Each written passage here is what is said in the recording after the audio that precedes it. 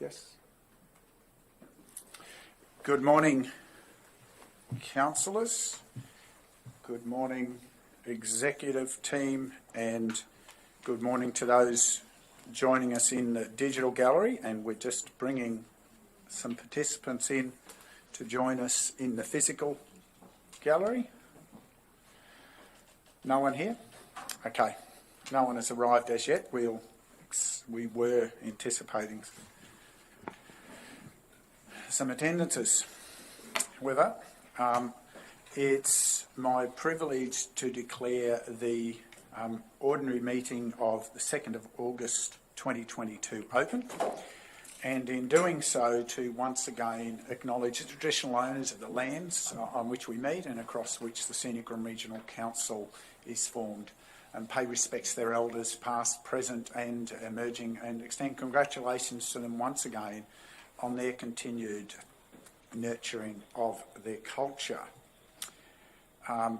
Councillors, I note in attendance we have Councillor West is joining us remotely today, and Councillor Chalk is on a leave of absence as previously approved, and the full attendance of the executive team.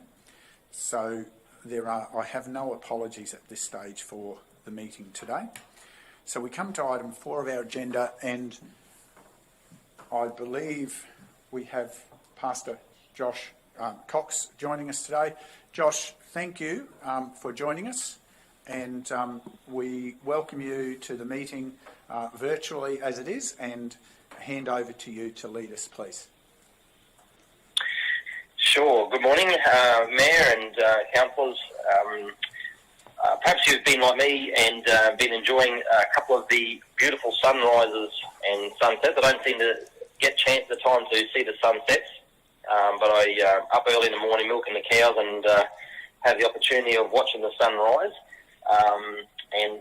So with that in mind, and I guess hearing back from some of the folk that I know with the Eat Local Week and people enjoying our local produce, but also scenery. I'm just going to read a couple of verses from Psalm 96, and just talks about creation and the wonder of it. So let the heavens be glad, let the earth rejoice, let the sea roar and all that fills it, let the field exult and everything in it.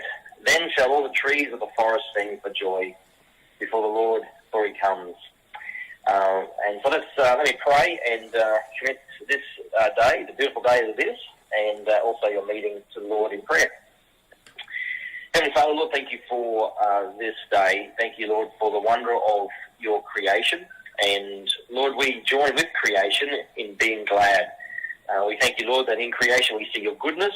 And Lord, we pray, Heavenly Father, that we'll know the wonder of living amongst this land which we find ourselves, enjoy what you have given to us. We pray for your enabling of this meeting, guide and direct all the proceedings of this time with the councillors. And Lord, we just pray that we too would rejoice in all that you have done and provided for us. And we ask these things in your name. Amen. Thank you. Thank you, Josh. And indeed, I do get to enjoy the sunrise fairly regularly, although this morning was a bit foggy. But thank you indeed for those words and those thoughts. Thank you for taking the time out of your schedule to share with us this morning. Understand that you may well have other affairs to attend to and won't remain with us through the digital gallery. And thank you again and bid you good day. Thank you for the opportunity. Have a good meeting. Bye-bye. Councillors, we move to item 5 of our agenda, declarations of prescribed or declarable conflicts of interest. I'm not aware of any that have been advised, and I just open the floor one more time. I don't believe there's any indicated. Move to item 6, and I have no announcements before the meeting today. Item 7, I've not been made aware of any petitions, and certainly we haven't arranged any deputations. So we come to item 8 of our agenda, which deals with the confirmation of the minutes of the ordinary meeting from the 19th of July. So the recommendation before us, councillors, is that the minutes of the ordinary meeting held on 19th of July 2022 be adopted. I'll seek a mover first, Councillor Enright. Now, any discussion to those minutes? Sorry, we just pause a moment. We have some gallery members joining us, so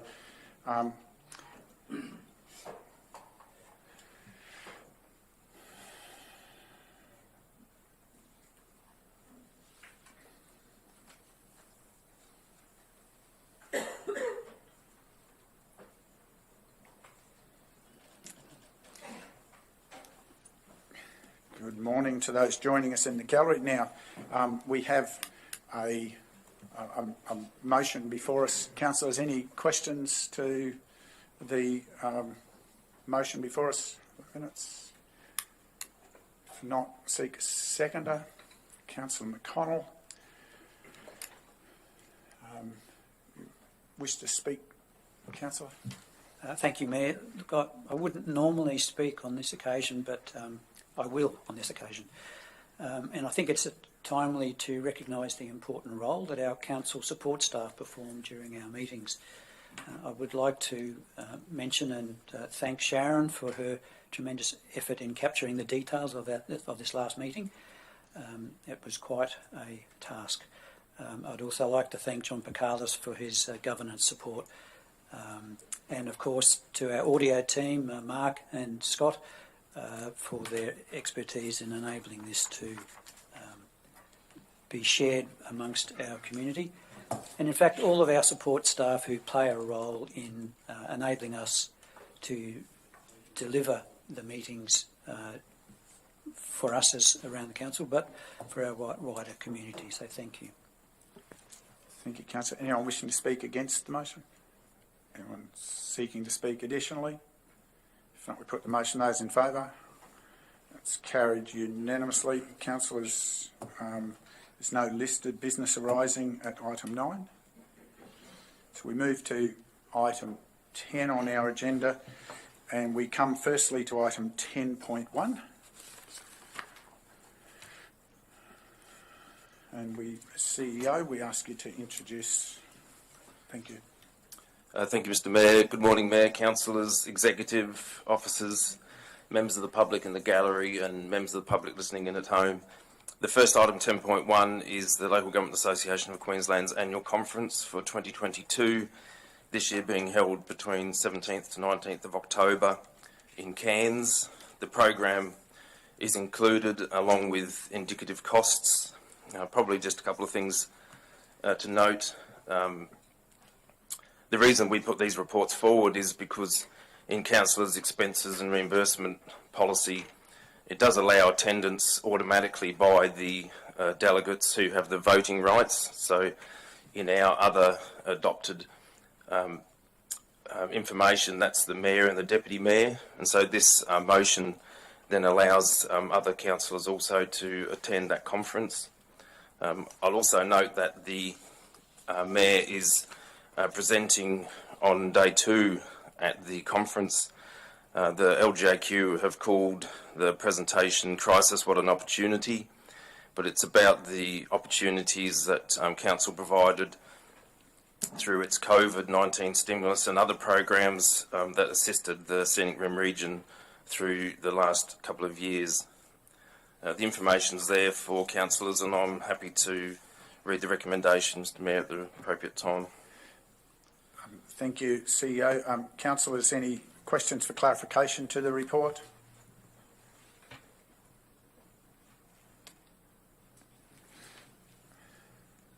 Okay, and then I'll ask you to introduce the recommendation. Thank you.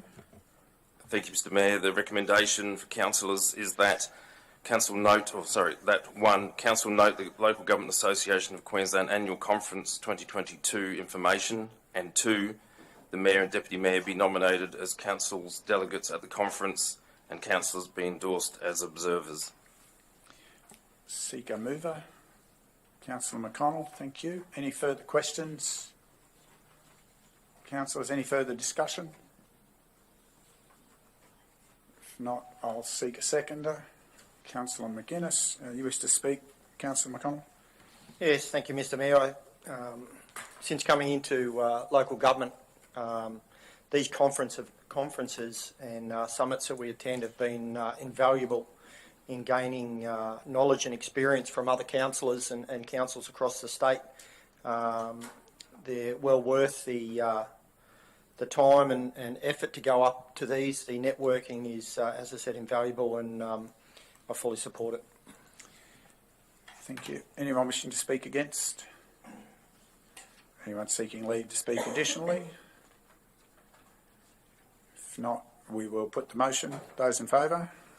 That's carried. Oh, Councillor West, you've got to yell out to me or give me a flick. Thank you. You've got to keep finding that mute button to switch it on and off fast. It appears to be on. Yes, you're right. You're doing well. Thank you. Thank you, councillors. That's unanimous. We move to item 10.2 on today's agenda on page 25 of your papers, councillors, and we're being joined by a number of officers to consider this matter. And GM Customer and Regional Prosperity, I'll ask you to introduce, please. Thank you, Mayor and councillors, and those in both galleries. Item 10.2 is MCU 21/054. It's a nature-based tourism onsen bathhouse, accommodation units and managers' residence at 713 to 735 Main Western Road at Tamborine Mountain. Today I have in the in the room, Manager of Regional Development, Health and Biodiversity, Mark Lohman, and the Acting Principal Specialist Development Assessment and Engineering, Joseph, who's joined us, and also Kobe, our Senior Planner, who's sitting in for this item, and I'll hand to Mark to introduce it. Thank you, GM. The Development Assessment Team had intended on presenting this development application, MCU 21054, to the ordinary meeting held the 19th of July 2022 for consideration. However, the applicant exercised their right for a deemed refusal through the courts.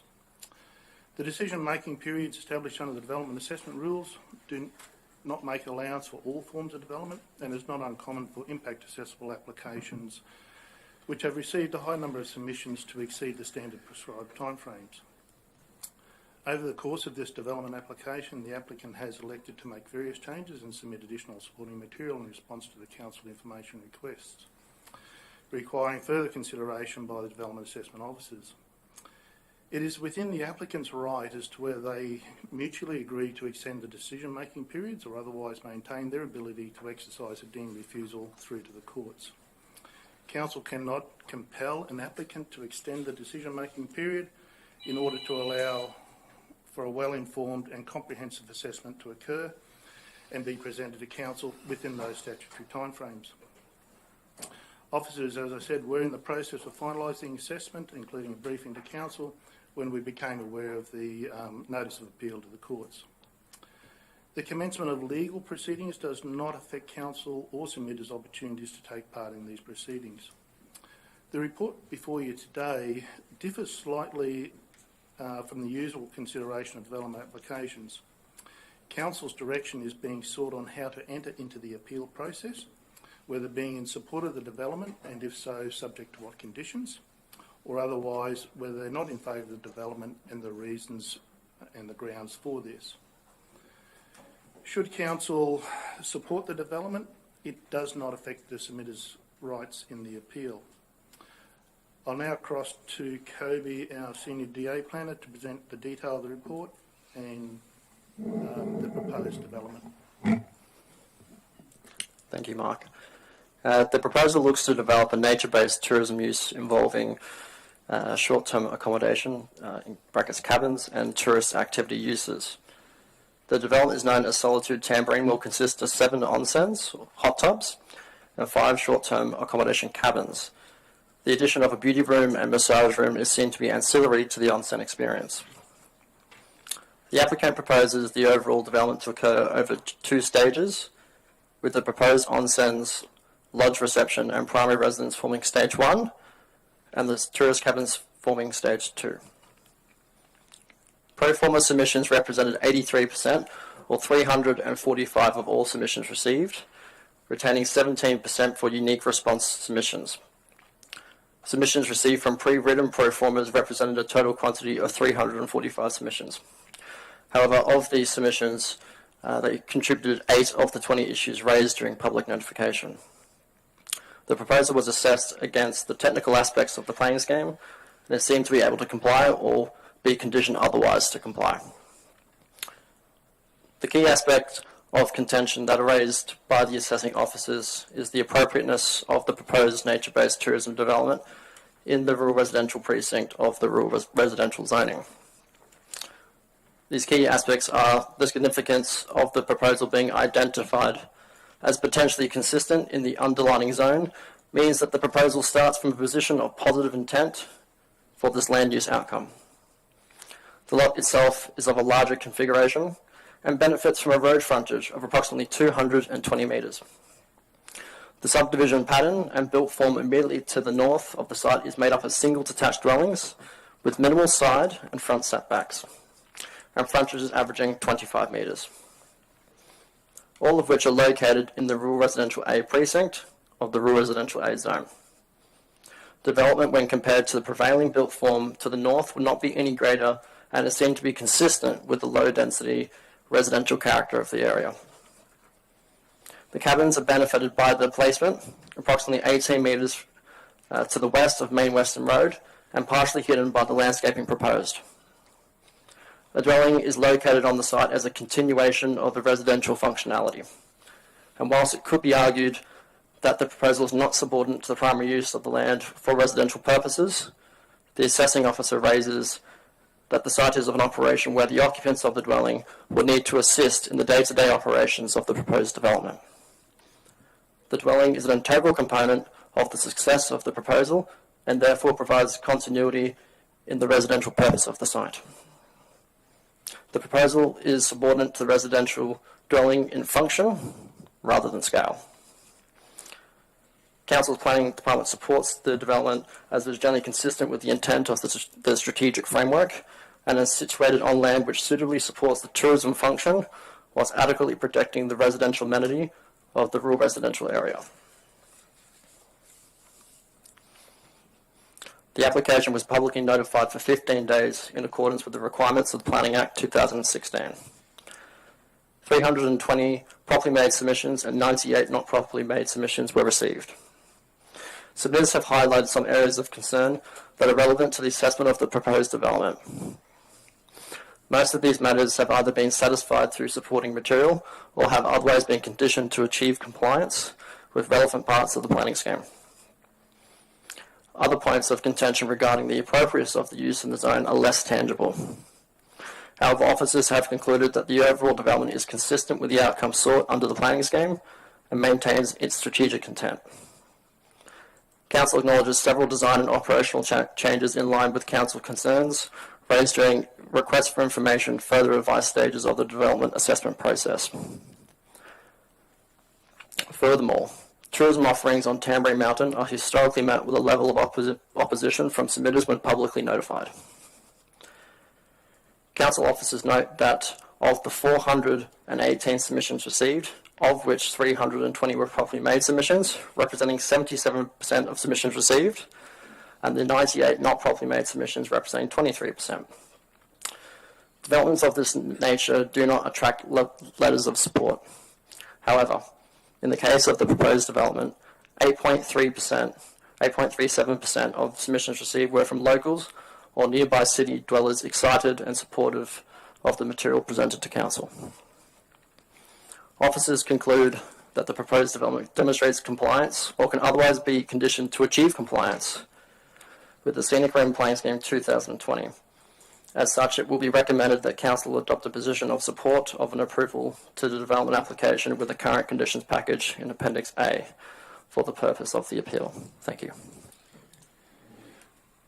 Thank you for that introduction. Councillors, questions for clarification, firstly, to the report, to ensure understanding. Councillor McColl. I'm just having a bit of a trouble understanding how we've gone to an approval. So I'm going to ask some questions about the land use and how we came to that. So you To can clarify? Yeah, just So I ask the can questions to clarify how we got clarify before we start talking about where the recommendation rests. Correct. Thank you. Under the land use, Rural Residential Zone Code, 6.2.16, the assessment table, 6.2.16.3.3, assessable development rules, residential zone, rural residential A precinct, talks about land uses, non-residential uses. In there it talks about maintains the privacy of adjacent residential activities or land in the residential zone. Would you be able to clarify for me what is meant by maintains the privacy?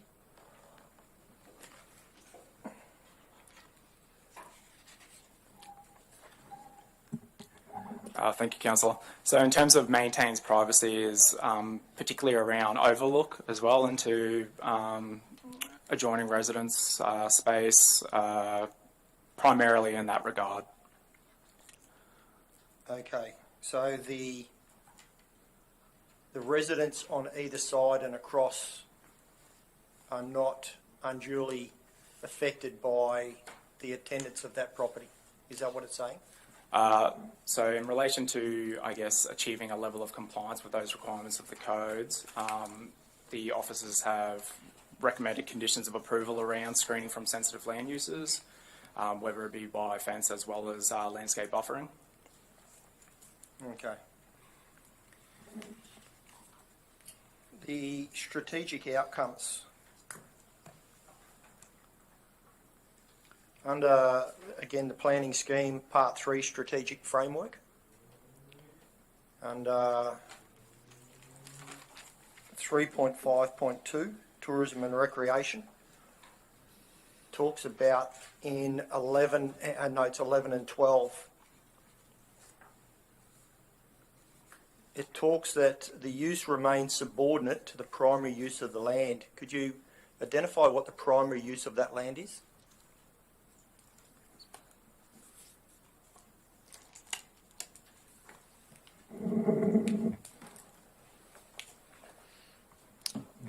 So it speaks to the intent of the rural residential zoning have a residential component to that land. As spoken previously, the primary use, we'll take a back step. The rural residential zoning allows for small scale tourism uses. So to answer your question in terms of small scale, this was anticipated in terms of the site being benefited by a 220 metre road frontage to Main Western Road.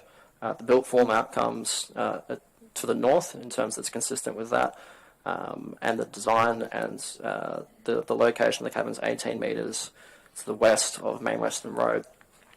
So to that end, the site itself supports the tourism functionality, and with regards to the residential component, which the rural residential zone speaks to, it is supported by the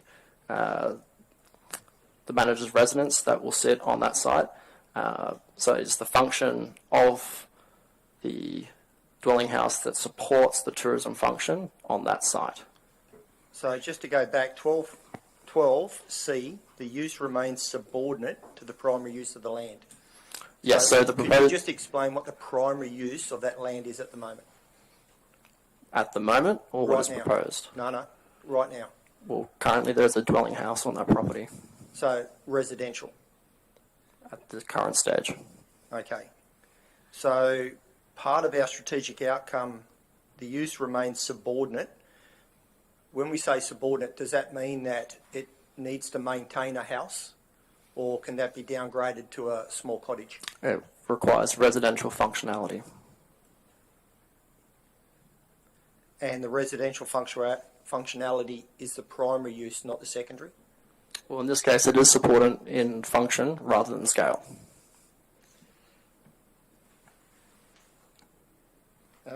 Just to go back to your supported submissions that you gave us some figures for, could you tell us how many were actually Tamborine Mountain residents that supported the development application?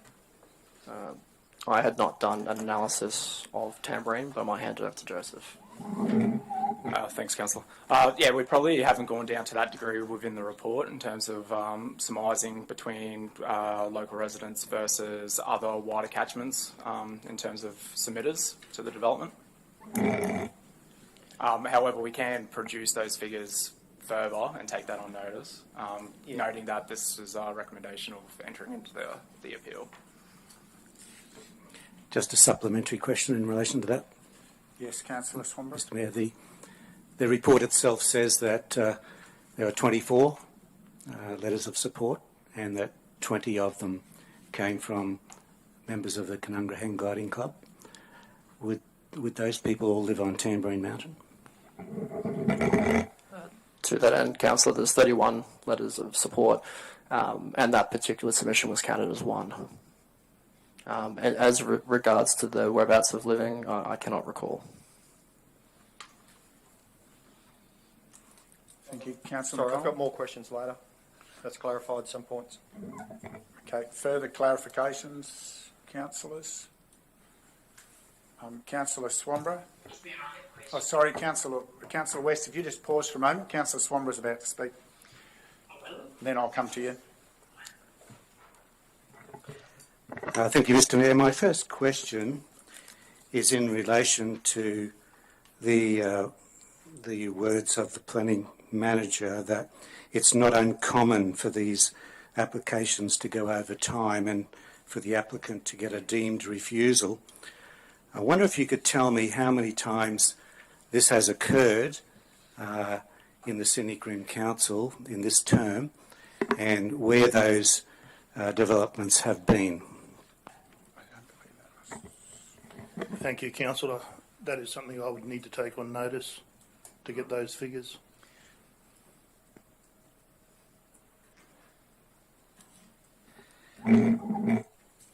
Thank you, Mr Mayor. I'm surprised that the manager can't answer that question at this point in time, as I sit around this table and know that there's been very few of these, and that two of them have been on Tamborine Mountain. Point of order, Councillor. Can I just remind you when you're asking questions, when it's clarification, and please don't come back argumentatively. Remember what the standing orders say. And I believe, by the way, the comment that you referred to from the manager was that regarding the time frame, and it opens the opportunity for deemed refusal. It doesn't mean that people automatically take.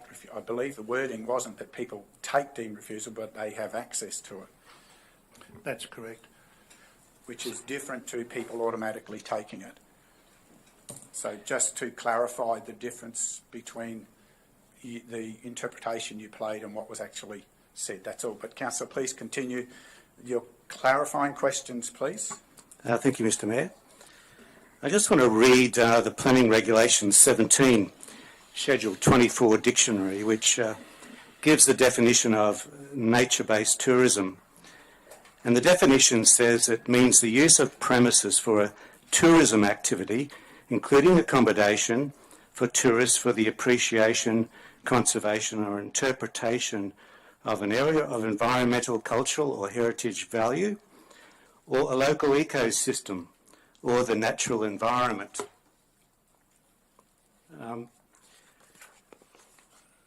My question is, can any person on Tamborine Mountain in a residential zone able to get council planning approval to start a commercial business with a massage room, a beauty room and 7 separate spa bars attached to 7 bathrooms, if they convert their garage or house to a manager's residence and add a half a dozen beehives, purport to do seminars on beekeeping or the nature of anything in relation to the natural environment?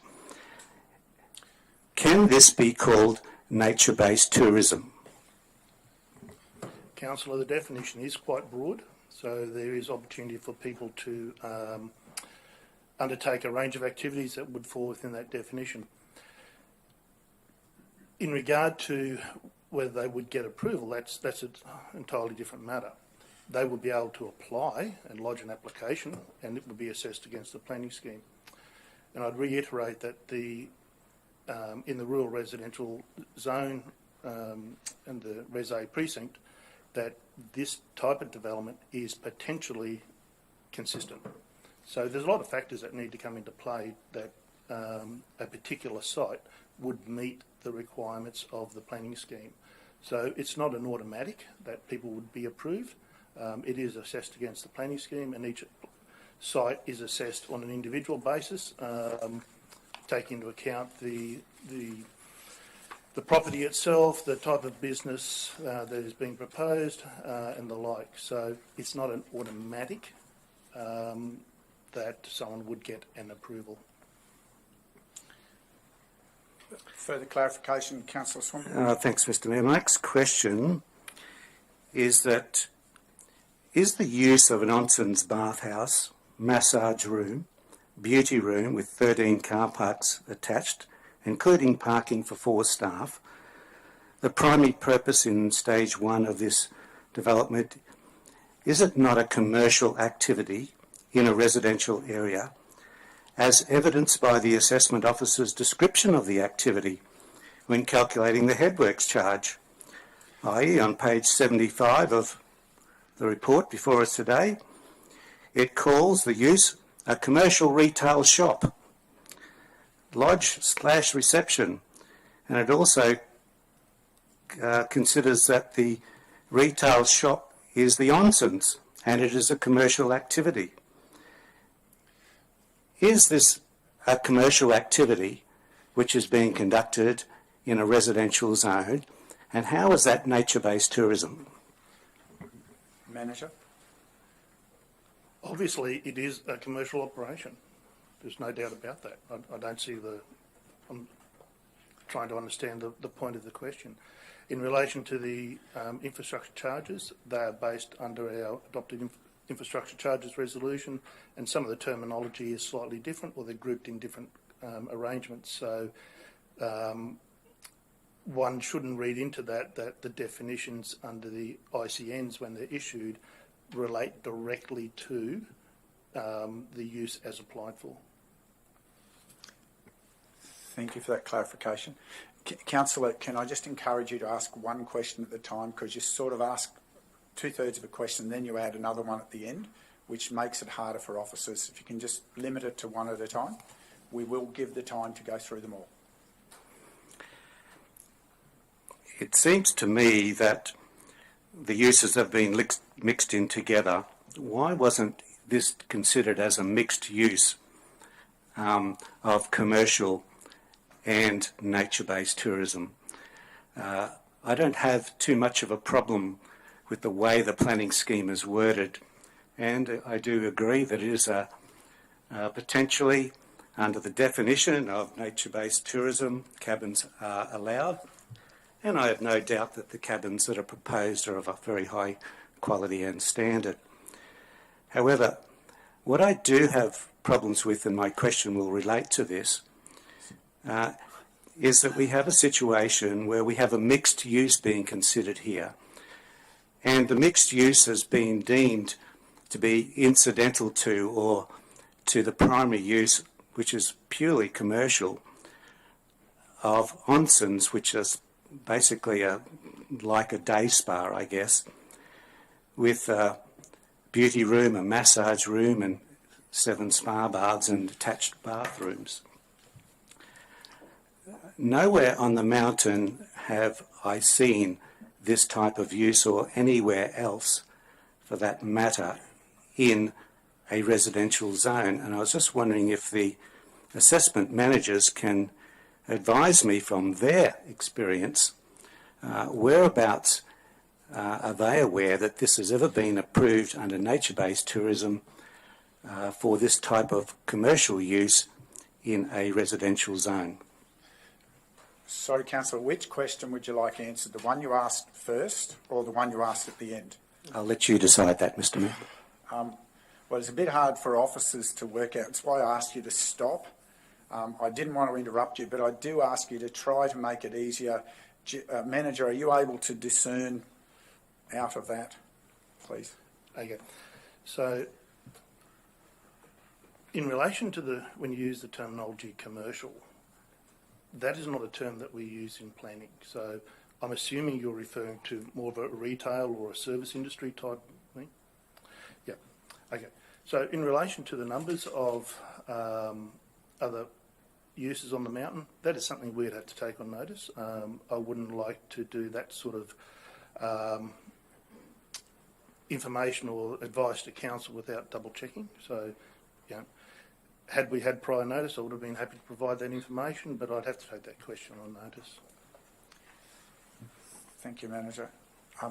Councillor Swamborough, do you have another question, or can I ask Councillor West?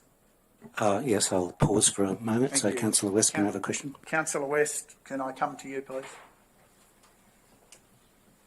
Yeah, thank you, Mayor. Just a question to the officers.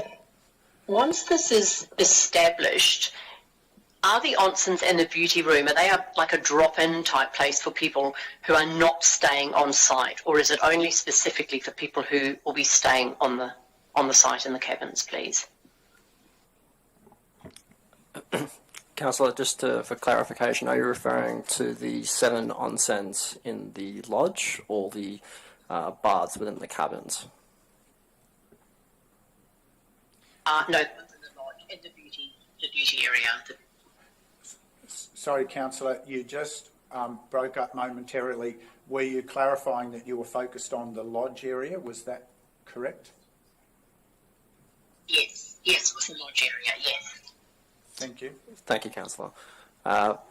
In order to access the beauty room or the massage room, that experience is tied to the onsens. So as you'll note on the site plan, and I don't have the specific page number in front of me, but there are 2 car parking areas.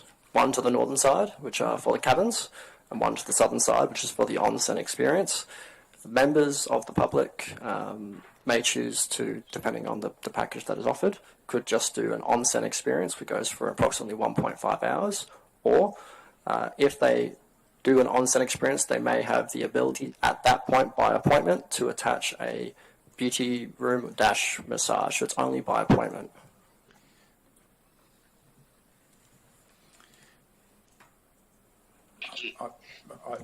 Sorry, just a point. I don't believe that is the correct. It's the page before that, I believe. That one there. I believe that's the correct overlay. Thank you. Sorry, we're just getting the site plan up. Councillor West, for your clarification, that was on page 29 of 190 is the diagram that the officer was referencing. So, in relation to that, the conditions ensure that the massage and beauty room experience is an ancillary use to the onsens. So someone would not be able to come in and just use those rooms alone. They would need to have the onsen experience and then have massage or beauty or whatever is part of that. So those 2 uses would not operate independently. Thank you for that clarification. Councillor West, are you okay for now? That's fine. Thank yes, you. I'm fine for now, thanks. Thank you. I'll come back to Councillor Swamborough. Just in relation to those comments from the manager, has that use of the massage room and the beauty room linked to the onsen experience been conditioned in the proposed conditions of this proposed approval? Councillor, in what regard, sorry? In terms of being subordinate to the onsen's experience? Well, we've just heard that in the operation of the beauty room, I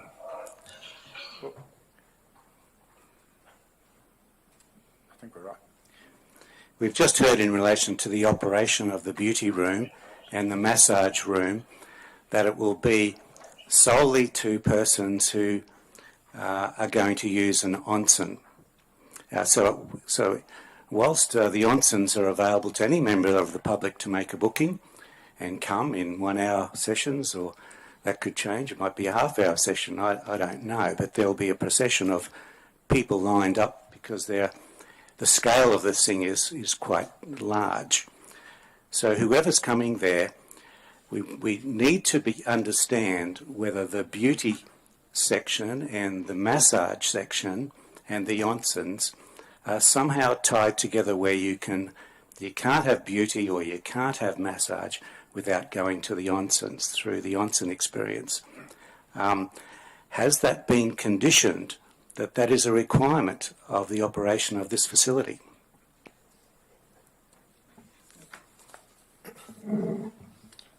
Page 79, condition 4, limitation of use. The nature-based tourism use must be limited to the onsen bathhouse, and I'll put the key word down here, ancillary functions, being 1 beauty room and 1 massage room, end bracket, and 5 short-term accommodation units, which refers to the cabins.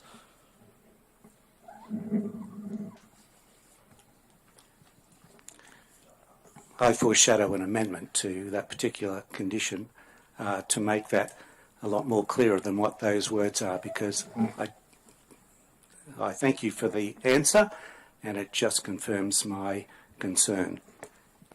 Thanks, Councillor. We can take that on notice in terms of the conditions of recommended conditions entering into the appeal. Thank you. Further clarifications? Councillor Swanborough, Councillor Enright, and then Councillor McGuinness, then we'll come back to you again. Councillor Enright. Thank you, Mayor. If I could just go back a bit, can I ask the reason why this application is impact accessible? Thank you, Councillor Enright. So in terms of the planning scheme itself, it provides a table of assessment for each zoning. In that table of assessment, it specifies expected uses or anticipated uses for certain zonings. Where a use is not listed, generally that will be impact assessment, and potentially it would be inconsistent. In the instance of this particular use, it is listed in the Rural Res A precinct table of assessment as a impact accessible use for nature-based tourism. When further considered against the actual Rural Res A zone code, it's listed there as a potentially consistent use under that. So very much prescribed in the planning scheme as impact assessment. Thank you. And supplementary to that, Thank if you. I may, are there similar small tourism activities in rural Res A zones on Tamborine Mountain? Most notable to this form of development, though it's not, it was approved under the Bow Desert scheme on 1 to 15 Slingsby Road for 5 short-term accommodation cabins. That would be the closest in proximity within that zone, which would be approximately 300 metres to the south of this development.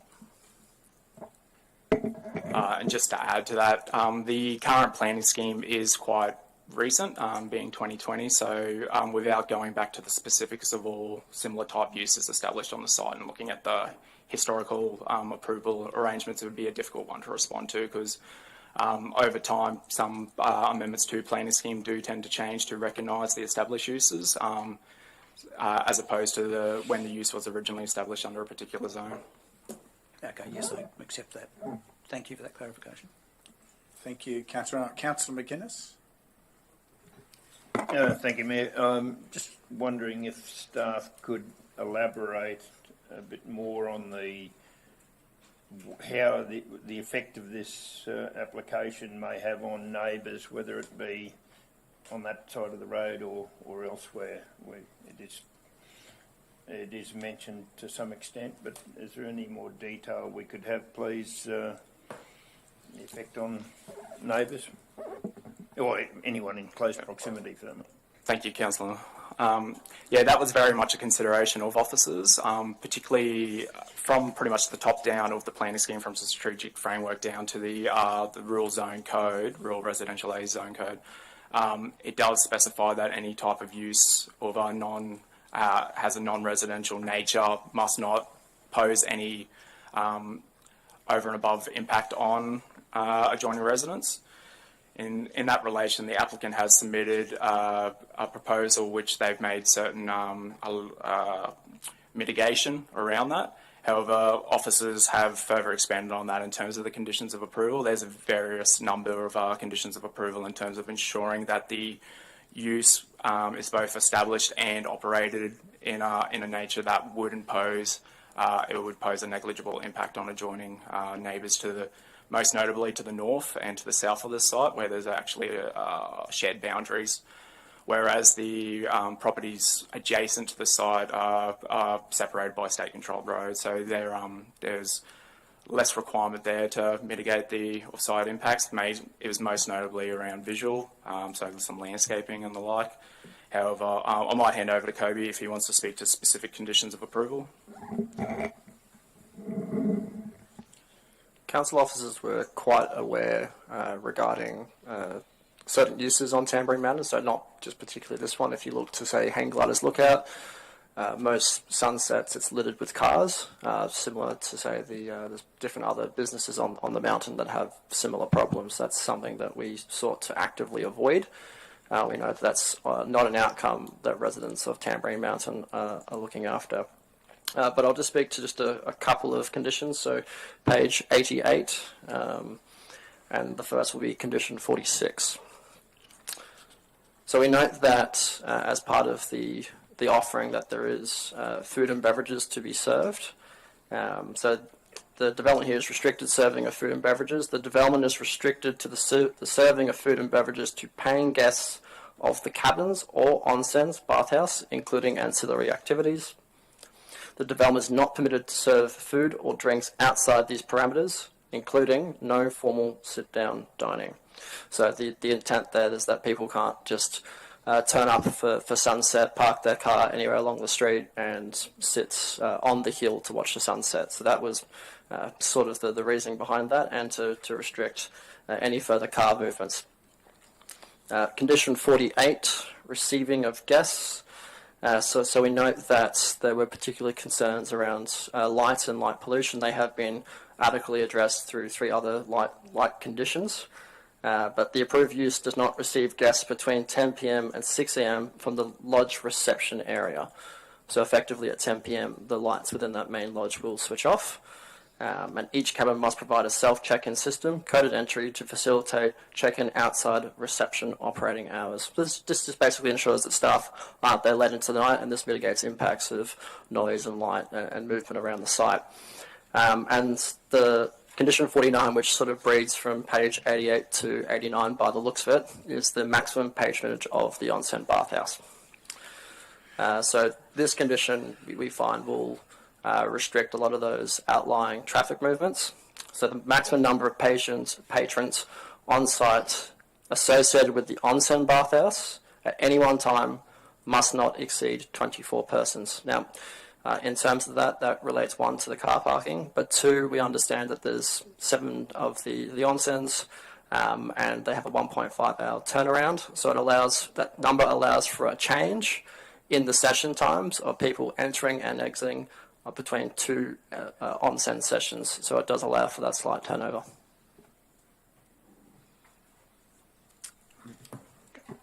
Councillor McInnes, you're comfortable? Yes, Mayor. The 10 p.m. to me is a bit could come earlier, but we'll talk about that later on. Thank you, Councillor. Back to you, Councillor Swanborough. Thank you, Mr. Mayor. Mr. Mayor, just in relation to that advice from the planning officer, we've heard from the original councillor McConnell's request for information that the primary use is residential and the subordinate use has to be subordinate to the residential component.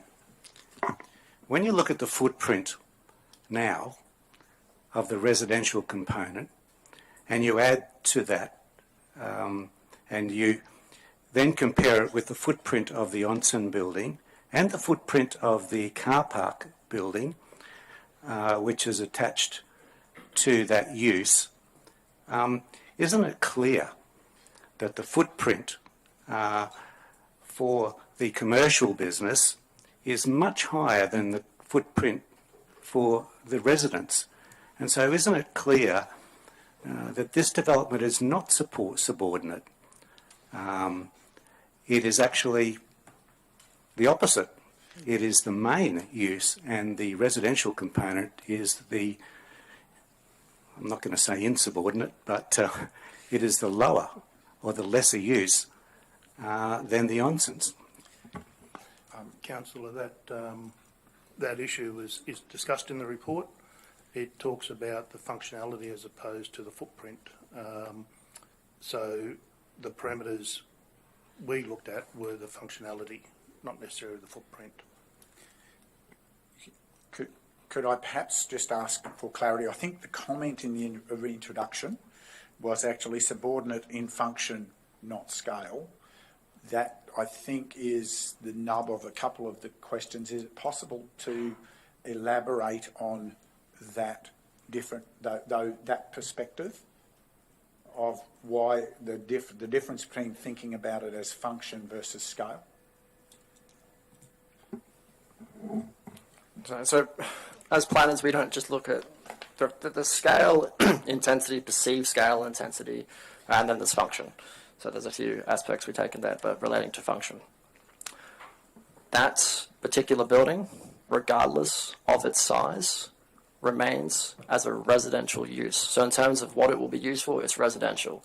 The next part is day-to-day operations of that site are reliant upon the people who occupy that particular structure. So in that regard, the tourism use, regardless of the bulk or perceived bulk and scale, is reliant upon the occupants of a residential use. So when we talk about the function, it is a residential function, and the tourism use in that regard is subordinate to. Thank you for that clarification. Councillor, do you have a further clarification? Yeah, my further clarification to that response is that in a residential situation, if it's the primary purpose of this zoning, and we're talking about function now, if you discount the scale as the footprint, so let's talk about the function. So in a residential situation, where would you ever come across a residential function having up to 24 people visit the site, potentially every hour at this particular point in time? Does that suggest, that this is the primary use, the commercial activity, and not the residential activity when we consider function? So in terms of officers reaching our recommendation or determination on this one, we do very much refer back to the strategic framework around that zoning as well. So the Rural Res A precinct zone does specify that it allows tourism activities to occur within that zoning. So whilst the intent of that zone is primarily around residential, it does allow tourist offerings to occur as well as part of the strategic framework. My next question is in relation to that, and it is, sure, it talks about, in that particular section that you refer to, it talks about scale and intensity, doesn't it? Would you agree? Absolutely. So scale and intensity is very much a consideration in terms of what's appropriate. We've looked at it in the context of this site specifically as opposed to just a generalised assessment against rural res as a zone. So this site, in the context of being adjacent to a state-controlled road, the size, the frontage, the prevailing built form surrounding it, the ability for it to minimise impact to adjoining residents, these are all the considerations of officers when considering whether this is appropriate in that zone in the context of that site. And that's very much what the assessment report is reflective of in the position of the officers. So we are talking about something which is not quantitative, it is qualitative, so it is subjective. You might have a differing opinion to the expert opinion of the officer here. So it's pretty much outlaid within the assessment report in terms of where we've reached that conclusion. Thank you. Further clarifying questions? Councillor McConnell, no. Councillor Swanborough again? No. Well, not clarifying questions, but once we get into question time, I'm happy to jump back in. So we're trying to get, firstly, just clarify the understanding of the report at the moment, and then we may get to a point of discussion of councillors after the motion, but yes. Okay, well, I'll keep going then. So if you've got clarification of the content of the report, that's the place to be trying to do it at the moment. I'm not sure if it's in the report, but I've got a document from DAP Online dated the 1st of April 2022, which was a further advice for development application. The document set ID is 11671225, authored by Council Officer Joseph Kirkwood. It talks about the strategic framework. Now, in the paragraph 1, it talks, notwithstanding Council's assessment has been carried out against the relevant parts of the strategic framework where it has been determined that the proposed development may compromise in part outcomes sought under the planning scheme, and it talks about 3.4 under the strategic. The rural residential A precinct of a rural residential zone may facilitate small-scale rural and limited tourist activities where compatible with a low-density residential character and high level of residential amenity expected in the precinct, where impacts on nearby properties are avoided.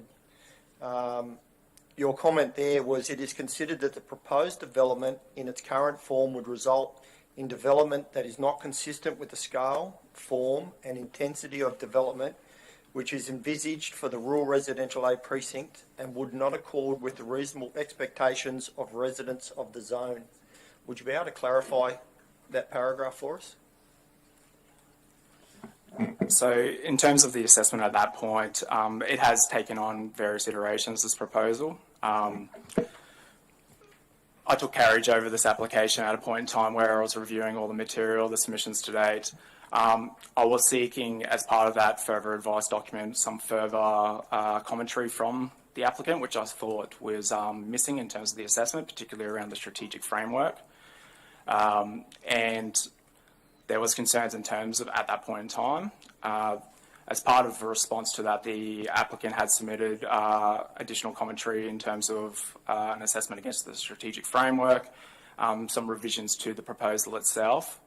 Through that, further assessment was undertaken by officers, particularly in the context of the site, consideration of Tamborine Mountain in general and other type of similar type offerings, particularly around higher order roads and in the context of the zoning. So it is very much wasn't a fixed position at that time. It's organic in terms of that further material was submitted by the applicant and further assessment was undertaken where we've reached the conclusion of the current report. Noting that the recommendation before is a collective view of the officers currently.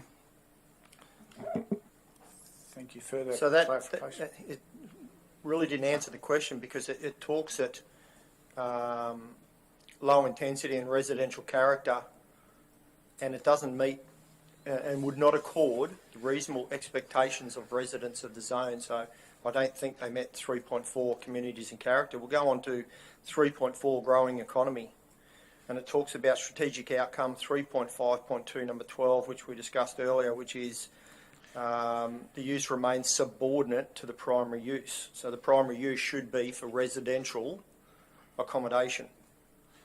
The proposed development effectively represents two tourism uses, cabin accommodation and onsen spas, which has the potential to attract two separate clientele to the site and could operate independently. This is not considered to be small-scale tourism activity in the context of the strategic outcome 3.5.2.12 in brackets.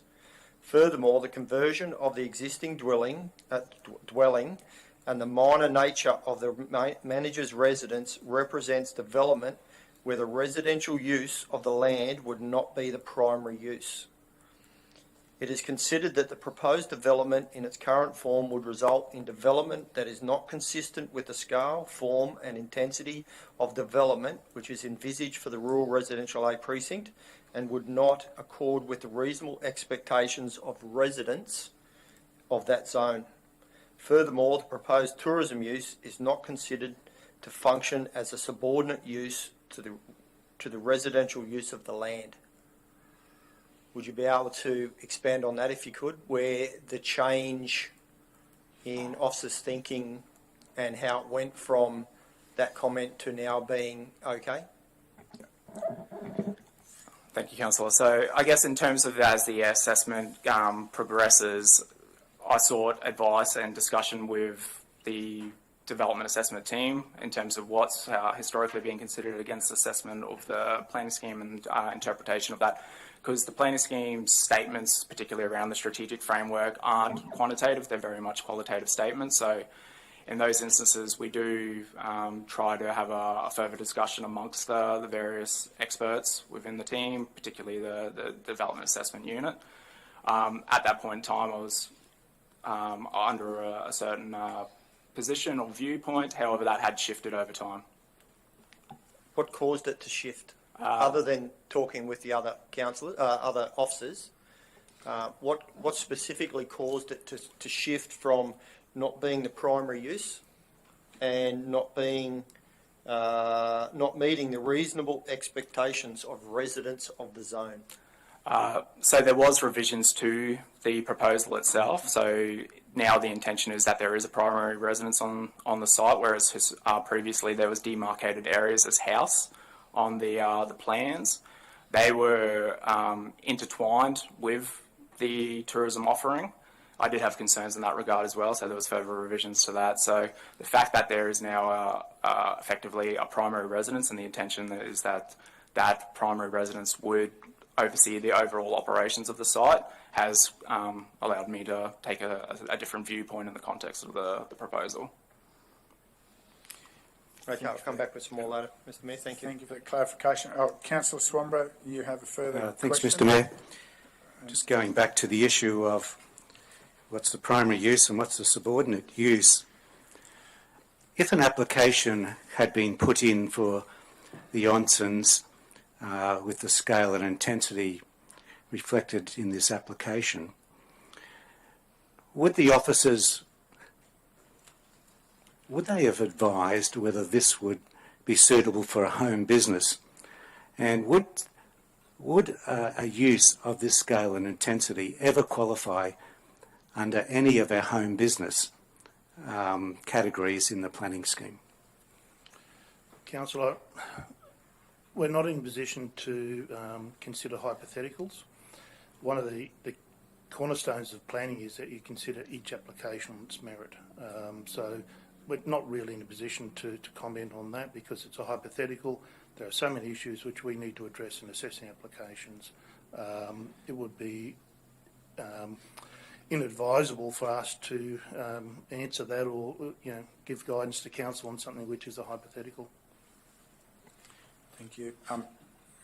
Sorry, Councillor Swamborough. Councillor Enright, were you looking? I'll come back to you in a minute, Councillor Swamborough. Councillor Enright. Thank you, Mayor. Just to follow up from Councillor McConnell's last question in regarding the application details, so that the change of perspective at that stage on 1st of April, I think it was, to now,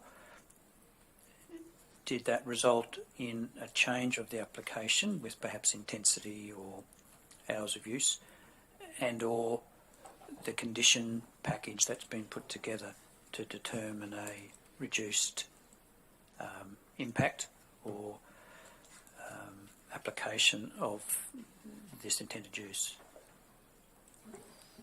Thank you, Councillor. There was a greater understanding in terms of what was proposed by the applicant with the supplementary information in response to that. There was revisions to the proposal. And then in terms of for it to function, officers, well not to function, but to be considered within what would be an appropriate scale, there is various conditions have been recommended as part of the approval package to ensure that it is within an intensity and scale which can function within that zone without resulting in any impact on or negligible impact on the adjoining residents. So these were very much the considerations of officers. So I hope that's responded to the question. Yes, thank you. Thank you. Councillor Swanborough.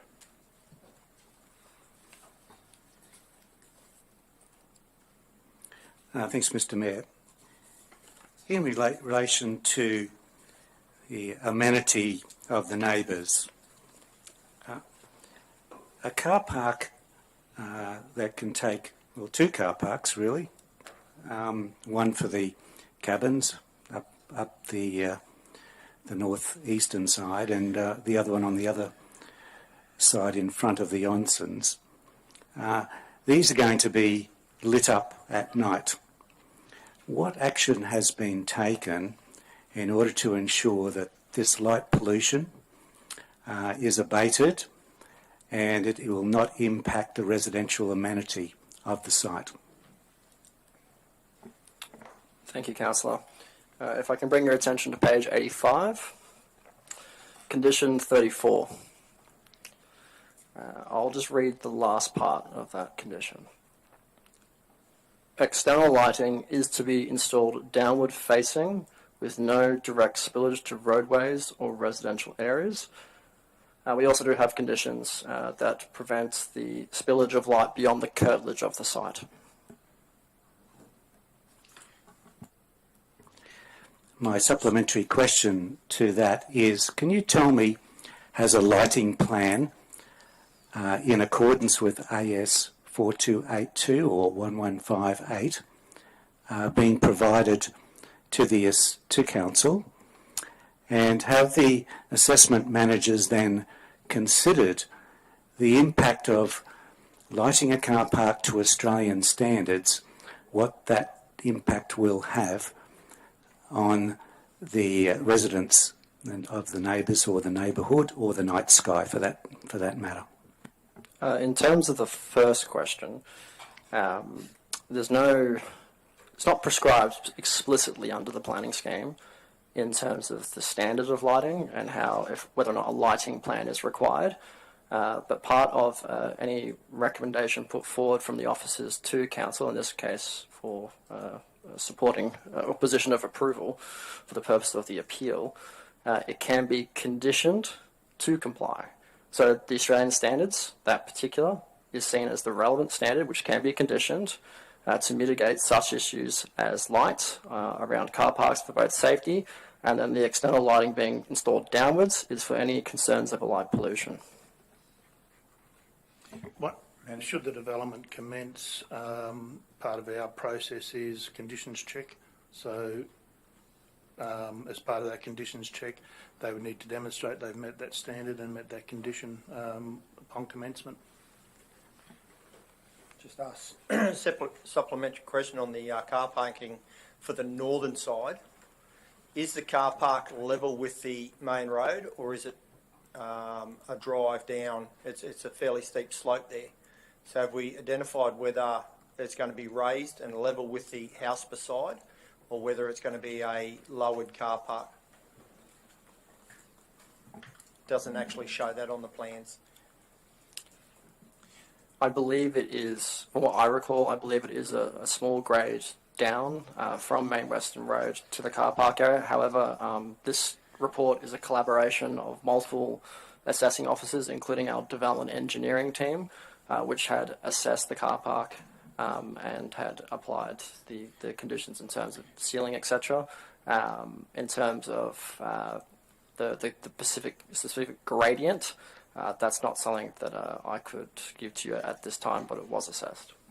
The reason I ask that is because one of the conditions is a 1.8 metre high fence on the northern side of the car park. However, the house that's located on the north side is a raised house. And that 1.8, if it is a car park that is drive down and lowered, is going to have no effect on the resident whose bedroom borders on that car park. So I'll ask that first. Yes. So I'll ask that question first, so- and I'll come to another one. Is the question, it wasn't quite a The question question there. is, does Sorry. the 1.8 metre fence adequately provide privacy to the resident on the northern side?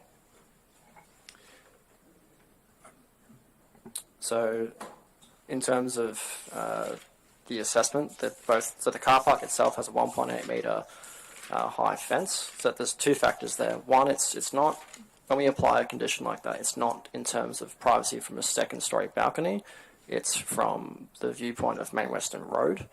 But in regards to that particular aspect, amenity of the northern boundary neighbour was taken into consideration. So we have the car parking fencing. We have the fencing against the northern boundary. Now, this is also koala-friendly fencing, referenced on condition 44, which is taken from the Department of Environmental Science koala-friendly fencing guidelines. And then next, we have a 3 metre wide landscape buffer.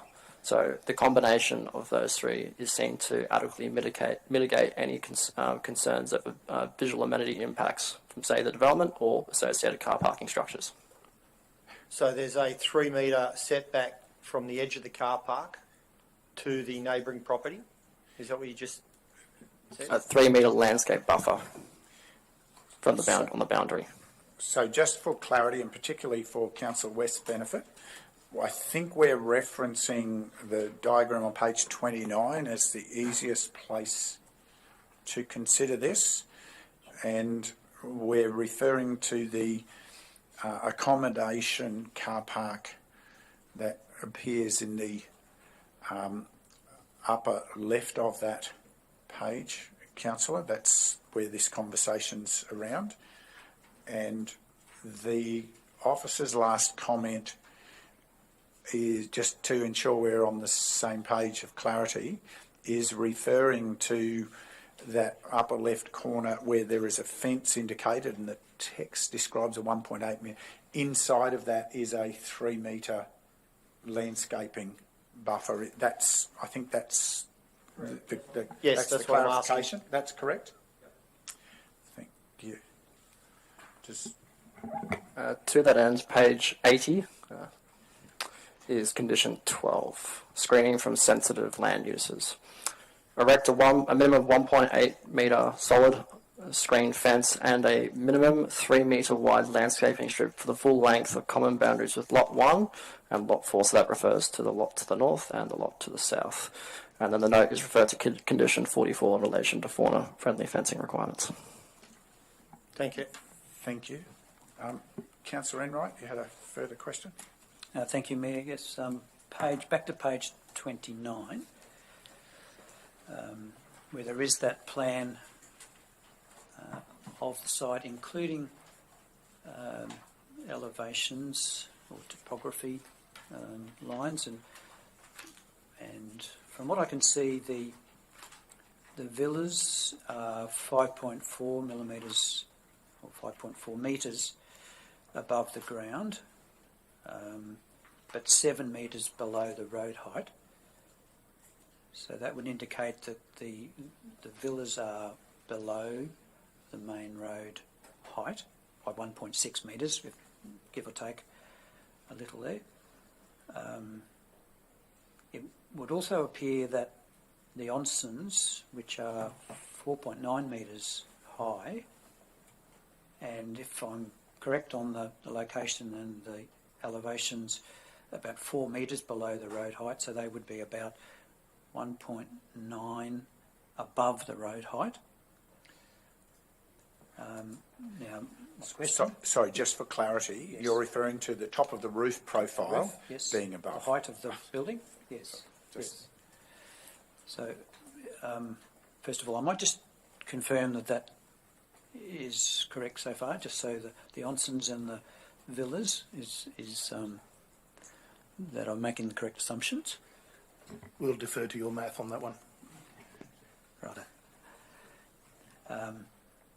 So then my question leads toward the lodge and reception. It's a little over 7 metres above ground in height, but about 1.5 below the road height. So it would be about 5.5 metres above the road height, and I think some photos. Councillor, can I just suggest, as you're describing, Yes. you say floor height here, which would give a peak of roof height here, because you're just saying they're below and then above. Okay. I think what you're trying to describe is here's where I understand the floor height would be. Yes. And this is what I believe that would mean the roof height would be. I think that would help That'd give help. clarity. Okay, righto. So roof height is a little over 7 metres. Floor height would be 1.5 metres below Main Western Road, which would detract about 5.5 metres above the road height. And the photos would probably indicate that. So my question is, would this particular building profile be consistent with other properties on Main Western Road? And I'm just referring to the lodge/reception.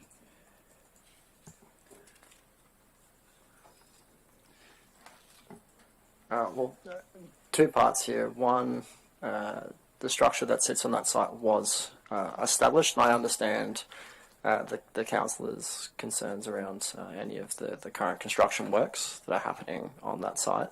But from all accounts of the mathematics that were provided, dwelling houses, and even under the scheme, it's recognised that no greater than 8.5 metres above natural ground level. The particular height of this lodge is in accordance with what would be reasonably expected even from a residential dwelling. I note that this is a different land use, but in terms of built form and consistency of structure, both Scenic rim wide and even from Tambourine Mountain, it would be a consistent built form. Probably just to add to that, so what is the proposed manager's residence and the reception lodge, as Kobe's indicated, they're already established. So we do have the benefit of, in terms of the visual prevalence of those sites when viewed from the road. As highlighted within the report, to the north, the prevailing character there in terms of the single detached type dwellings do have quite a reduced setback, both side and frontage. So we don't consider the build form of this to be any above and beyond what would otherwise be established. The prevailing character to that side of the road to the north. No. Thank you. Thank you.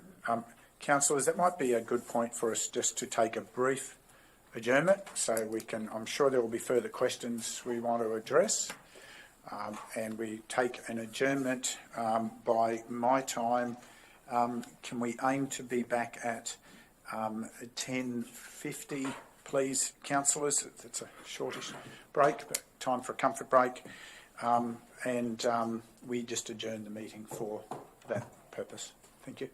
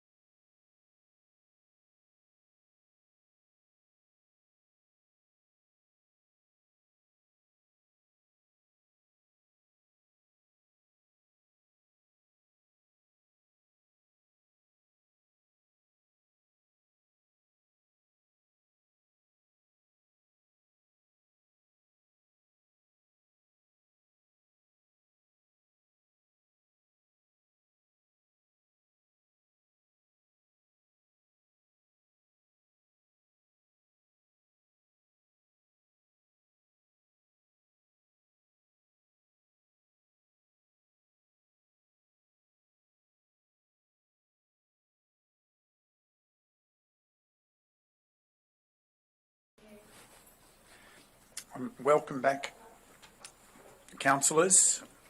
We're just confirming connection for Councillor West. Welcome back to those in the gallery, both digital and here in person. We now continue with the consideration of agenda item 10.2, and we are at the point of seeking further clarifications to the report. Councillors, still in your hands. Further questions? Councillor Swamborough. Thank you, Mr. Mayor. My question is in relation to table 6.2.16.2.2 of the planning scheme, which describes the potentially consistent use as a nature-based tourism environmental facility. So, just for those listening, this development was inconsistent, but it was potentially consistent because of a table which lists that a nature-based tourism environmental facility could be potentially consistent in the zone, and that's why we're here discussing it today. I've been to facilities in national parks that educate children and adults and provide interpretive information about the natural environment. The proposal for 7 spa baths, 13 car parks, 4 staff, beauty shop, massage facility does not seem to be a nature-based tourism/environmental facility. Merely enjoying a view in a residential area that is common to all residents of Tamborine Mountain just by driving along Main Western Road and doing a few seminars about providing information does not reach the threshold, in my view, of a potentially consistent use. The question is, how has the assessment officer interpreted the definition of potentially consistent use? Councillor, I'll allow the question, but you're very much revisiting matters, I think, that have already been addressed, but would the officers please... So I'm just not 100% sure of the question, but the zone code identifies consistent and potentially consistent uses. This has been identified as a potentially consistent use. It's not an inconsistent use. So those tables were designed, there's 2 sides, there's consistent uses, and that's generally uses that are up to code assessable, and they're considered consistent uses within a zone. So they're either self-assessable, assessable against requirements, or code assessable.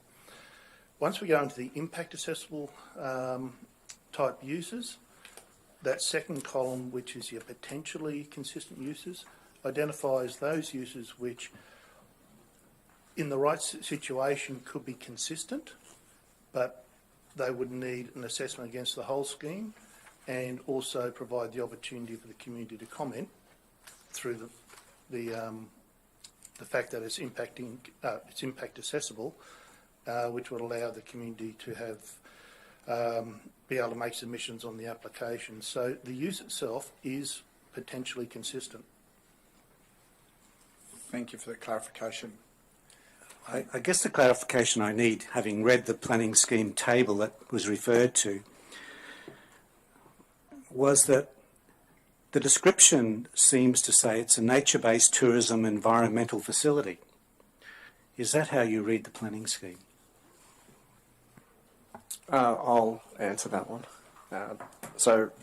Just for clarification, underneath Schedule 1, the definition is nature-based tourism, full stop. This means the use of premises for a tourism activity, comma, including accommodation for tourists, comma, for the appreciation, conservation or interpretation of, and then it lists 3 items. So A, and an area of environmental, cultural, or heritage, or a local ecosystem, or the natural environment. We'll take it from the first part. So the first sentence means the use of premises for a tourism activity. The onsen bathhouse, it takes in the appreciation and interpretation of a local ecosystem, or you could take it, C, a natural environment. So the onsen itself is considered nature-based. And the second part, including accommodation for tourists. And under the examples given in nature-based tourism, it is environmentally responsible accommodation facilities, including cabins.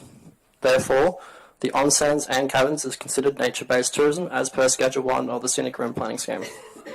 Just to clarify, the table refers to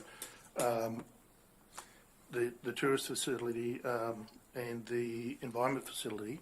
They are two separate land uses. They're not combined. So, Just in my planning scheme, there was no full stop in the one that I've got, the paper-based one that was given to me. it's a table.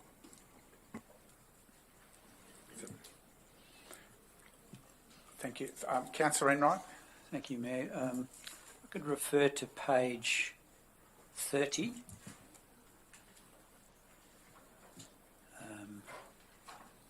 And with particular interest in that first graph, perhaps the top of page 30,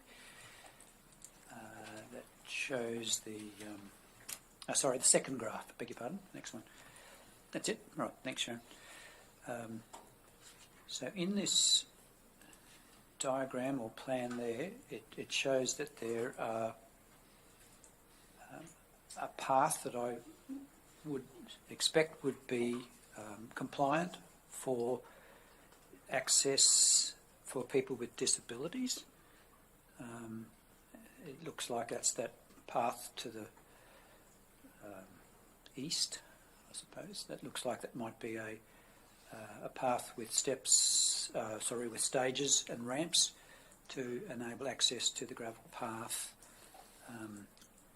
Can I just confirm that that is correct?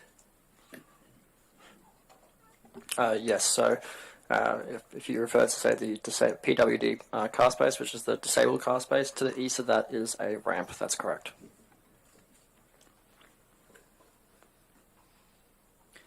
Now, can I just confirm whether the spa baths that are in the villas that are on the balcony, are they considered to be an onsen? So with regards to each of the cabins, they are technically an onsen, but just to provide a point of clarity, they're not connected as way of the booking system as such with the onsen bathhouse, but in terms of what the bath is, yes, that would be classified as an onsen. Okay, righto, okay. Can I go to the diagram above that one there? So just to help, Councillor West, are you getting this direct? Okay, thanks. So, in relation to people with disabilities and access to the onsen bathhouse, there doesn't appear to be a path that leads to that doesn't include stairs. It appears as though there are a path or a landing that comes out from the northern side of the lodge and reception, and then from another diagram I saw that there were some steps that drop down to another path that leads into the onsens. Can you tell me if, as a part of the process of the construction of the onsen, whether it has to comply with access for people with disabilities? Thank you, Councillor. In relation to any building construction for commercial or the cabins, there are requirements under building codes for access for people with disabilities. In relation to the cabins, once you have 4 or more cabins, you have to have one cabin specifically for people with disabilities, and they have to be provided with access. So in relation to the proposed onsens, there will be disability requirements there under the building codes that they'll need to comply with, and that will be done subsequent to any planning approval. So in the detail of the building construction design, that'll be done later. It doesn't have to be picked up at this stage, it will be picked up in that building site, right? No. There's a legal requirement for that cover the access requirements, and that's done at building stage. Thank you. Further questions, Councillor? Yes, if I can, Mayor, thank you. On page 28, in the dot points at the bottom of the page, it lists a number of experiences as a part of the nature-based tourism activities. The one I'm particularly interested in, not personally, but in assessing the application, was the wine, cheese and stargazing evening on the owner's balcony. So my question refers to when it says the owner's balcony, which balcony is it referring to in regarding, is it the lodge or the residence of the development? The understanding there is that it's from the lodge of the onsen structure, or of the reception structure. Okay, thank you. Another question, Mayor? Yep. On page 38,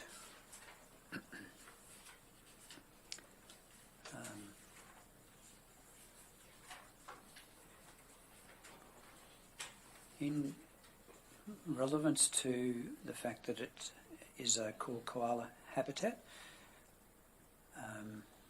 and there, as a part of the process, they have determined that they would have ability to clear ground fuel and weeds in the area to minimise bushfire or impacts of bushfire.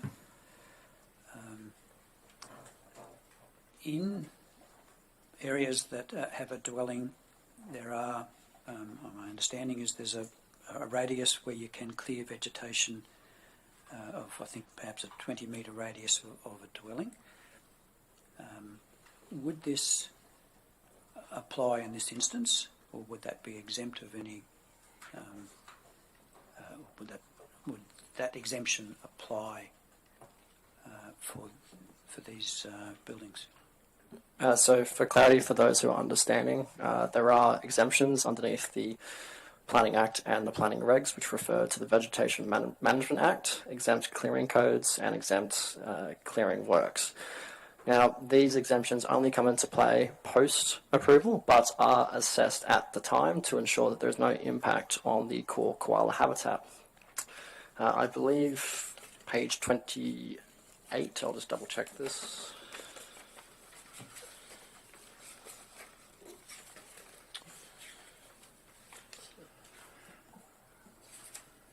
Apologies, page 30. Okay, that green line that you see on the plan, that represents the core koala habitat.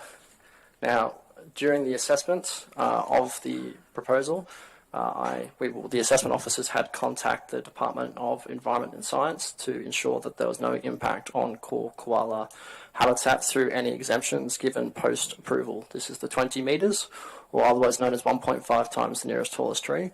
Department of Environment and Science had confirmed in writing that there would be no impact, hence there was no referral to the State Assessment Referral Agency. With regards to the clearing of ground fuels, this is a two-parter. One I'll mention, if you can draw your attention to page 55.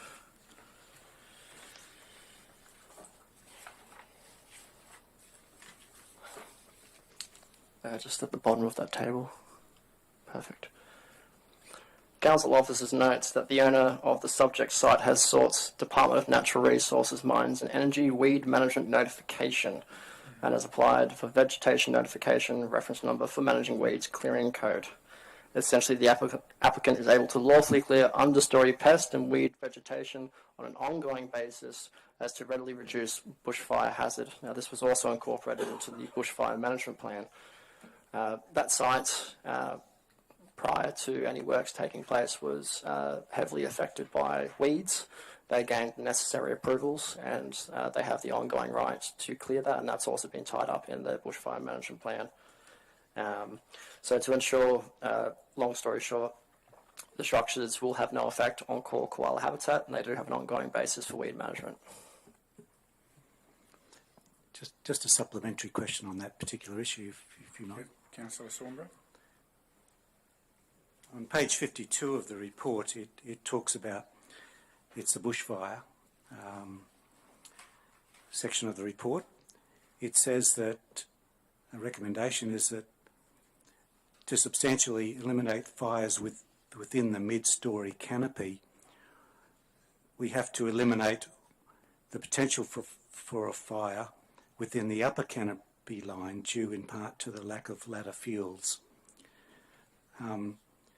So the bushfire report talks about eliminating the mid-storey canopy of the trees to stop, the upper canopies catching light.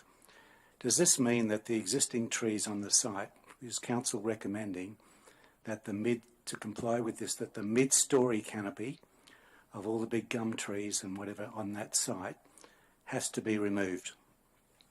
No.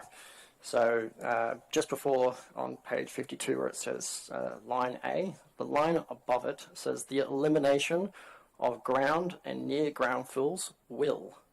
So these are the actions that would have the outcome of eliminating the ground fuels, which comes from A, looking at the exemptions that apply underneath the regs and the Vegetation Management Act, also 2, the notification for weed management, so it's only referring to ground fuels and not the mid.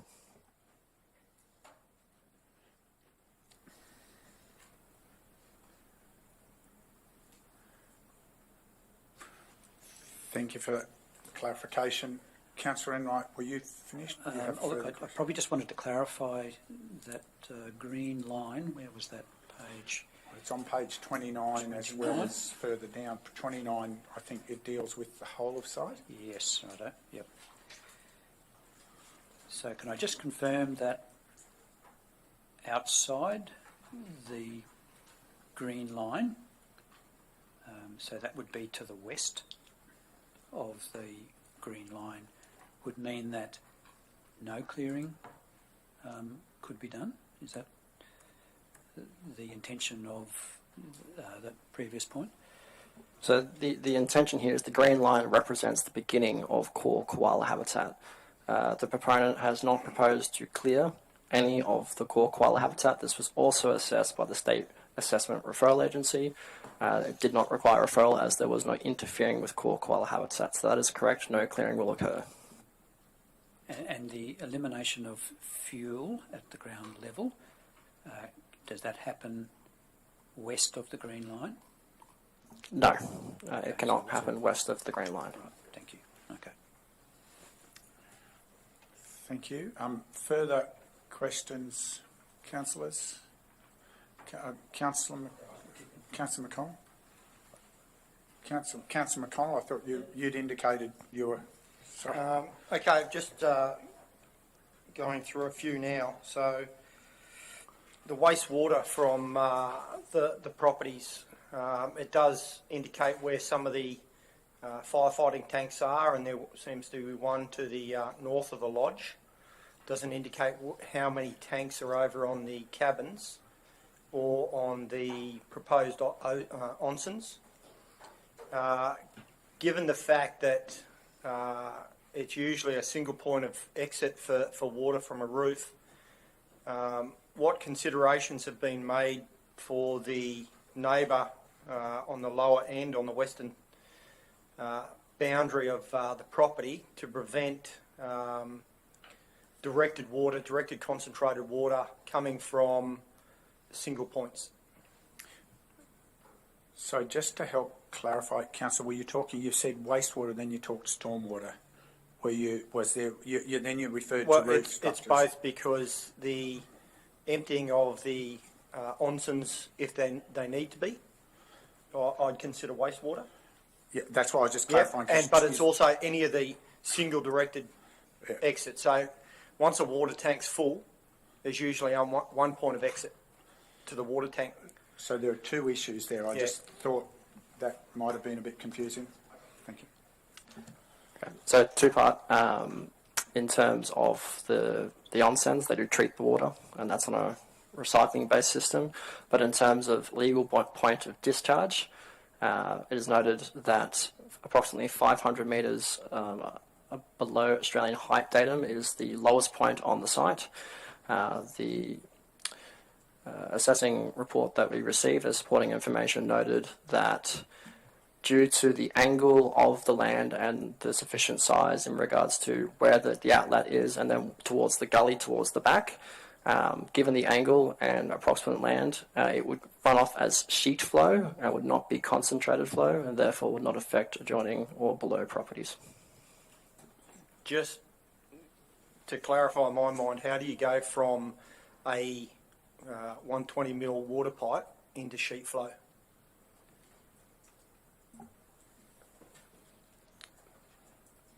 That's not an answer that I'll be able to give you today. Okay. It's not something that I've had And for you. also the water from both car parks. Is there a stormwater management for those? Because they would be a single exit as well, not sheet water.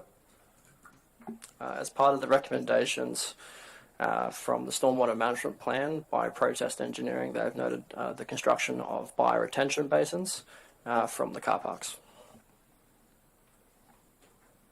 That doesn't really deal with the flow of water going down to the neighbour to the west, which is, you know, below the property, so it's significant. So we've got the car park, the primary residence, the lodge and the onsens on the southern side, all concentrating water from the proposed car park, the water tanks going basically in a single point down there, where at the moment it would be sheet. I agree, it would be sheet water if there were no structures. It'd be sheet water going down to the property below. But now that we've introduced these buildings and water tanks, it comes out as a single flow. Yeah, I think what needs to be considered is the distance between the point of discharge and where it would affect neighbouring properties. So the requirement is that it returns to natural sheet flow at the boundary, and that's what's been assessed by the reports. That given the distance and the design, the structures, that it would return to natural sheet flow at the boundary. It would, or it could, or it definitely will, and will not affect the node down below. Well, that's the assessment by the water experts on that it would return to natural sheet flow. Could I just supplementary to clarify that because that's identified, that would then be a requirement of how it's managed within the site to achieve that outcome. Is that what that report means? Yeah. So the retention basins, part of their requirement is that it returns to natural flow exiting the retention basin. In regard to the structures with their rainwater collection and their discharge, as I said, it's really a matter of distance that it returns to natural sheet flow. Or the general principle of stormwater control is you return it to the natural. It's not about eliminating sheet water coming from your property, it's returning it to what it was pre-development. Yeah, I agree, and totally agree. Thank you. And I just can't see how that's going to happen when it comes from one pipe. The next one I got is... Sorry, did you get the answer on the wastewater management as opposed to Yeah, the stormwater management? he spoke about it being a recycled, but at some stage, if they do have to empty the onsens to conduct work or whatever, or repairs, it is going to have somewhere to flow. So that would then be going through the wastewater system and be treated through the system. So it's like bath water, goes through your HSTP and be processed through that. Correct. Yeah. And so the design of the HSTP systems would take that into account. So how many HSTP systems are on the property? So it's utilising an aerated water treatment system. The overall discharge and design is subject to plumbing and drainage approval underneath. Sorry, I missed that. So it uses an aerated water treatment system. There's one of those, from my understanding. I'll take that. The next part is that the release is subject and designed to a plumbing and drainage works application, which is subsequent to the planning application. So don't we usually get that within an application? No. Not necessarily, unless there's particular concerns. To that end, page 79, condition 2, amended associated report. An amended on-site sewage management report must be submitted for council endorsement, which contemplates the approved proposal design. So it will be contemplated by council. Is that the elected members or is that the officers?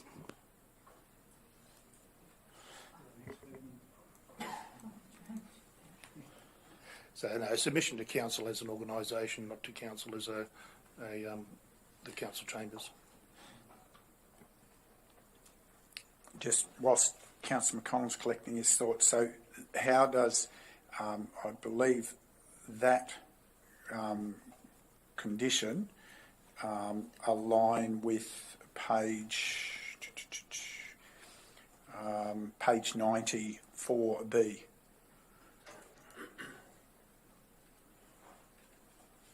The plumbing and drainage approval, which is a separate provision in terms of that as a report. And that's standard in assessing planning applications, unless there's a particular reason for seeing plumbing and drainage detail up front. That and building works and a range of other works are left to post-development assessment, and that's sorted out at a later stage. Yeah, and to be fair to the applicants, these are technical matters. Should the development application as submitted be changed, then they need to re-change all their plumbing and drainage and potentially building designs, which puts them to an additional cost, and it's really unnecessary for consideration in the development assessment.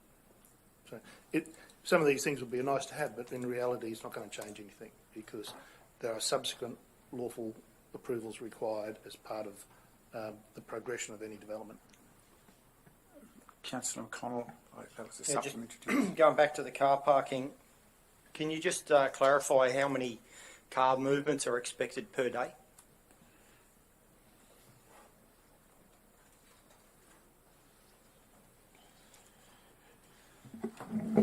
We don't have that information on hand in terms of what was submitted by the applicant. However, the conditions of approval would obviously vary those rates which were specified. So the fixed, I believe it's 24 patrons on site at any given time, would actually be probably a further reduction to what was considered by Council's development assessment engineering in terms of vehicle movements.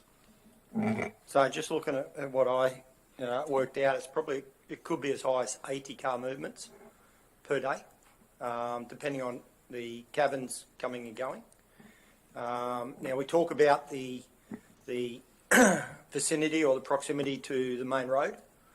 Cars going along the main road are usually of a lesser decibel compared to cars that are accelerating in and braking into, or accelerating from or braking into a car park. Has that been considered in your assessment of the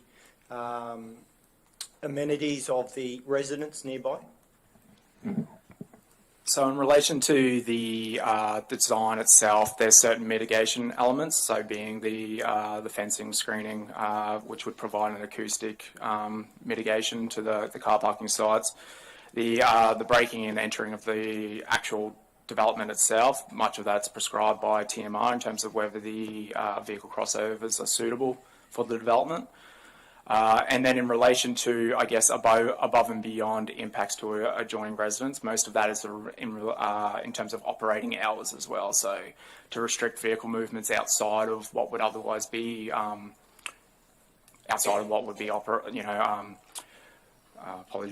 what would be considered, daylight hours, or would pose a greater impact to neighbours, what would otherwise be during normal daylight hours. So we feel that the conditions of approval recommended do provide that mitigating factor in terms of what would the vehicle movements impact be to the adjoining residents. So So you did take into account the braking and the accelerating from the property to the neighbour to the north and the south? So in terms of braking and accelerating, are you talking in relation to the noise generated from that? Correct, the entry to and from the car parks. Yeah. So it probably isn't a full consideration there in terms of what would be noise generated from braking per se. There wasn't an acoustic assessment or anything along those lines submitted as part of the supporting material.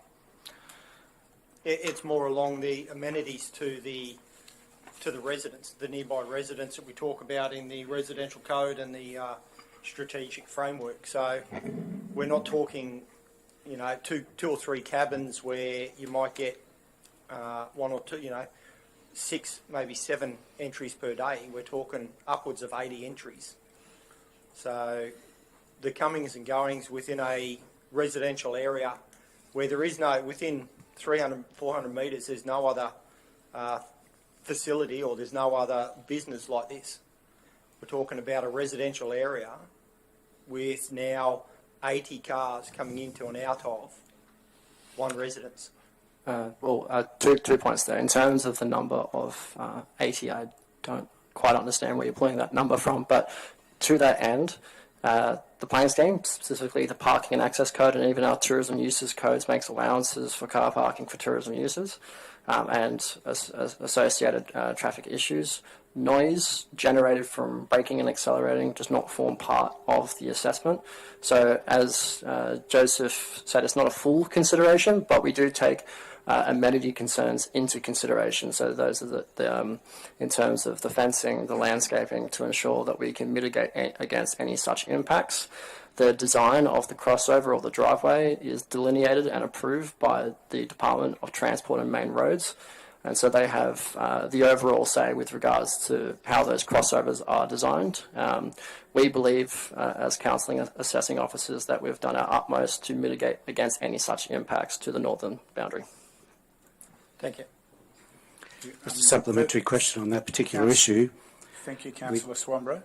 We discussed earlier the subordinate use versus the primary use, and we now have a bit of an understanding of the traffic impacts that this, I'm not allowed to use the word commercial, retail business would have on the residents. We know, for instance, that we can have 24 people in this Onsen retail business at any one time. I don't know how many cars that would equate to, but you can do that every hour. So 80 may sound conservative to me of the number of people potentially who could go through. What would be the car movements you would expect from a residential house in a residential A zone?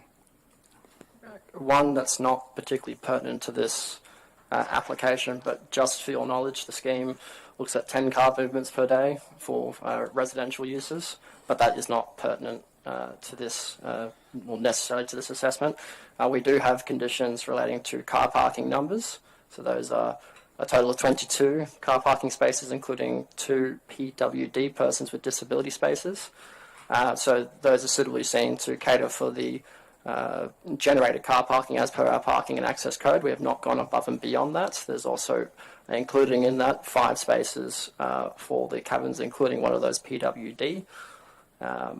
So I think that's those are the parking conditions and strategies that we've used, and that suitably answers your question. Thank you. Councillor Enright, you've been waiting there. Thank you, Mayor. Just while we're on car parks, and my question is in relation to the car parks associated with the villas. So to the north of the site, there are 5 villas, and one of the villas are suitable for PWD, but doesn't exclude able-bodied people, I'm understanding. If the bookings were for 5 able-bodied people to be in each of the 5 villas, the car parking provides access for 5 car parks total, but one of those is designated a PWD. And I'd be loath to park in a PWD car park, not knowing, I guess, the extent of other people who are in the bookings. So my question is it appropriate, or have we calculated or provided enough car parking spaces for the villas, considering that all 5 villas may have able-bodied people as their clients, and assuming that 1 car per villa, how would that go if we had 5 able-bodied vehicles in a car park that only allows 4? Thank you, Councillor. In practice, what would occur is that the PWD car parking space will be also labelled cabin 1, because that's the cabin that would be made available to those people. So if you're in cabin 1, you park in that spot. It's sized and designed such it would also be PWD compliant. So it's a shared car park. And so it would be signed accordingly, or if it's allocated cabin 1, then that Because cabin 1 is designed for PWD, so that would be the car park for that cabin. Right, okay, thank you. Thank you for that clarification. Further questions, councillors? Mr. Mayor. Councillor Swanborough? Mr. Mayor, I want to turn to page 64 on the agenda in relation to the operating hours.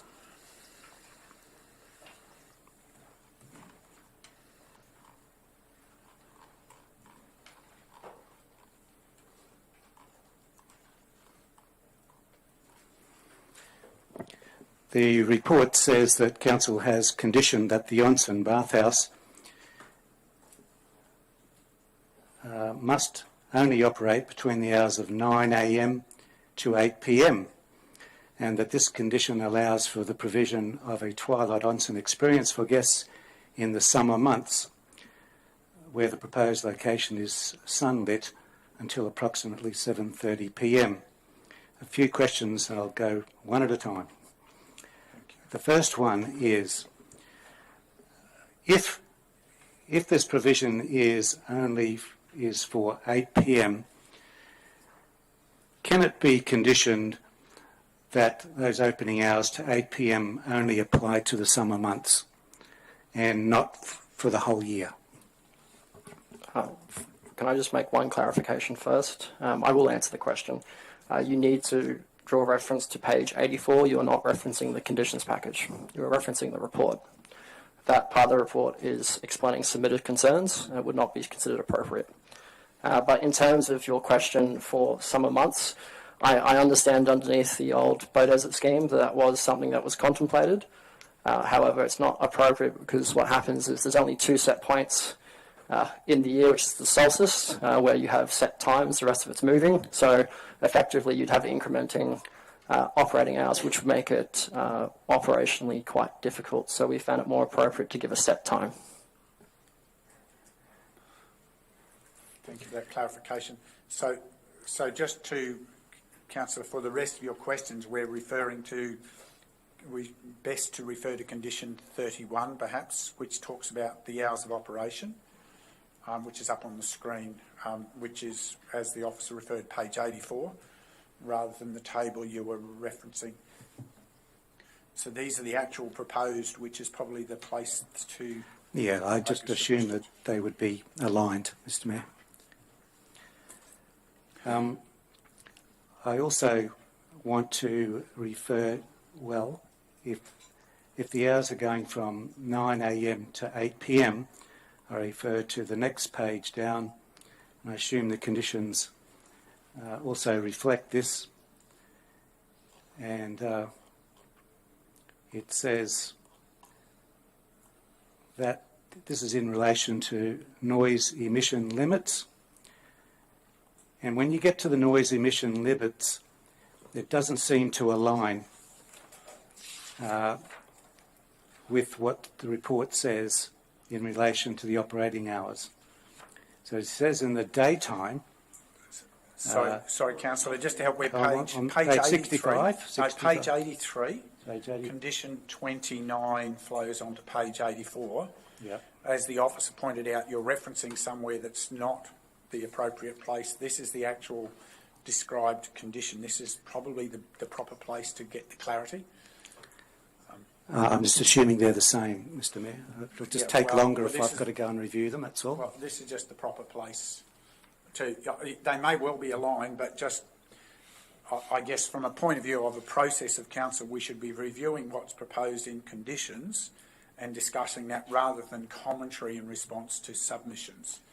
That's all. That's the reason the officer made the point. Well, it seems to me to be the same, so I'm happy to... Well, but this is the place to focus. Thank you. So the noise emission limits are not congruous with the operating hours, because the noise emission limits in this condition 29 talk about the daytime noise to be 7 a.m. to 10 p.m. Why would we allow the daytime noise level to extend an extra 2 hours when it's already a contentious issue where submitters are saying they would like to see it close at 6 p.m. for their amenity, and yet we're going to allow them to make more noise right through till 10 p.m. at night.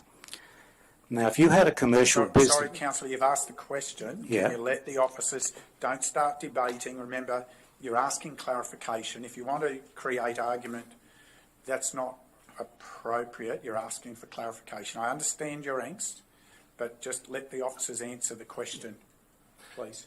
So condition 29 is a standard condition that applies generally to most developments that we approve. The hours there don't necessarily relate to the operating hours or whatever restrictions we might put onto them. These restrictions or these noise limits come more from the environmental protection policies out of the Environmental Protection Act. So they're an overriding noise limit for set times. And I say those set times are more to do with environment rather than operating hours. So you need to read both of the conditions in conjunction with each other, so they can operate certain hours or do certain things certain hours. During those operating times, they have to comply with these noise limits. So these noise limits we'll talk about, well, it talks about night time, where the operating hours, there's no operating hours permitted for that. But this is a whole of development condition for noise emissions for whatever reason, or from that site. So it could be, you know, other activities that are conducted within the cabins.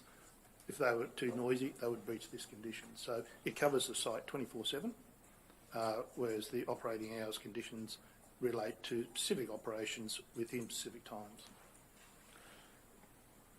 Thank you for that clarification. Councillor Swanborough, do you have a next supplementary question in relation to that? Mr Mayor, I note that in the report, going back to page 65, you know, that contrary to the advice received, it says the noise emission limits will be at the dwelling or other sensitive land use, and it's one column heading, but the next column heading is at a commercial premises. And I've been trying to argue that this is a commercial use, and the planning officer has told me that it's not a planning word. Well, it exists in the report and describes the use as a commercial premises, and that's been the strong argument that I've been putting to the council. Is that a wrong terminology in this report? No. I said that commercial premises was not a defined use under the planning scheme or the Planning Act. This relates to, as I said, conditions that come from the Department of Environment through the Environmental Protection Policy, their standards that are set there, and there are definitions within that that legislation which relate to sensitive land uses and commercial premises, and that's what this relates to. So the definitions that are separate to planning, they come out of environmental standards. Just to expand on that one, so that condition specifically is not differentiating between the use itself, it's talking about the impact of the activity on other uses, so it's actually an above and beyond impact on if there was adjoining commercial activities to that site. So it's actually talking about the activity itself, impact on other uses, not referencing this use as a commercial activity. So can I, just to ensure the clarity of understanding, because that was my understanding, I was going to go there, where it says at a dwelling, that could be at a neighbouring, it could be at the neighbouring dwelling, it's not inside the site, it's that impact adjacent to the site, which is why it's important to look at condition 29 rather than back in the responses on page 65. So 83 and 84 deal to those issues, they carry that forward. But is that a correct understanding? That's what it's referring to. It's actually at an adjacent receptor. That is correct, Mayor. And you may ask why the reference in there to adjoining commercial premises. These conditions have to last for the lifetime of the development, and at some future stage the neighbouring areas may change. So it's an all-encompassing condition that is intended to stay with the development for the life of the development. Thank you for that clarification. Further clarifications, councillors? Councillor Swanborough, you have a further Thank you, Mr. Mayor. question?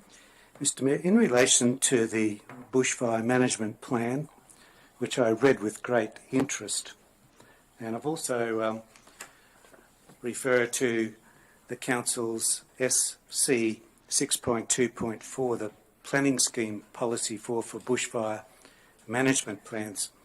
And my question is, the report doesn't talk about a bushfire management plan so much as it refers to a bushfire mitigation plan. Are they the same things? Thank you. For the purpose of this application, yes, they are the same thing. Okay, thank you. The plan, the council planning scheme talks about the bushfire report needs to be done by a qualified person, fair enough.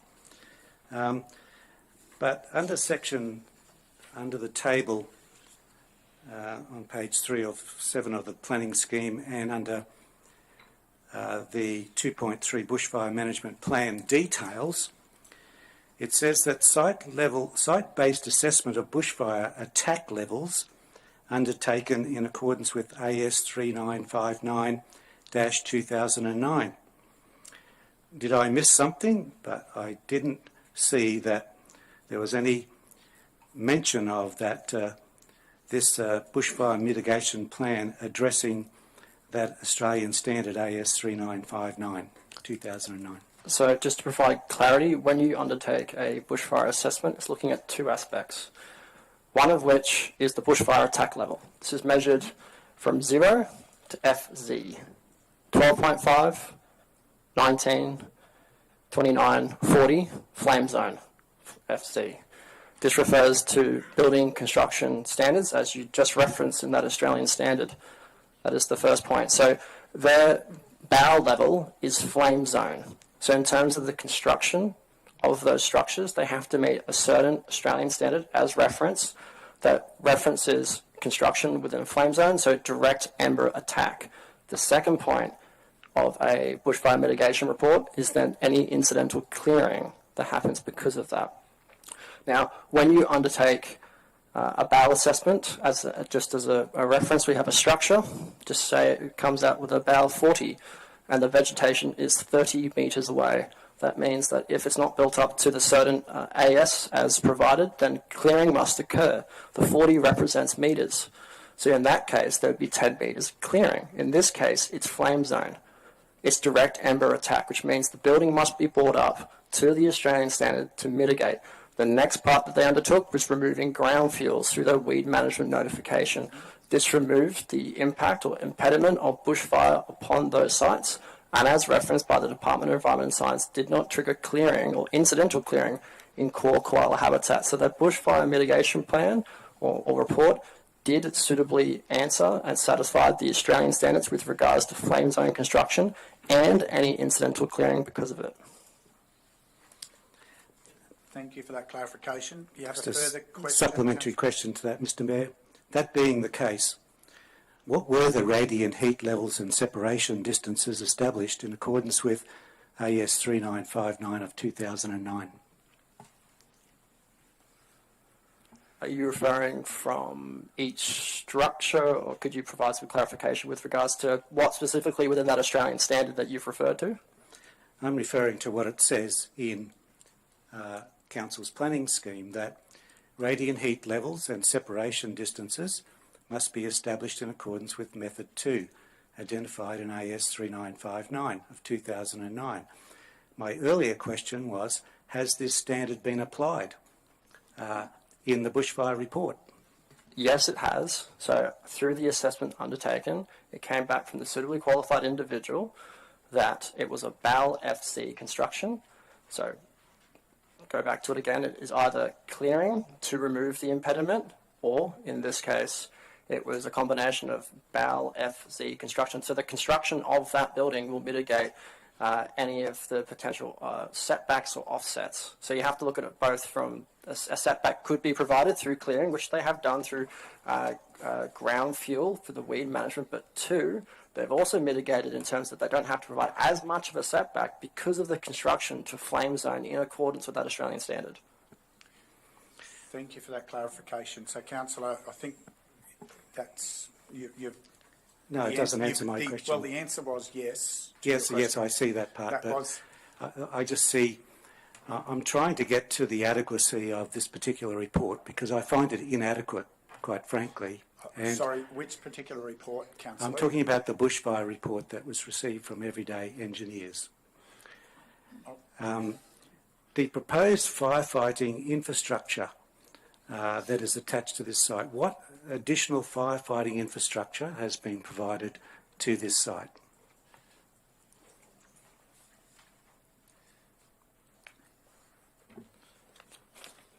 Page 86. Firefighting water supply. In line with recommendations of the Bushfire Mitigation Report prepared by Everyday Engineer, Planner and Surveyors dated November 2020, the development must implement the following recommendations. Accommodate a minimum of 30,000 litres within 3 separate 10,000 concrete water tanks solely for firefighting purposes.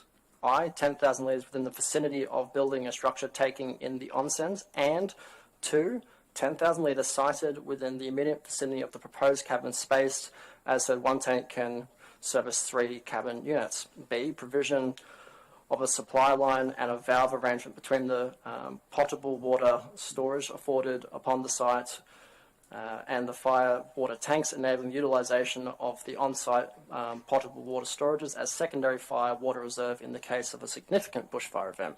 C, the fire water tanks must be labelled bushfire water.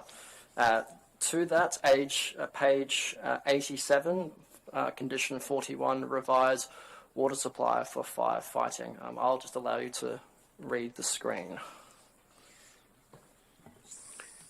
Thank you for that clarification. So, my supplementary question, sorry. Firstly, Councillor, I would just like to come back to a comment you made and seek guidance from the manager.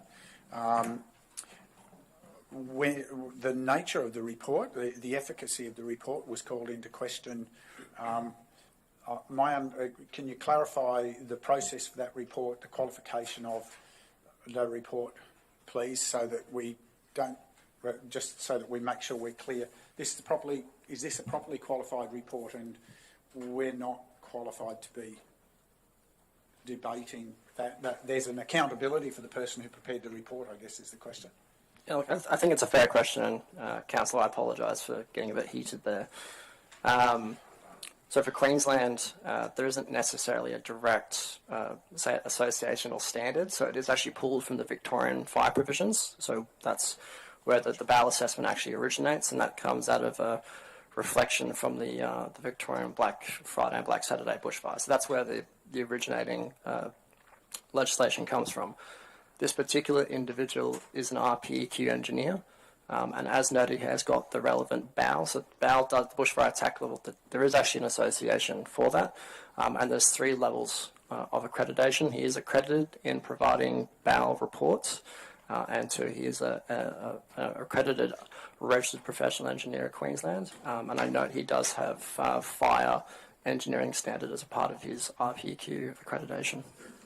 Thank you for that clarification. Councillor Swanborough? Just a supplementary question. Did the engineer consult with the local fire brigade and get local knowledge of fire conditions when preparing this report? It's a good question, Councillor. I'm not aware of the dealings that the private consultant may or may not have had with the Rural Fire Brigade, and this was brought up subsequent to this application. On page 87 for condition 41, the revised plans, so the water supply for firefighting.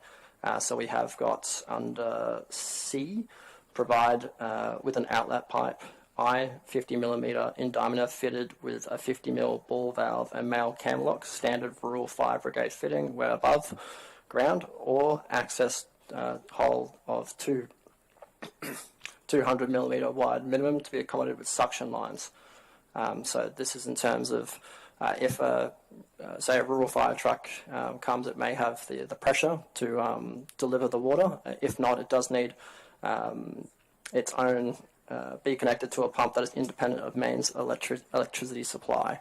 So in terms of the delivering of water for the firefighting infrastructure, regardless if it's rural or urban, it can be delivered for the site through the conditions. Supplementary question, if I can, please. Thank you, Councillor. In regards to the water supply for the firefighting, I draw the attention to subsection F, provided with a hard stand area for fire vehicles which is located within 6 metres of the outlet and readily accessible. Given the villas or the cabins are approximately, I'm going to say 15 metres, if not more, from the edge of the road, whereabouts are these water tanks going to go where they won't be seen from the roadside, given subsection G? Thank you, Councillor. That was a consideration of officers. So even one of the firefighting tanks, which was proposed on one of the early iterations of the plans, did show it to the rear of the property behind the onsen, so it wouldn't have been accessible. It would have needed, suitable pumping kind of arrangement to even have that opportunity. Very much this condition has been imposed on that basis, that it does give us further opportunity to consider the potential visual impact in relation to subsection G. So it was very much, this condition was framed on the basis that there would be further consideration in terms of tank placement and the visual impact of those. So officers do have further opportunity to consider that through an endorsement process. It's just we're being asked to approve this, but there's a lot of things that we don't know in regards. Sorry.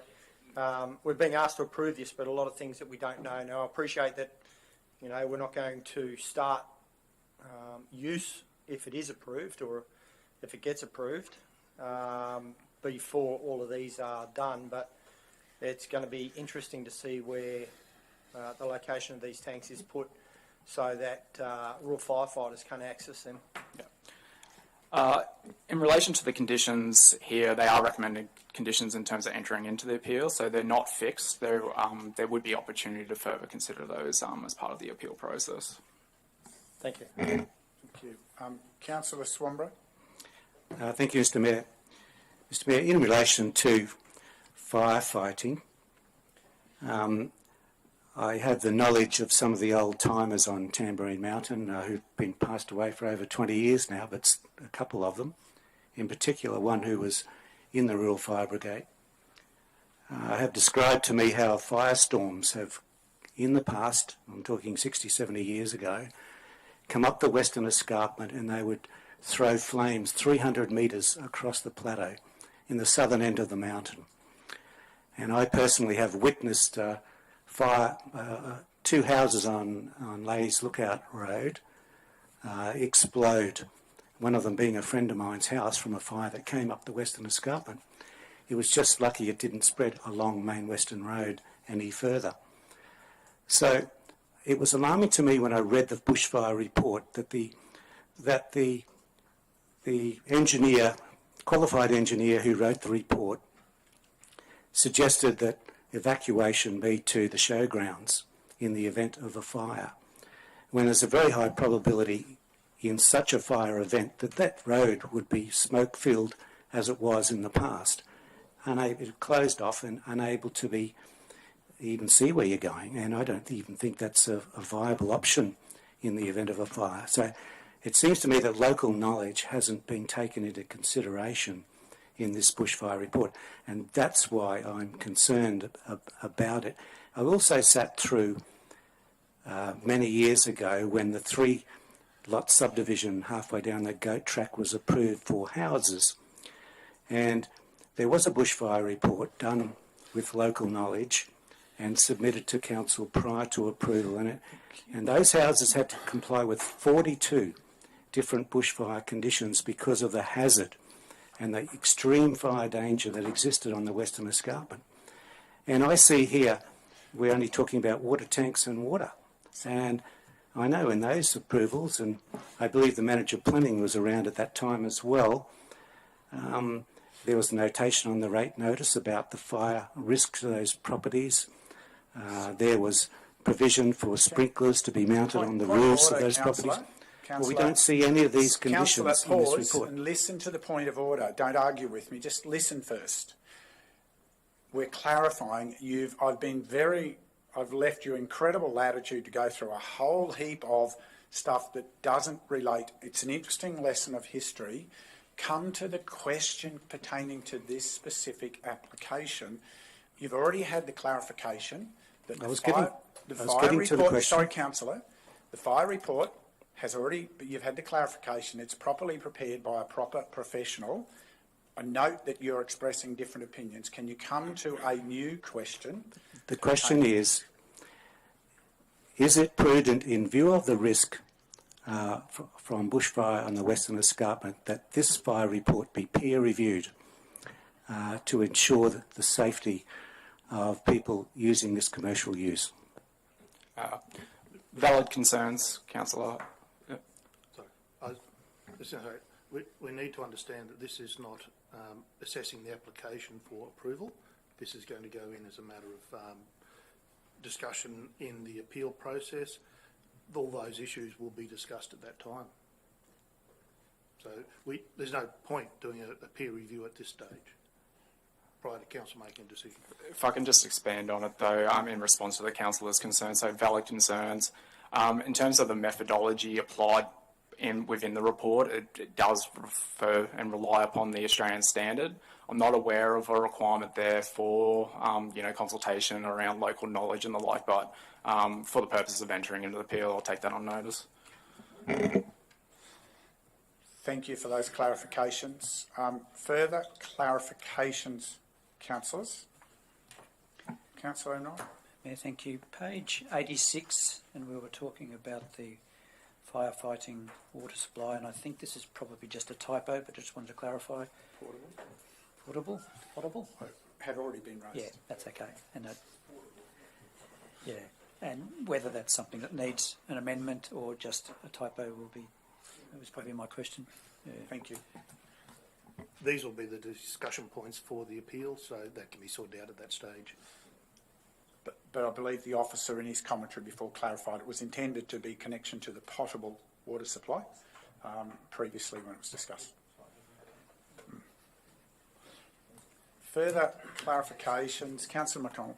Yeah, if I could just talk more about the minor tourism zone that's on the mountain. It is located down on, I think it's Alpine Terrace, down outside the or around St Bernard's and the coffee plantation. So we have identified some minor tourism zones where we'll allow minor tourism down in those areas. Is any area around that southern end of Main Western Road zoned as minor tourism?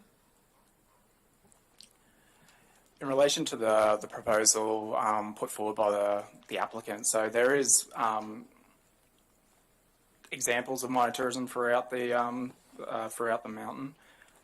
In the instance of this one, we're assessing on the basis that it is rural rosé and it does permit certain tourism offerings in that zone. So whilst we could look at it on the basis that whether there's a more appropriate zoning on the site, we are assessing this on the basis that it is potentially consistent. So it does come from a point of positive intent with that rural zoning, rural res zoning precinct A. And in the instance of the site specifically, it is looking to capitalise on that the view shed, which is offered in terms of that site specifically. So I don't believe there's other examples available for infill development where it's minor tourism zone where it would benefit from that view shed. So the answer is there is no minor tourism zone down that end of the mountain? There is minor tourism zoning, that's around the Alpine Terrace area, St Bernard's Hotel and the like. As Joe indicated, there's very few minor tourism areas which actually have a view shed. Thank you. Thank you. Question, Councillor McConnell? No, that was just clarifying that there's no minor tourism zone, and we have actually identified minor tourism zones that are appropriately located around the mountain, and this isn't one of them.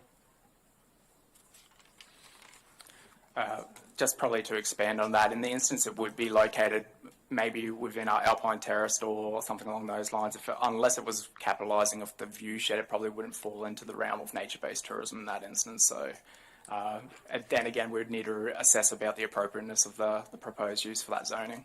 Thank you. Thanks for those clarifications. Any further clarifications? Councillor Swanborough? Thanks, Mr Mayor. This is in relation to how the submitters or the submissions have been treated. And we know that there's 320 submitters from the mountain and maybe other places. But one of the statements in the officer's report is, furthermore, tourism offerings on Tamborine Mountain are historically met with a level of opposition from submitters when publicly notified. My question is, why is this a significant thing to be reported? Is the intent of this to say that we treat large number of objections on Tamborine Mountain as normal and mundane or something? Because we always get a lot of them. Are we treating the number of submitters that we have, 320 on Tamborine Mountain, with the respect and the detail that they should be afforded, and not dismissing them just because this is how it always is? It's a fair question, Councillor. Sorry. I previously was here at the time of the receiving of those submissions, and I know this isn't pertinent and will not be reflected on the report, but I'd like to discuss exactly how we assess those submissions. We draw out all the key and relevant themes. So, as an example, bushfire need, appropriateness for zone, amenity issues, so all the points that have been touched on, and we congregate them in numbers. So we look at how many times different people, so every submission that comes in, and even signatures that are based on the submissions are represented. If there are 2 signatures on one submission, that is counted as 2 submissions. We look at all the issues that are raised, and so it doesn't have to do with necessarily where it came from and what format it came in, but what we look at are the issues that were raised. And so all of those are pulled out, and then for the benefit of the councillors, we draw statistics just for your benefit, just to understand how we quantified those numbers. So there are 320 properly made submissions, of which, when we look at where they came from in terms of format, there were 20 overall categories of issues that were raised. And when you look at, say, page, I'll take 68 as an example, and we'll just use need as an example. The left column, these comments are directly taken from the submissions, and you'll see that there's more than one. And that means it's been represented by more than one community member, and that's a key theme that was drawn out of the category for need. So we take it on based on numbers, and then, of course, the column to the right is then the assessing officer's comments. With regards to this particular application, I think it's pertinent to the council officers that they're aware that, yes, we've received quite a number as well, letters of opposition or not supporting of this application. But I think to do justice to both the councillors in terms of numbers, it was pertinent to also show the percentage of letters of support. So there's no intent in terms of where it came from, how it came, and treating those submissions. They're all treated on the issues that are raised, and all are fairly assessed. Thank you for that clarification. Councillor Swanborough? Yeah, just a supplementary question in relation to that. Are positive comments submissions that are properly received? Just give me 2 minutes whilst I pull up the statistics in terms of how we break those down. No, it's the question is, are positive comments that don't relate to the planning scheme, are they properly made submissions or they're irrelevant? They are properly made if they meet in accordance with the Act, or so in terms of providing their name, date, residential address, whether or not they provide support or otherwise for the application and reasons why. So there are a number of those submissions that were received as letters of support that were not properly made. And just to add to that, in some cases, both with submissions for and against, they provide grounds that are not planning grounds, but they're still a properly made submission. Thank you for those clarifications. Councillors, are there further points of clarification without revisiting ones that have already been addressed? Councillor West, you still with us?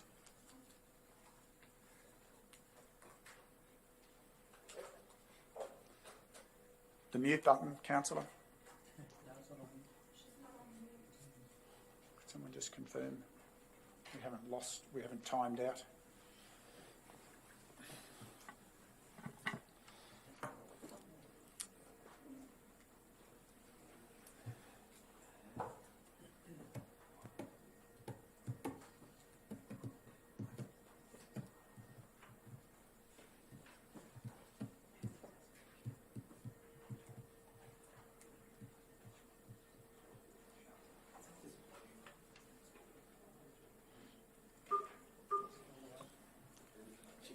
You can hear me, Councillor. That's good. Thank you.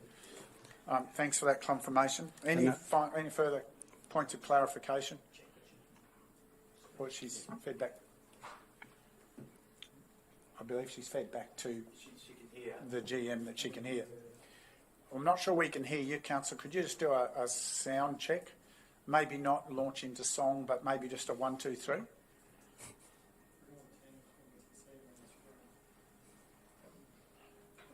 Councillor, we might be having a problem with your sound to communicate to us. If you need to ask a question, can you use text to the GM Council Sustainability for now? Thank you. Any further clarification questions?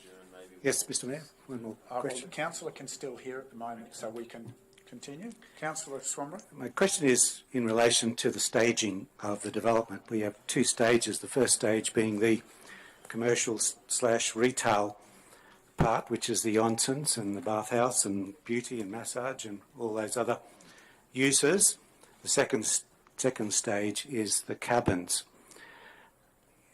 Is there a time frame on this, was it conditioned a time frame for when the second stage has to be commenced in this approval? In relation to the approval of material change of use, it does have a currency for them to commence any the first stage of the development sequential within 6 years of development approval being granted by council. There is a further condition 6 on page 79, which does talk about the staging and lapsing of the development if the subsequent stages aren't commenced within 6 years. Okay.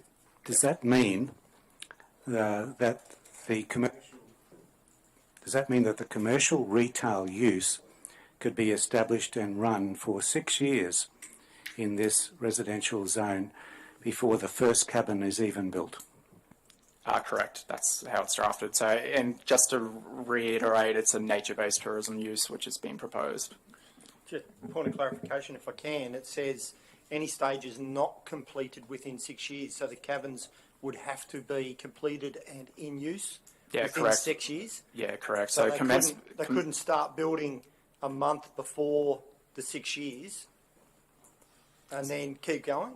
No, so it's from commencement of use. Under the Act itself, commencement of use would be that use actually operating, has the ability Okay, to so operate. Yeah. they have to be operating within the all 5 cabins need to be operating, so they couldn't do 3 cabins. What happens if they've only got 3 cabins built and operating? Does it then lapse to only 3 cabins are allowed, or? If that was to occur, it could function that way potentially. In that instance, there'd be opportunity for the applicant either to do a minor change, whether it's considered a significant change to the development, or generally in accordance. In the instance of that, hypothetically, it probably would be generally in accordance. They might not require the same vehicle, car parking numbers, and those kind of changes as well would be a flow-on effect. Yeah. Thank you. Question, councillors. No, I just need to call a short procedural adjournment. Just from a wellness point of view, so if we just ask the gallery not to go too far, we'll only be a 5-minute break, please, and then we'll continue before we get to our lunch adjournment. Thank you.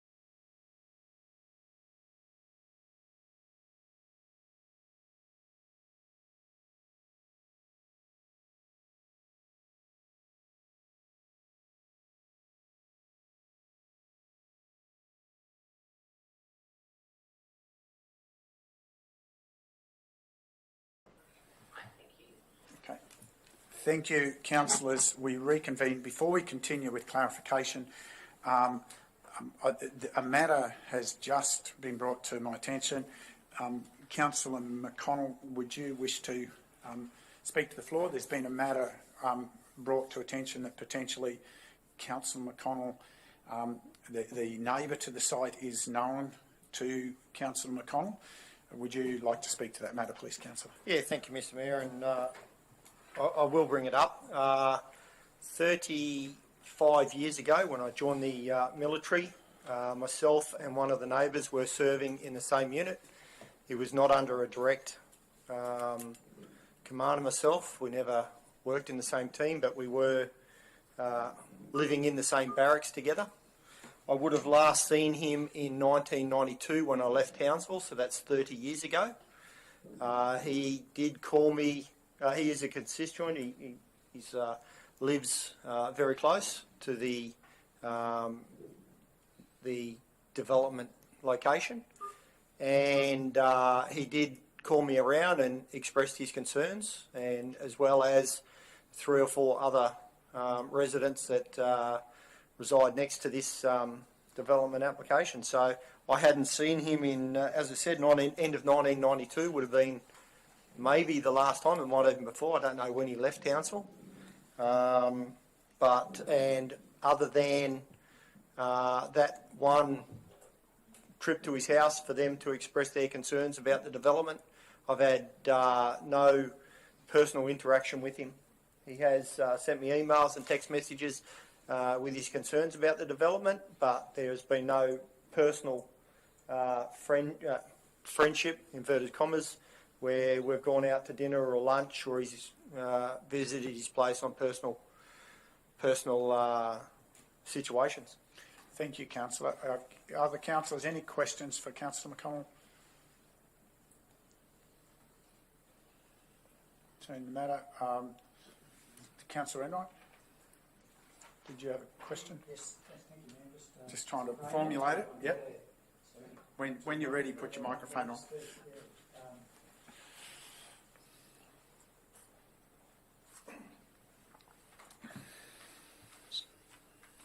So, Councillor McConnell, generally in a process of conflicts of interest,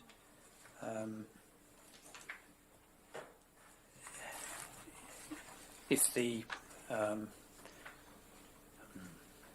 applicant is known to you, then there would be a conflict. Is the person that you're referring to a submitter? Do we know? Yes, that? I believe he is. I believe he is. Okay. And you have met with him to discuss this application,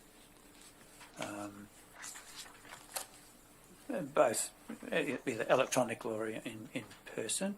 Correct, the same as I have with about 10 other submitters and residents. People who are in a perimeter of this applicant? Correct. Premise. And how far away does this submitter live to? They don't adjoin, but they are, I'll say, across the road. Directly across? Directly across. Directly across, okay. All right. As I said, our friendship within the Army was, again, not a close one. He was just another soldier within the unit. He was I'll call him a gun bunny, a knuckle dragger to start with on the gun line, and I was in the sophisticated side of the command post, so our paths didn't cross too much in relation to friendship. We, still mates in the Army, but not close.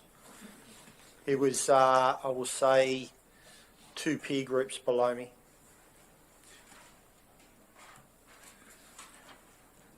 Councillor, I hope you're listening, Dion.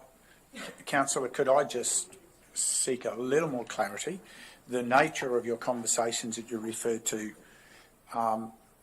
did they involve listening and understanding, or further discussion as this matter has progressed? Where in the cycle have they? Listening and understanding, as with the other, there's not only this applicant, the submitter, but there's another one who's just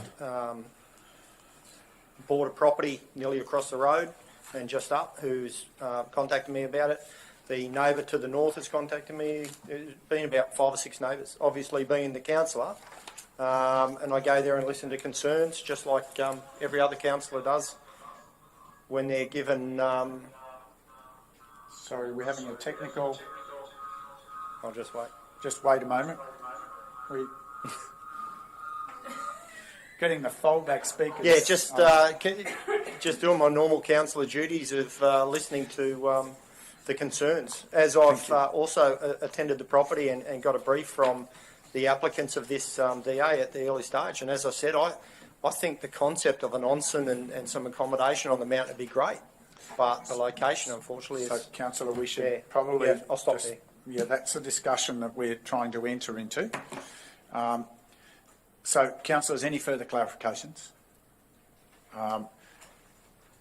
Councillor Enright? Mayor, could we get clarification from governance about the implications of potential conflict from a friendship regarding this application? We can seek guidance, although I believe, Councillor, we have proper guidance in the documentation available to us. And I think if I'm interpreting your question, I think it's a hard one for governance to provide advice on. Can I just clarify what Councillor Enright said? We were never close friends. We worked together within the military. So can I just come to that point? The question of what constitutes a close relationship is probably the first point, and I think the councillor, I believe, has clarified that this is a distant relationship. That was never a close relationship. Wasn't part of your bridal party. If you take that as a reference point. So I'm not sure governance can provide further guidance on whether, having known someone 30 years ago and being, as I've heard, I'm going to play back what I've summarised, I've heard is having a direct contact with someone because they are an interested constituent in a matter before council creates a place of that connectivity. But again, the definitions are there for us to consider. None of these are black and white in those definitions in conflicts of interest. But are there any further clarifications? I believe Councillor West has a Councillor West? Yes, Councillor West? You have a question? She's dropped out? Yeah. She's almost wired for sound. Sorry, Councillor, I know this is... Yeah, she had a question, Mr Mayor, so we'll just... back on now. Back on. Councillor West, you back with us? Yeah, your question, please. I just wondered, it was just a question to Councillor McConnell, why has this suddenly arisen now, this possible conflict? Is it just a thought that you have? Sorry, no, Councillor West, it's been brought to my attention as the chair, and I've then, as soon as I've become aware of it, I've been obliged to raise it in the meeting and pause the meeting. That's all. Okay? Thank you. Mr Mayor, I have some questions to ask Councillor McConnell. Thank you. Okay, Councillor Swanberg. Have you ever lived with this person? In relation to living in barracks, but not in the same room. I think you've disclosed that any other time. No. You are not in an intimate relationship other than a spouse or a long-term partner? That'd be a hard no. Sorry. Would you call them your close friend if you are close enough that you might include them in your wedding party at your wedding? That'd be a no. If you regularly meet the person for meals or social activities, visit their house or see them regularly? That's a no. Are your finances connected? No. Do you have an ongoing or past legal dispute with the person, or the person reason for strongly disliking them? No. Do you feel uneasy about making a decision that might not be favourable to him? No. So, thank you. They're the questions that are listed there. What is a close personal relationship in accordance with the department's guidelines. Thank you, Councillor. They're part of the questions. There's a range of other issues. Councillor McInnes, did you have something further you wish to ask? No. Thank you. Councillor Enright, do you have anything further you wish to ask? Look, thank you for Councillor Swanborough's diligence in delivering the frequently asked questions of our handout. You missed one. You missed if other people regularly see you together in public. I think the only time I saw him in public was he was on the golf course playing golf at some stage. So he was playing golf and I was playing golf, not in the same party, he was on a different hole. Not because you're bad golf. Oh, I'm shocking at golf. So, any further questions? Just a statement, Mayor. Councillor McConnell, didn't you raise similar way to what you have when we discussed this in workshop, just for openness and clarification? Yeah, I did. And again, I'll let the Mayor decide. So I believe that's correct, Councillor McGuinness, and it was an oversight not to perhaps do that today, but we've caught up. Councillors, I'm going to take the liberty from the Chair to propose a motion that, based on the evidence before us and the clarifications we've had, that Councillor McConnell does not have a conflict of interest to continue with the considerations, given that there is no evidence of a close current personal relationship or an alignment of interests beyond the normal execution of council responsibility. Did you? I missed the last couple of words. Be, I don't have a conflict of interest given there is no evidence of a close current personal relationship or an alignment of interest beyond the normal execution of his council law duties.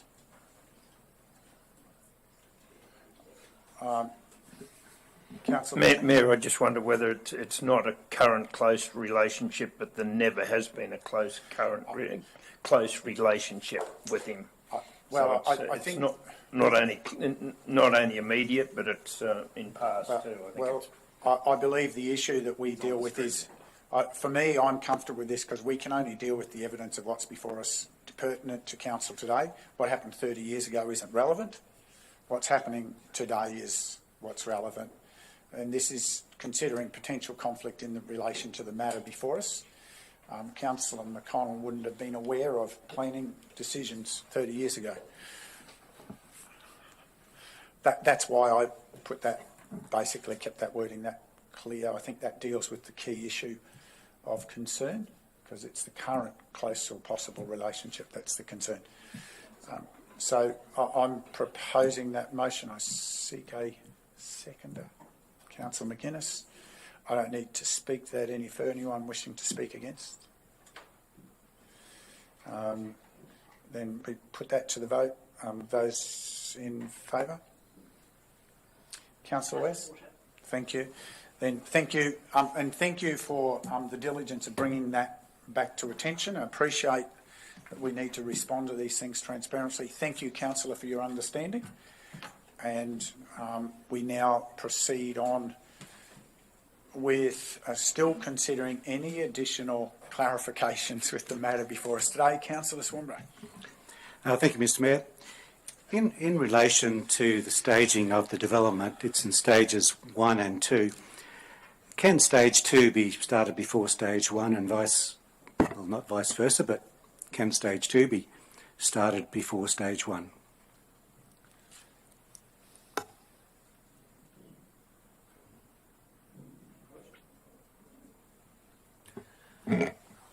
I'll draw your attention to condition 5 on page 79. So it does talk about it as the sequence of staging, so that would be 1 and 2. However, it does further note that it can be undertaken concurrently with one another. Mm-hmm. So my supplementary question is, if the economy tanked, which is a very high probability that we're going to go through some tough times, and it becomes unfeasible for the developer to invest that much money in building the cabins, they can walk away from that stage, can't they? under this approval, and that would just leave the onsens to be built and run as a retail commercial operation in a residential zone. So just to track back again, it's a nature-based tourism use as well, the onsens is. So stage one technically still does comply with that use definition without a reliance on the cabins themselves. So hypothetically, if that was to occur, it could operate just where stage one would be the continued use, supported by the primary residents on site, correct? Thanks for that clarification. Further clarifications, councillors? Councillor West, anything from you? Just testing, you're just still with us? I am, and no, I have no further questions. Thank you, councillor.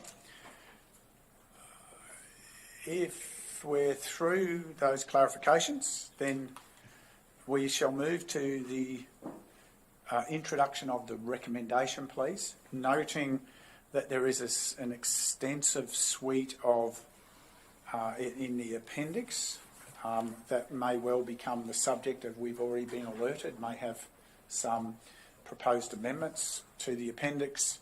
However, I will ask the indulgence of councillors. We won't ask officers to read out every line item in the appendix in introducing the recommendation. Thank you. Thank you, Mayor. Sorry, I'm just having a bit of a technical issue myself. One moment. For item 10.2, the recommendation before you today for consideration is that 1, Council receive and note the report titled MCU 21/054 Development Permit for Material Change of Use, Nature-Based Tourism, bracket, onsen bathhouse, accommodation units and managers residence, end of bracket, at 713 to 735 Main Western Road, Tamborine Mountain. And 2, that Council note the notice of appeal filed against the deemed refusal of the development application in respect to the development permit for material change of use, nature-based tourism, onsen bathhouse, accommodation units and managers residence at 713 to 735 Main Western Road, Tamborine Mountain. And 3, that Council adopt a position to support an approval of the development application for the purposes of the appeal, subject to imposition of reasonable and relevant conditions in Appendix A. Thank you, councillors. Now I seek a mover. Councillor McGuinness, thank you. Now, further clarifications or further questions to the officers?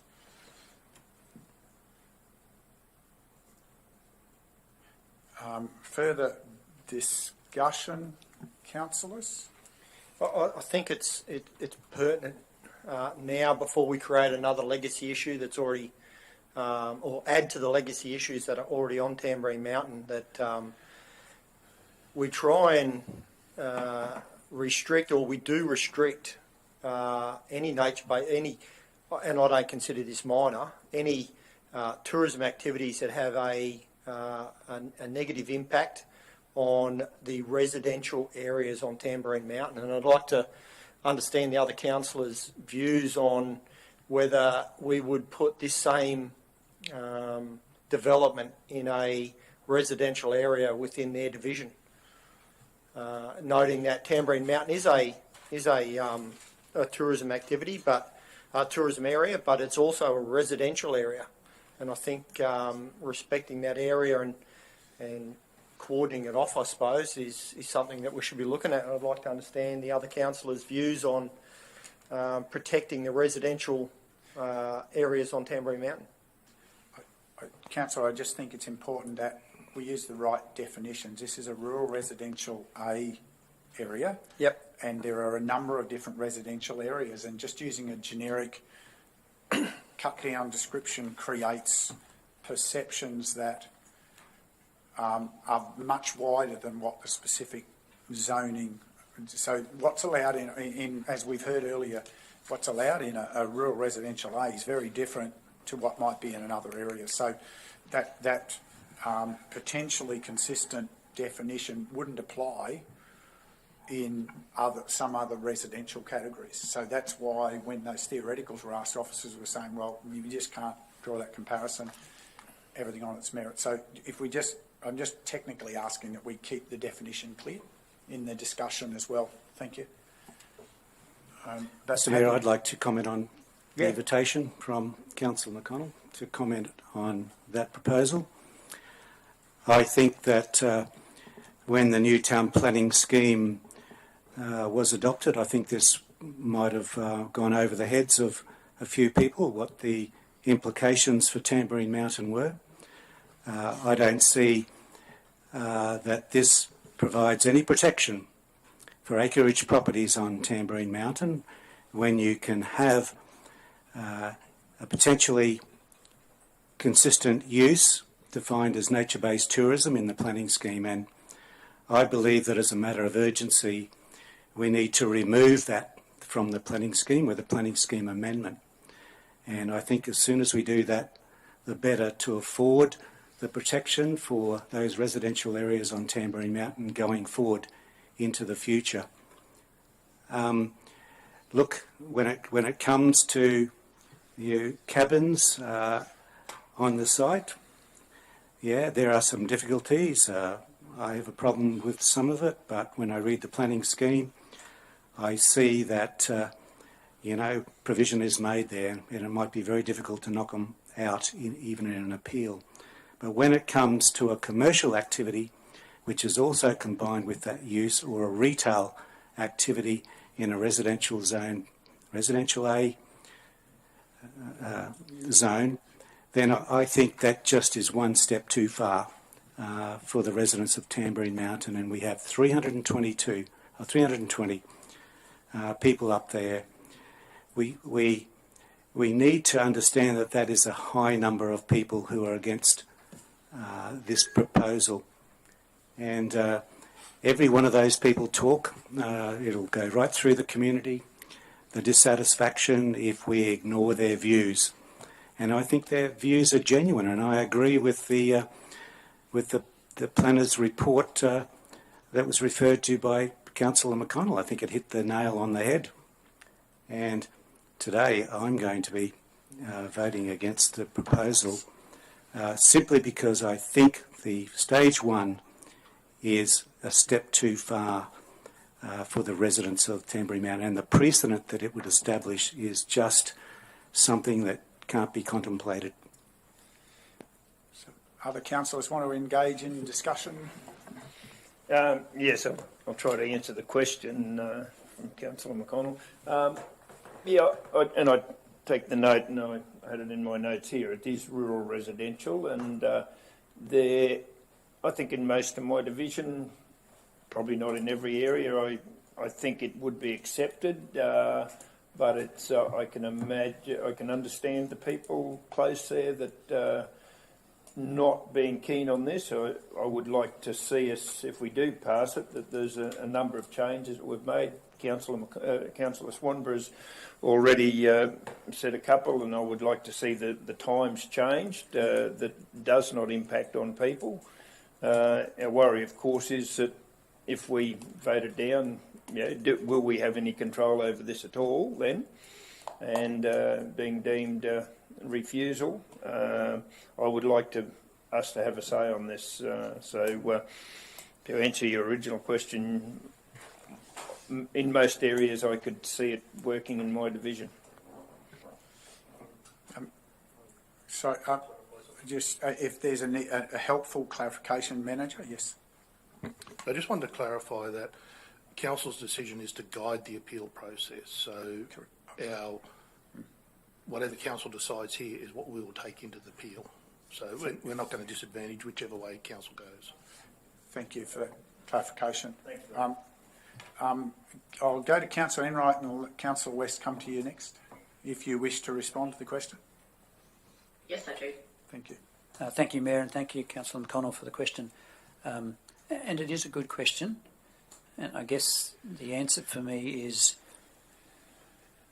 two things. One, that's why we have a planning scheme, to address an application in relevance to the land use on a particular area. Two, the only comparison I could probably make would be in Coralban, where there are similar tourism type uses and many units and the likes. Not a direct comparison, but I think the important thing to consider is that Tamborine Mountain has been a tourism destination for decades, and that has been part of its attraction. The natural beauty is part of their attraction, and I think that given the details of the application, the process that we've followed, it fits in with what has been done elsewhere in the area, including rural res A applications. If that answers your question. Councillor West. Thank you, Mayor. Look, as we've seen, the use is Potentially consistent in the area, and I understand the concerns of the neighbouring residents, and this is often the case in all of these sort of situations. But it is a unique nature-based business, and it is the first of its kind on Tamborine Mountain with the onsens. But I do believe there are very firm conditions there, which take into account the concerns raised by the neighbouring properties. And I guess in this situation, we do have there is a second chance to have a look at this application, given the deemed refusal that has been lodged with the courts. Thank you, Councillor. I look generally across the region, I guess Councillor is sort of my lens, and there are many rural residential areas that would have exactly the same reaction. There'd be people who'd be supportive of it and see the attractiveness of it, and there'd be people who'd be against it, which happens with just about everything we try to develop anywhere. And the challenge that we have is that our job's to balance not just between those who don't want it, but also respecting the rights of landowners within the planning scheme. When we did the revision, the integration of the planning scheme, we didn't have things that went over our head. We went through an exhaustive process. And rounds of public input to get to forming situation. And in fact, when it comes to Tamborine Mountain, we kept a lot of tighter restrictions there than in other parts of the region, in fact. And and then the state made us withdraw some of the things we wanted anyway. So we have the planning scheme we have. We have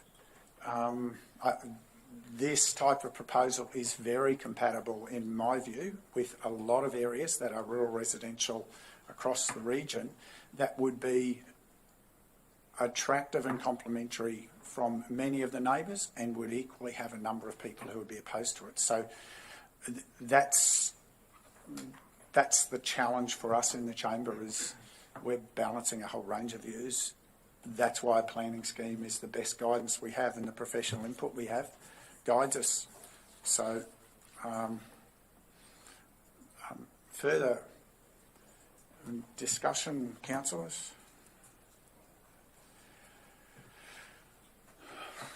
Councillor McInnes. Mayor, there's been a number of points made in the questioning side of things, and I just wonder, I think it's a good idea if they're put on the table now, if there's views that, like I have a view on the Times, I think there's other issues been raised there, and whether that's in the form of an amendment or whether it's asking our planning people if they would consider those changes. I think that's a great question, Councillor, and I guess we're not dealing with an approval today. We're providing advice for officers. So I would seek some guidance as to how best to provide that guidance. Is it to go through the process of making amendments, or is it to actually provide addition to this recommendation that identifies council wants additional attention paid to A, B, C, D, or do we want to go through the specific conditions and identify those potential proposals? Because we have a recommendation in this regard. Mr Mayor, if I could advise, look, if there are minor issues, I probably would just be happy if we have the understanding of council to go in. If it's a major issue, and I think probably changes at times, it might be a major issue, I'd probably prefer that direction. Just to understand the process, whilst we enter into mediation, there would always be an opportunity, because this has come before council, that any resolution, future resolution, would come back to council for consideration. So there will be a second opportunity for council prior to any mediation, that council would have a second consideration of that. Thank you. Councillor Swanborough. Mr Mayor, there's been a lot of indications of subjective views having to be taken by us and also by the planning staff, and particularly even in interpretations, which concerns me a little bit. And it concerns me that, you know, if we were to issue an approval of some type today, we're informing the appeal, and I'm not comfortable with the standard of assessment that's been gone through at this particular point in time. And I, especially when we have an opposing view from Joseph's view that was expressed by Councillor McConnell, which accords with the submitters' views in many ways, and I know that there's been and councillors have been informed of a whole lot of procedural issues in relation to the processing of the application as well, and I think that all those things need to be looked at before we inform the appeal about what our position is. And I want to propose a procedural motion at this point in time. And that procedural motion is that this matter be deferred pending a peer review of the assessment and assessment process,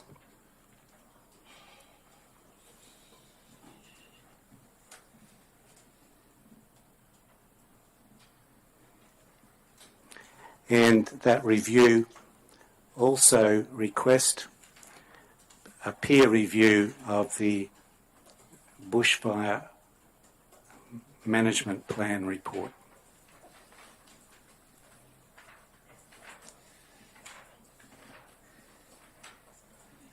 Councillors, we have a procedural motion from Councillor Swanborough. Any questions for clarification? Yes, if I can, Mr Mayor, to the manager, how will this affect the appeal or any decision by the courts? There will be a time fairly soon where council has to provide its view on the matter and provide its grounds for however it's going to process the appeal. That is normally, within weeks, maybe a month, short couple of months from now. So I'm understanding the motion as put would take a period of time, which I'll be concerned might interfere with the court's preferable processing of it. What happens in the court process and the mediation process, the matters of contention are considered and joint experts are engaged on both sides, or however many people are involved in the appeal. That's effectively your peer reviews. So we would identify the matters that are in contention, and we'd have a planning consultant, and might be a bushfire consultant, or whatever that is in contention. So that process, in some ways, is probably addressed through the mediation and the appeal process.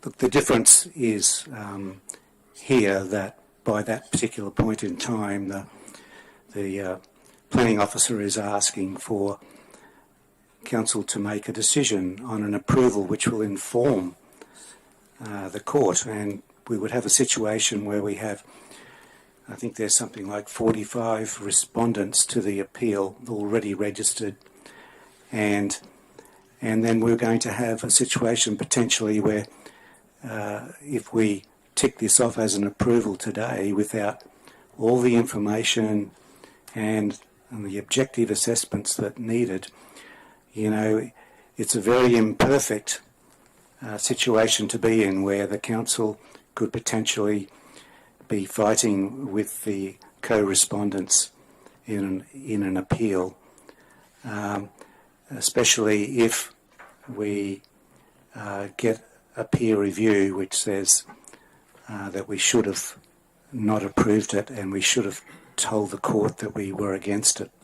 So it's a dangerous ground that we're going down, I believe, and I don't really necessarily accept that the time frames are too short.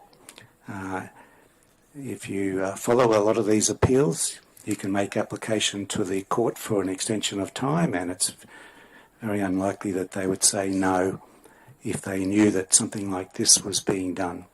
Sorry, is that you speaking to your motion, Councillor? No, I haven't been asked to speak to the motion. Sorry, no, I know. Well, that's why it sounded like you were, so I was confused. So, any other questions to this before we move forward to speaking for and against? Councillor West, do you have a question? No, the manager's just answered my question about the peer review. Thank you. Councillor McGuinness, you had a question? Yes, I just wondered to Councillor Swanborough whether he'd consider putting a time on that, you know, that it has to come back here within a month, and whether that's possible.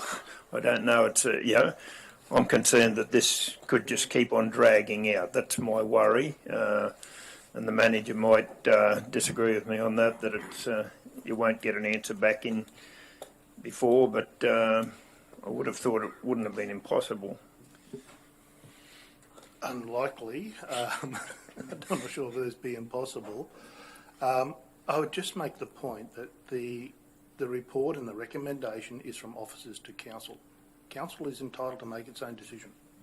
If you see a different recommendation is warranted or appropriate, you're entitled to make that without a report to support it. Thank you. No further questions? Councillor Swanborough, you wish to speak to your motion? Thanks, Mr. Mayor. Yes, it's very important that we get all the right information, and we've had opposing views today from our own town planners in relation to how this has been assessed, and I know that there are procedural issues that have been raised with councillors, as I've said before, which need to be resolved, I think, in the processing of this request.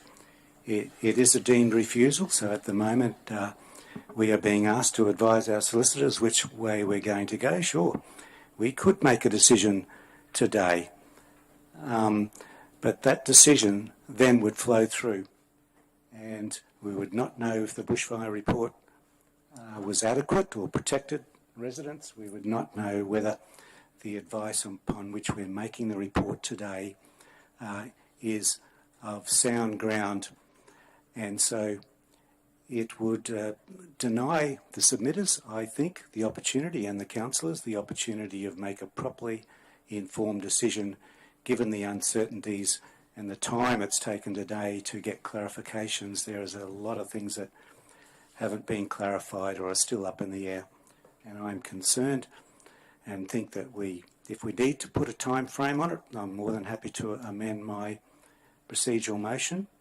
You could make it 2 months or 3 months, but these appeals drag out. The courts are chock-a-block. They don't ever get to these things in a timely manner. This could go on for a year.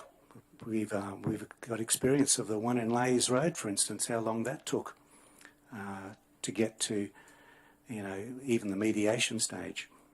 So yes, I think there is time to do this, and it would be prudent and it would provide some confidence for especially Tamborine Mountain people that the decision has been adopted in a responsible, and it's complied with all the technical requirements of the planning scheme.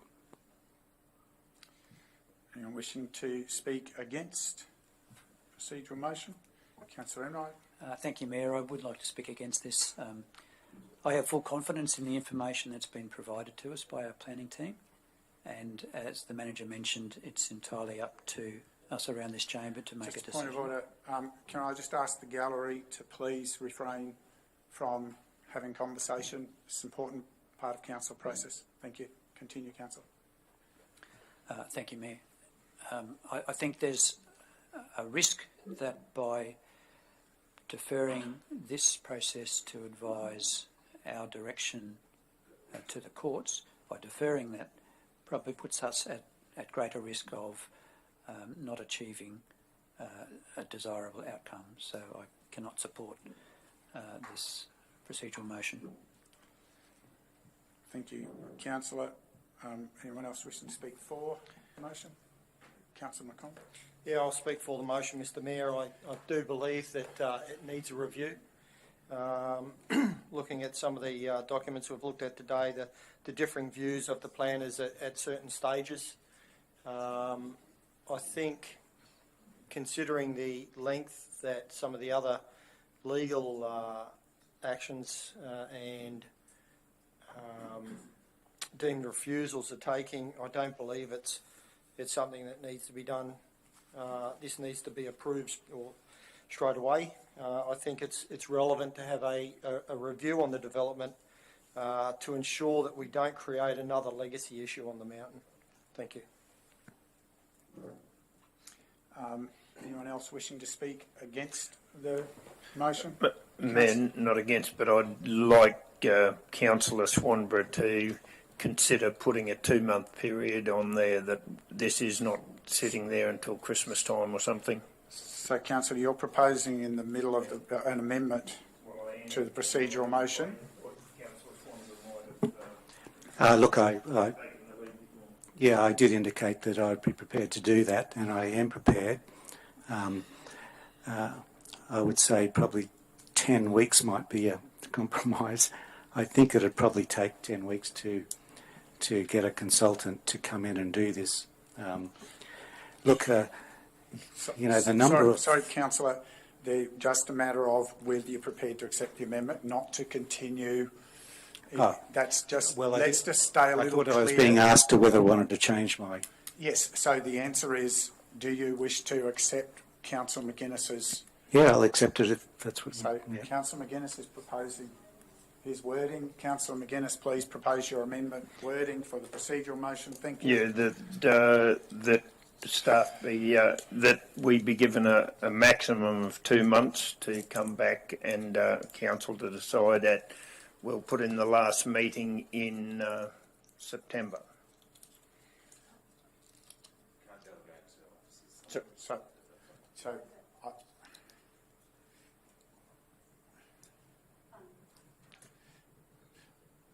I believe what Councillor McGuinness is seeking to clarify is a proposed amendment that says that such peer review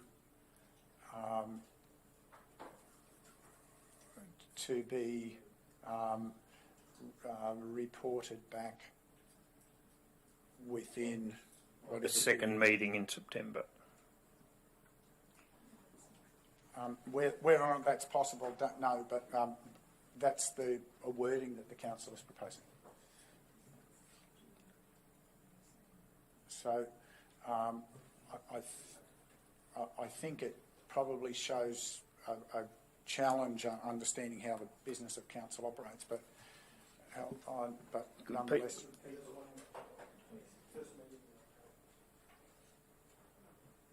Because the second meeting in September is in the middle of the month, not at the end of the month. So your time frames, you're actually talking 6 weeks, councillor. Yeah, correct. Okay, make it first meeting in October. Yeah. that's the case, yeah. Yeah, it is 30,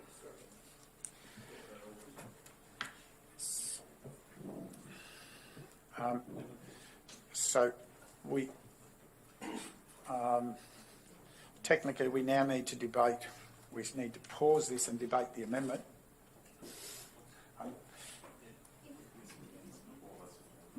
But with the discretion, Councillor Swanborough is happy to include it. I'm happy that we continue to proceed. I was now looking for a speaker against. Councillor Enright, you've already spoken to the motion. You want a point of clarification? If I may. Yes. If it's not possible to get a peer review back to a report for the 11th of October, then what happens? Great question. Any guidance? I think it's prudent that I need to advise council that timeframes would be, I think, stretching our friendship with the courts. These procedures do take a long time. They might be 12 months, 2 years going through court, but the initial start of the process and the setting of dates when mediation occurs, when the joint experts reports are done, is done very early in the piece. Thank you. So whilst the rest of it may take a long time, what you're probably not seeing in those court appeals is that this is happening early in the piece. The other thing I would also mention is that planning generally is very, very busy at the moment. Getting a consultant to undertake a peer review in 10 weeks, I cannot guarantee that's going to happen. Thank you, Manager, for that advice. I'll proceed with, do you have a further clarification about the amendment, Councillor? Otherwise, we'll move on with speakers. Yes, Mr. Mayor, there are a lot of planning firms in this thing. I think it's difficult to give that advice to council that it can't be done when clearly there's a possibility that it can be done, and I probably don't accept the view that the lead-up process to the appeal, is a process that can negotiate. Councillor, I'm going to pause you happens. there. You're moving outside of the process. We've talked about the date. The officer's provided a professional advice. Note that you have a different view. Moving on now, seeking a speaker. Is there another speaker against the motion? Yes. Councillor West? Yes, Councillor West? Look, I'm happy to take the professional advice of the Manager of Planning, and given the fact that this is a very tight timeline, I believe we need to proceed with the deemed refusal, and quite possibly there may be an opportunity there for the peer review, or certainly for the bushfire management plan to be reconsidered and looked at. Thank you.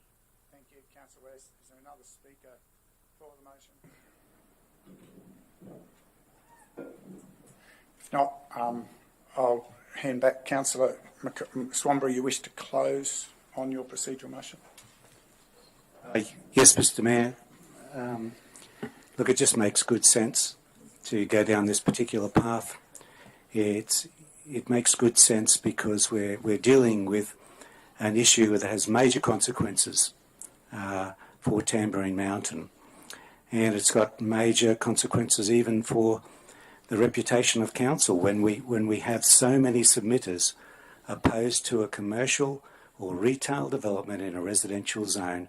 If we don't get all the information that are necessary and another opinion on this in view of all the doubts that have been raised, then we risk reputational damage. We've already missed a deadline for this, and now the message going back to the community is that we want to not get all the information that is necessary to do this for the benefit of especially Tamborine Mountain.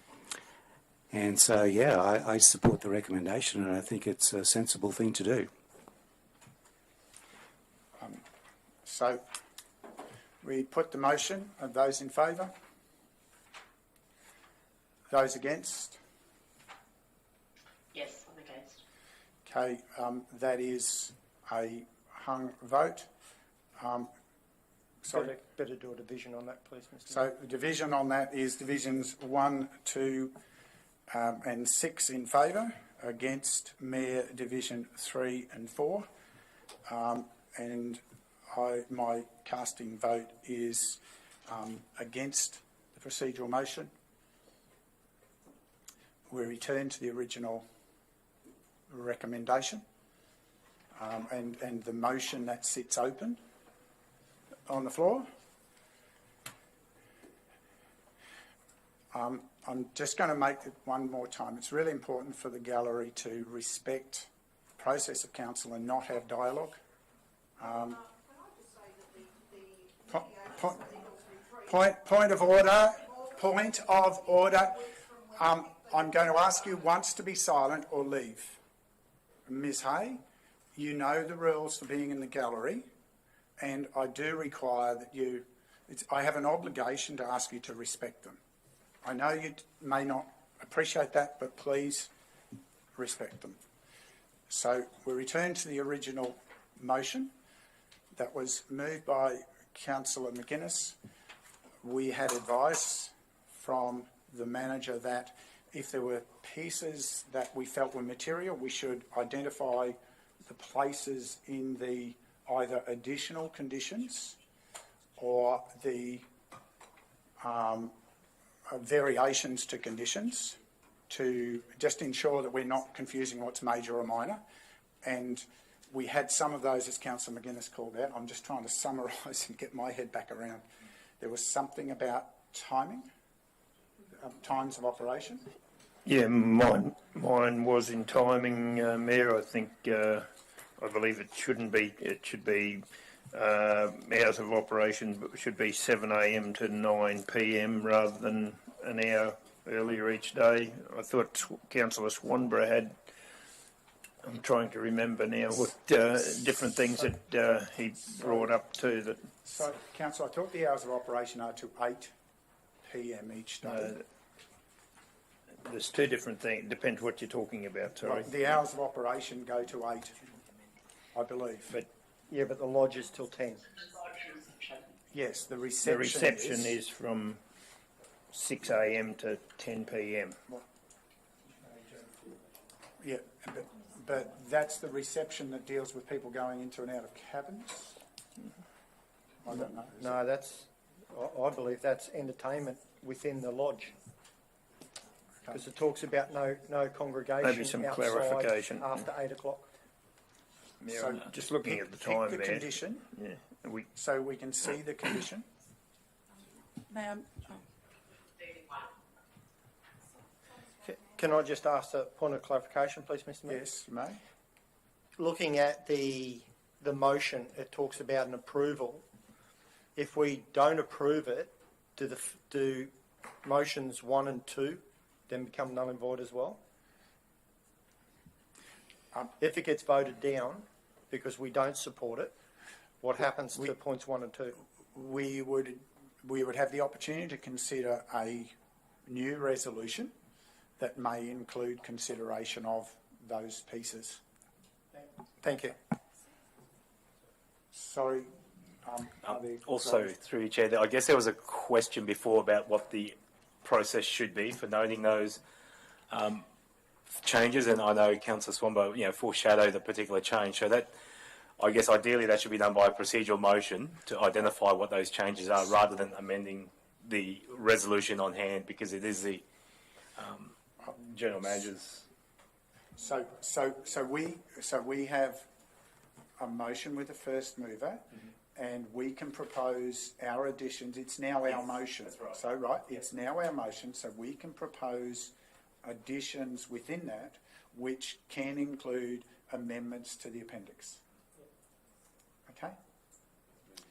So it's no longer, it's been moved by Councillor McGuinness, it's now the motion of council, and therefore amendments to Appendix A can be considered in that context to provide information. If I could just comment, Mayor, I believe officers did take some lists of things to note when they were preparing documents for the appeal. I'm wondering if it would be useful if we ask for some of those if that's where you're headed. I'm actually asking for councillors to look at I believe it's in the Appendix A that councillors are particularly interested, and that commences on page 77, and we can then work through these and identify condition 1, 2,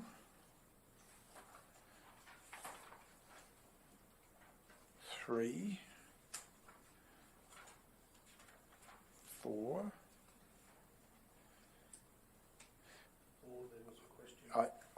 I believe, if my mental notes are correct, that for the clarification that was sought here was based on clarification in the discussion that the wording of this be amended of condition 4 to reflect that the beauty room and massage room are for use in direct association with the onsens.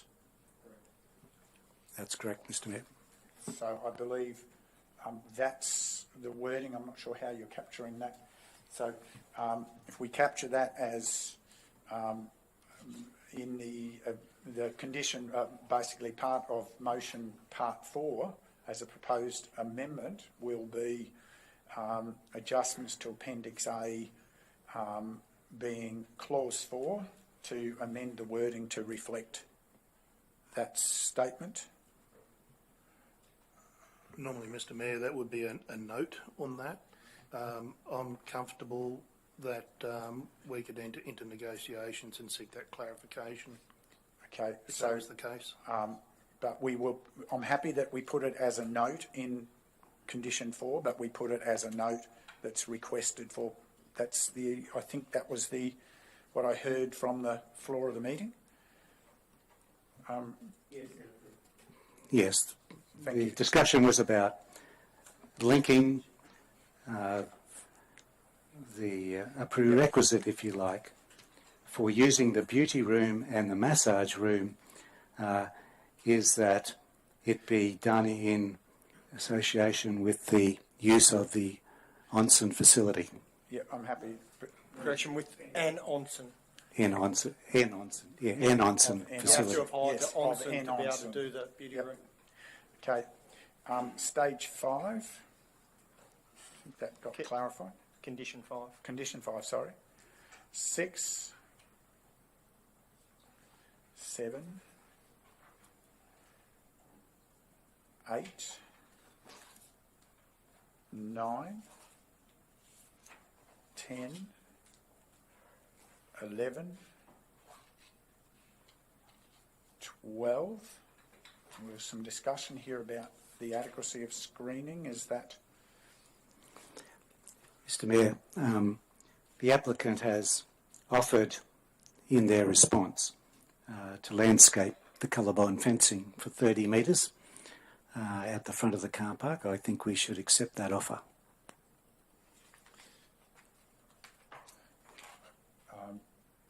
Does that need to be put into a condition? Sorry, guidance from the officers, if I may. Sorry, where's that offer? Yep. But So the current condition 10 in terms of amended landscaping plan would allow for that opportunity. Correct. okay. Would allow for. Would. Okay. 12, 13, 14, 15, 16, 17,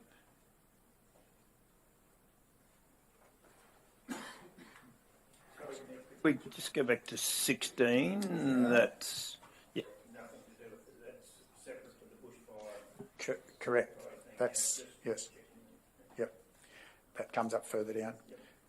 17.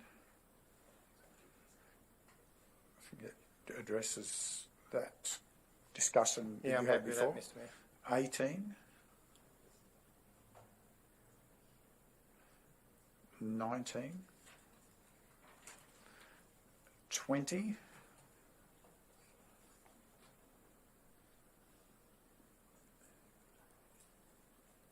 21,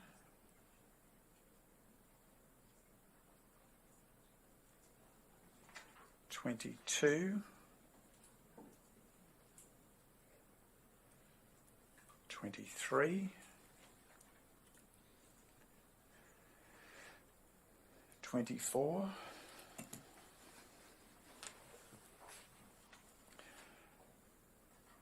25,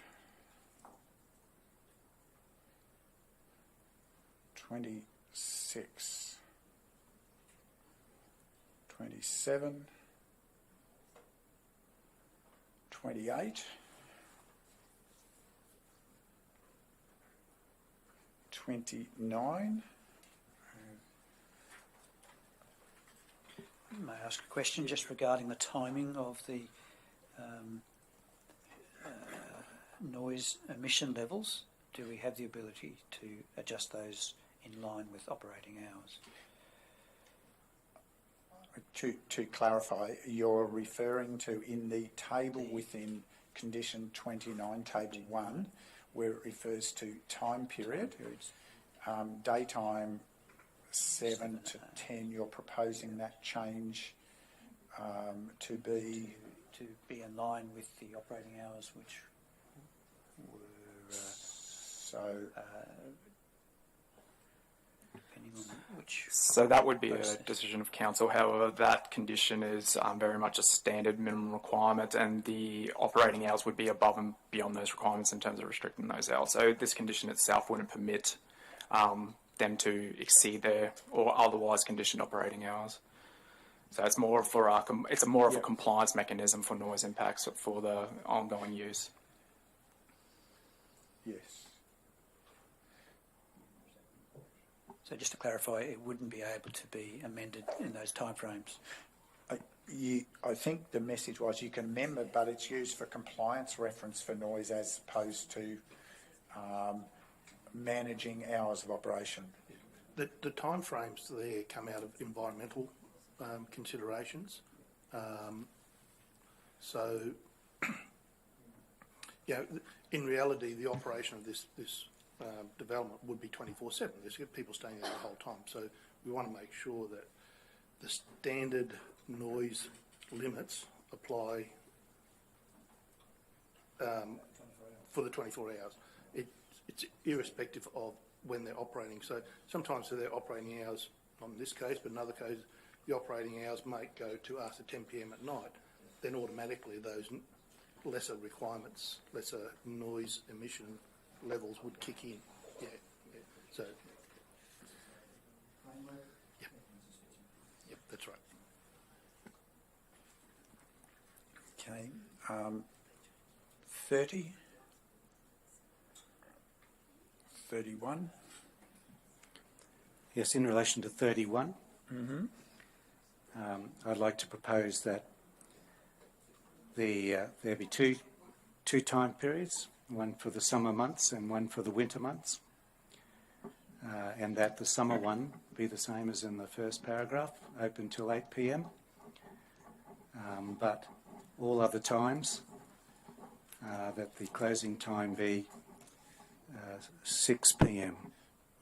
That's a bit confusing. I thought the officers provided clarity before, but technically summer's 3 months, winter's 3 months, councillor. So not sure that what you just described makes logical sense. I'm talking about the balance. I'm talking about the balance. I'm saying there's 3 months and 9 months.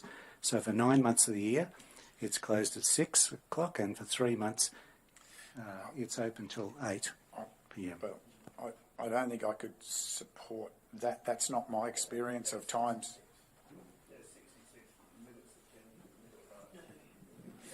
So 9 a.m, I think 9 a.m. as a starting time makes sense, is what I'm hearing. And then the rationale around a close time,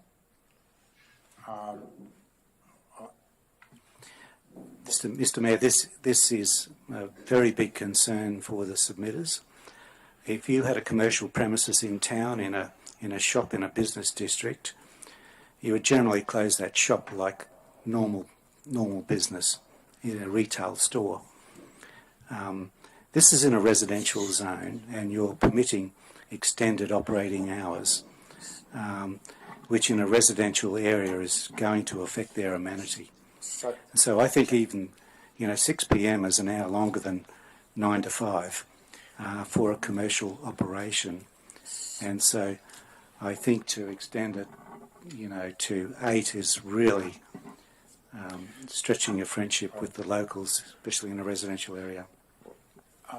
I'm not sure. I think the other matters that we've discussed so far, we've had relative agreement around potential amendments. I'm not sure I'm hearing the same relative agreement around that rationale.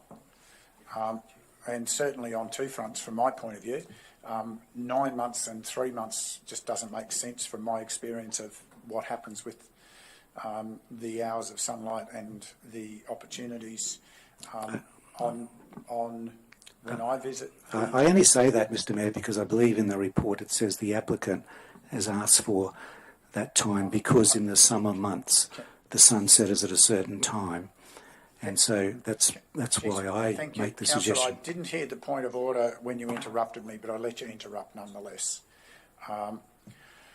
So the point I was making is that the officers also pointed out that the time of day, the hours of sunlight moves constantly across the year. That's a fact that I don't think we need to have an independent review to confirm. That's the nature that we have those time periods, and the restrictiveness of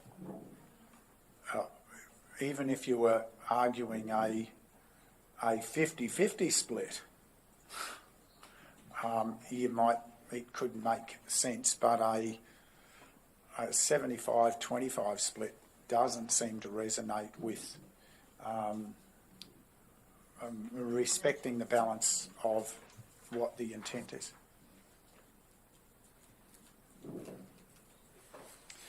I'm happy to hear from other councillors as we're trying to work out. Agree, Mayor. I think 50-50, September to March, your 6 longer months and your 6 shorter months, especially if you're coming back to 6 o'clock, and I can understand in the middle of winter 6 o'clock is probably early enough, but you've got a bit of I'd be happy flex to go 50-50, Mr. Mayor. And October, March. Who said you're not a compromise? Sorry, advice, sorry. Sorry, we're talking October to October, March, yes. 6 months. Yes, beginning of October. But saying October, November, December, January, February, March, that's the clarification. I think. 22nd of September, the midpoint of each month. So, yes. Close enough. Just a question, if I may, if I'm understanding the impact of that change. If with the onsen experience, which might be a sunset in the winter, I'd imagine the sunset in the winter is 5:30 or something in the peak of the summer solstice. It might just take a bit more time to do the soft close and whatnot. The 6 o'clock might be a bit inhibitive to the although soft close, hard close allows the half hour after soft close to allow the exit. Yes, but I'm thinking that maybe that needs to be pushed out to maybe 7 o'clock in the winter, if that's just considering the functionality of the business. So, Councillor, if I heard right, we're keeping 8 as the summer time and 6 as the winter time. Was that what I? Bearing in mind that we're putting these forward as information for a mediation process, I think that's probably we're finessing too far at the moment. And perhaps if we can incorporate some words that reflect in condition 31, operate between the hours of 9, it's that closing time will be, yes? October to March, closing time will be 8, and April to September, closing time to be 6, and that provides guidance to the mediation. Anything further then in the lodge reception? And 31.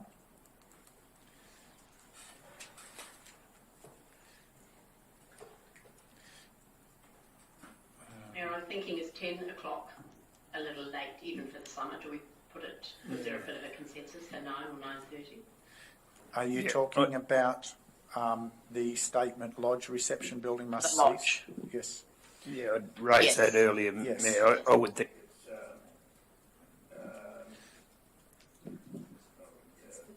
It's 9:30. So 9 p.m. You've only got 10 people in there. The lodge reception building. Yes. Correct, because it's only those staying in the cabin, which is 2 per cabin, that are allowed in the lodge after the close, so it's only 10 people. So that's, I think that's a fairly low, particularly with the noise limitations already in place. Holding that as it is seems to make reasonable sense, because it is dealing with those in the cabins, not those who've been visiting the onsens. Thank you, Councillor. 32.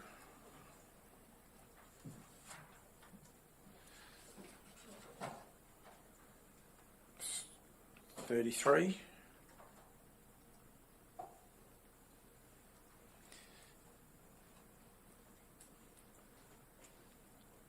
34. Just on 33, Mr Mayor. Mm-hmm. I'd like to see a statement in there that light sources at the premises must be positioned and shielded to prevent light spillage outside the boundaries of the premises, and also to prevent light pollution of the night sky.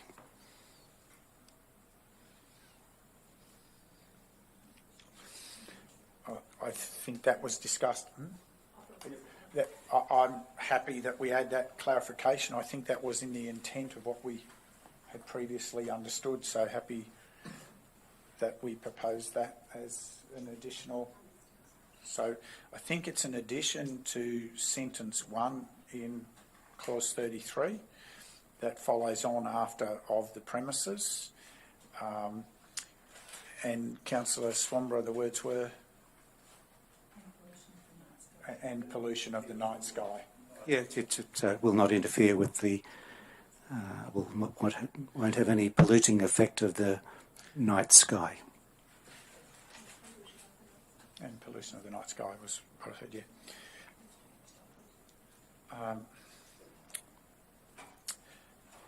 34.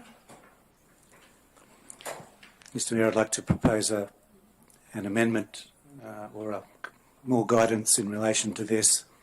That Council's preference is for the use of low-level bollard lighting in the car park areas and in the pathways servicing the cabins.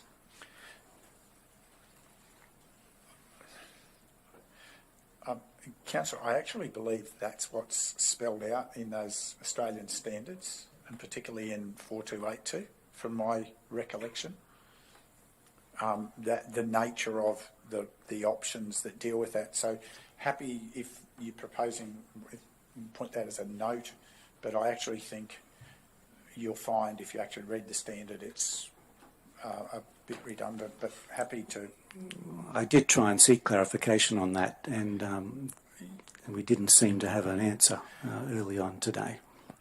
Oh, I thought we did, but anyway, maybe I understand the meaning of conversation about Australian standards differently.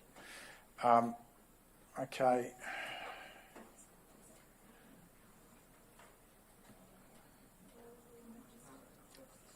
Can I just ask a question about the intent of that? Because in particular where it says car park areas, is that practical from a safety perspective? And So I'm happy. I believe that's a note.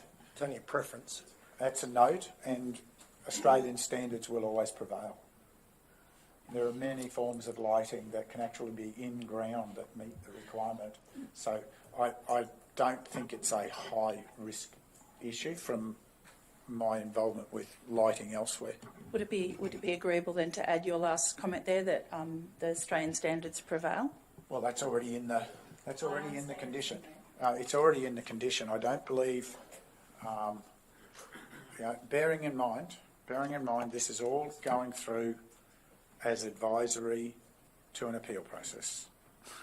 And we might add that you wouldn't have been here, General Manager, but Council specified bollard lighting for its own car park right next door to the Canungra Hall in the main street, and it's worked perfectly since that time. 35, 36, 37, 38, 39, 40,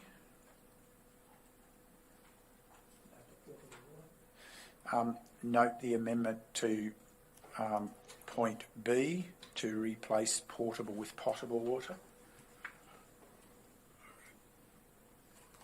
Don't believe we need that as an amendment. That's just an administrative correction. 41.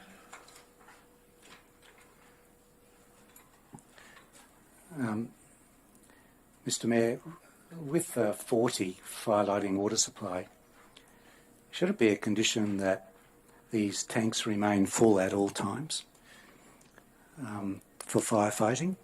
That's condition A, last sentence, solely for firefighting purposes.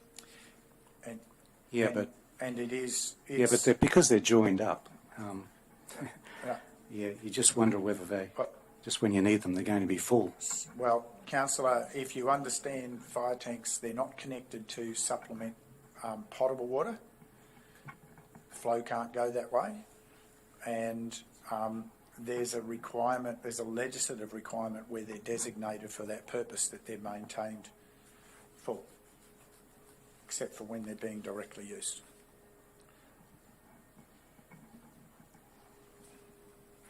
I can state that from my rural fire context. 41. I think the questionnaire was at point F and G, and the clarification that there's further discussion around point G is already mooted. 42, 43, 44, 45, 46. Just in relation to 44, why is it it's just the northern boundary where we're going to have fauna-friendly fencing? Is the southern boundary need to have, and what about the boundaries, to Main Western Road? I mean, I just don't understand why it's just the northern boundary. Is there any clarification around the fencing? The core koala habitat, in terms of reference to fencing structures, the northern boundary had the closest interference or interaction with the core koala, so we thought it would be prudent to allow a climbable surface for the koalas to move through one site to the next and not inhibiting the flow or the movement of koalas. Probably don't want them moving onto the road.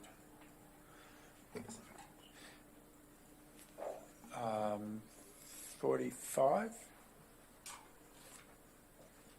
46, 47, 48, 49, and we move to the additional conditions to the advisory notes. Mr Mayor, in relation to 48, Did we change that 10 p.m. to a different time?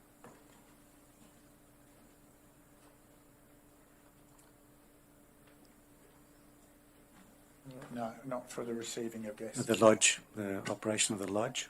No, that's receiving of guests. That's for the cabins. Receiving of guests for accommodation. To operations of the lodge to 9 p.m. I think it was, wasn't it? No, sorry, there was a clarification on that point that it's only guests staying in the cabins that would have access to the lodge up until 10 p.m. And for clarity, what that clause says, if people arrive after 10, they'll have a self-check-in at their cabin. They won't go to the reception. That's my understanding of it. Yeah. Anything further in the advisory notes? Further approvals? I think that brings us to the end of that appendix. May I ask a clarifying question? Just a moment. Councillor Swanborough, what did you... Just in relation to advertising signs, can we have a note there that there can be no illuminated signs on that particular development? That's managed through local laws, Councillor. That's already managed. It'd be beyond what we can condition reasonably as part of this approval, considering that it would be subsequent approval requirements under the local law. So we've got to make sure that material change of uses don't delve into what is otherwise regulated by local laws approvals. Could you tell me what is allowable and what's not allowable? I'd have to take that on notice. On the cuff, we don't. The development assessment team doesn't regulate the local laws. We would need to speak with our other internal agencies or internal departments for that. But the attitude concerning illuminated signs has been well addressed in the past around those local law applications, Councillor. I can recall a few matters that have come through in the last 4 or 5 years. I might just expand on speaking with the assessment officer. So there would be additional requirements as well in terms of signage devices, given that it's a state-controlled road as well. So there would be transport and main road triggers there too. Okay. Sorry now. Thank you, Mayor. I just had a clarifying question, noting that these are the inputs that the councillors are providing to officers.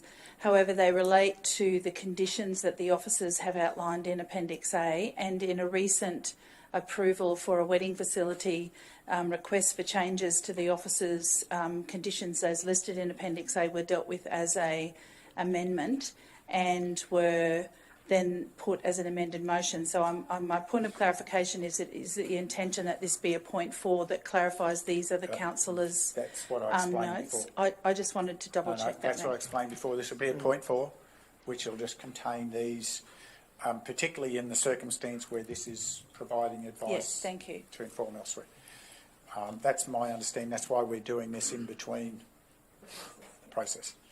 So we come back. I think we now have, with the wonderful skill being applied up here, that should be consolidated now and appear as condition 4 or part 4.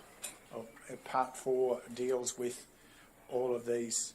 So part 4 is, whatever, get the wording right, I believe councillors that where there is, we'll be proposing an amendment which includes a new, so this will be an amendment that says a new part 4 to the motion to include the following changes and adjustments to the conditions listed in Appendix A.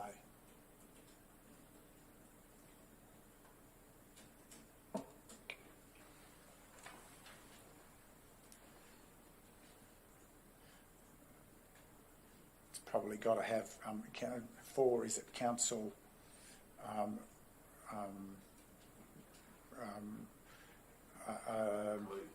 includes.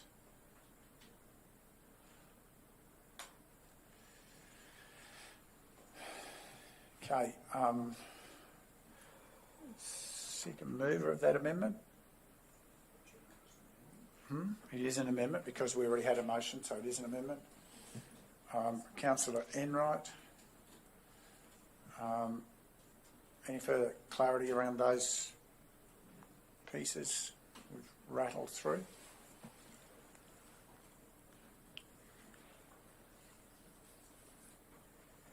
If not, seek a seconder to the amendment.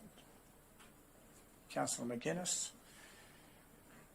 You wish to speak further, Councillor Enright?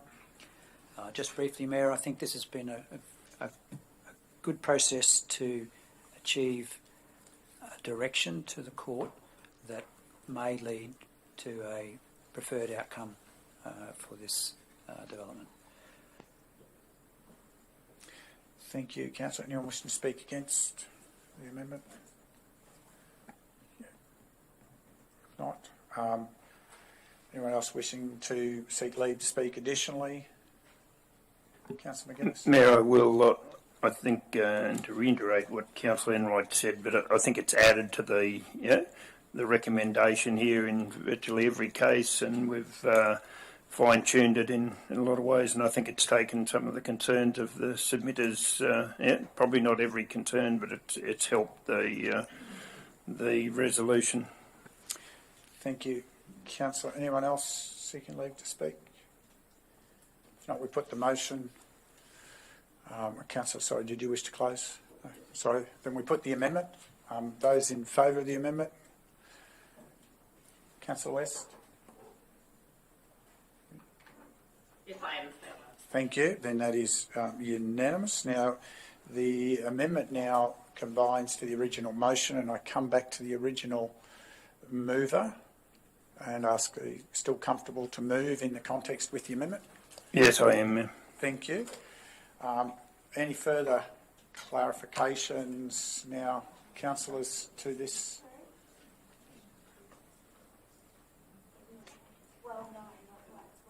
Sorry? Sorry, I was just asked, is it the intention that that list of notes then forms part of this amendment? Correct. Correct. It forms part of, it forms the extension of 4. The list? Yes. Right. That was my understanding of what we just voted on. So, yes, please. Okay, any further discussion to the motion? If not, seek a seconder to the motion. Councillor Enright. Councillor McGuinness, you wish to proceed to speak to your motion? I think we've had a fair debate on it, Mayor, but I think by having this amendment, as I said just a few moments ago, it's actually improved it. I think it's taken into concerns, and I recommend the motion to people, my fellow councillors. Thank you, Councillor. Anyone wishing to speak against? Councillor McConnell. Yeah, I will speak against it, Mr Mayor. I actually agree with the council officer's 1 of April 2022 further advice, where he lists out why it doesn't meet the strategic framework. I don't think I fully support the concept of the business, the onsens and the cabins. I don't believe it is in the right location, and I think we need to start looking at an area for tourism and an area for residents. I also don't believe this is, in the true context, nature-based tourism. I think that's a stretch to try and get it through, as detailed in the officer's report, or the officer's further advice. I also don't believe that the onsens and the cabins will be secondary use of the land. I think it will be the primary use, with the small probably one-bedroom cottage. You can't say that's the primary use of the land, so don't think it meets that part of the assessment. I think the impact on the residents is unreasonable. Having up to 80 car movements a day to and from a business within a residential area, I think is not meeting the amenities that, as council, we should be showing the residents on Tamborine Mountain, or any location for that matter. I don't think that we should be moving this motion. I think it'll create a precedence where other businesses can then do this within a residential area. I'd have no problem if it was 3 or 4 cabins, like just down the road, and that would restrict the movement and the impact on the other residents. But I believe the inclusion of the onsens and the lodge is not consistent with what the planning scheme puts out, and also for the amenity and the piece for the residents. Thank you. Thank you. Another speaker for motion? Councillor Enright. Yes, Mayor, I'm happy to speak. Oh, sorry, Councillor West, you go first then, so we don't lose you. Thank you very much. I seem to be lost before. Look, this has been very... Can you hear me? Yes, indeed. Go. Loud and clear. Look, very lengthy but very beneficial discussion that we've had, and I do believe this will set council, but also the submitters, in good stead for the upcoming deemed refusal process. So I'm happy to support the resolution. Thank you, Councillor. Any other speaker against? Councillor Swanborough. Thanks, Mr Mayor. Yes, look, I agree with Councillor McConnell's assessment. Any way you look at this, this use, it's a mixed use. On one part, you can comply probably with a few cabins under nature-based tourism, but when it comes to a commercial use or a retail use in a residential zone of this magnitude and intensity, I have grave problems for this, and I have grave problems for council's officers' decision making that can get this far and recommend something that will have such detrimental or deleterious effect on the amenity of Tamborine Mountain, and also establish a precedent which is likely to, if we have any more of these, it's going to give great uncertainty to every resident on an acreage property on Tamborine Mountain in a rural residential A zone. And I think this is not going to go down well with council. I think it's going to be a huge backlash because of the precedent that it sets, and I don't think anybody wants a commercial or a retail use of this magnitude next door to them. I think there does need to be a strong, hard look at this potentially consistent table in the planning scheme, and I think that needs to be removed at the earliest opportunity to give some certainty to residents of Tamborine Mountain that their amenity and livelihood is not going to be destroyed in the future. And so, yeah, I strongly oppose this particular development, more so the commercial side of it, the cabins and not the cabins, the onsens, to a lesser extent the cabins. And so I will be voting against it. Anyone else wishing to speak in support of the motion? Councillor Enright. Thank you, Mayor. Look, I acknowledge this hasn't been an easy journey, but I think it's important to understand that people have a right to enhance their property under the process of a planning scheme. And I think what we've demonstrated here is the opportunities to go through a rigorous process to address the demands of the planning scheme, and I can fully understand the opportunities that come from a tourism destination, which Tamborine Mountain certainly is. I think what we have done through this process is to address many of the concerns and provide a more achievable outcome that can be compatible with the neighbouring properties and residents of Tamborine Mountain. And it's the right direction as an outcome from this meeting, a direction to the court to progress the next process. Thank you, Councillor. Anyone else wishing to speak against? I guess I'm the only person left to speak. I would seek leave to speak in support of the motion. Much has been made of the correspondence of April, which I congratulate officers on having the courage to do, to call out concerns and to get additional matters addressed, which is what that letter actually triggered, as we heard earlier today.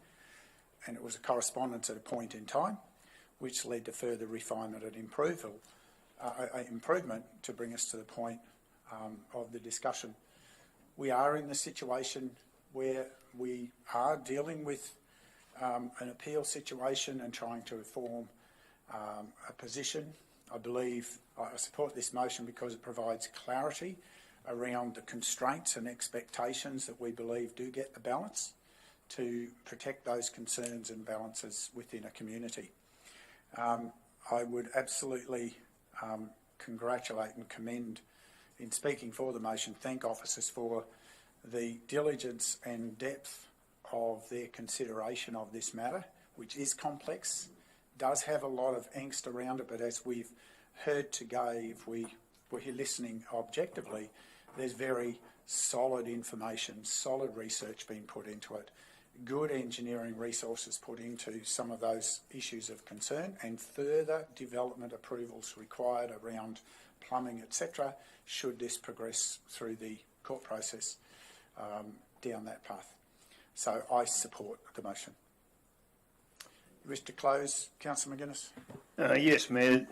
There's no doubt this is a complex issue, and it's the time we've taken, it deserves this time, and we've gone backwards and forwards, and I believe we've made a better fist of it now. With all due respect to the planning people, I think we've made some changes that have helped it, and hopefully help our case when we end up in court. But we put that forward, and I appreciate all points of view there. But I think on balance, as I said earlier, I believe that this is the right way to go with these changes. I commend the motion. Thank you, Councillor. We now put the vote. Those in favour? Yes. Councillor West, thank you. Those against?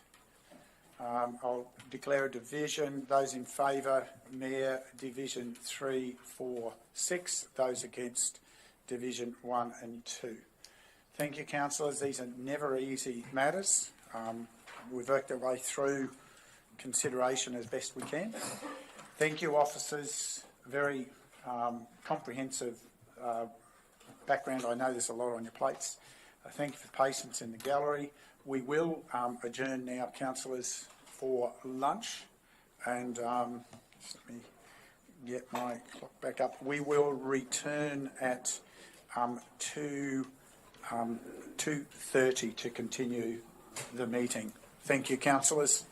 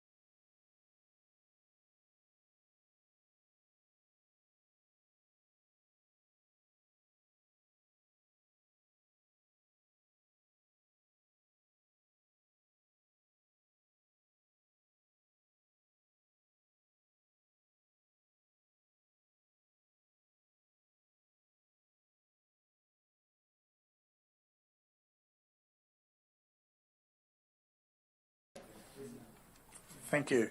Good afternoon, councillors, officers and those joining us in the digital gallery.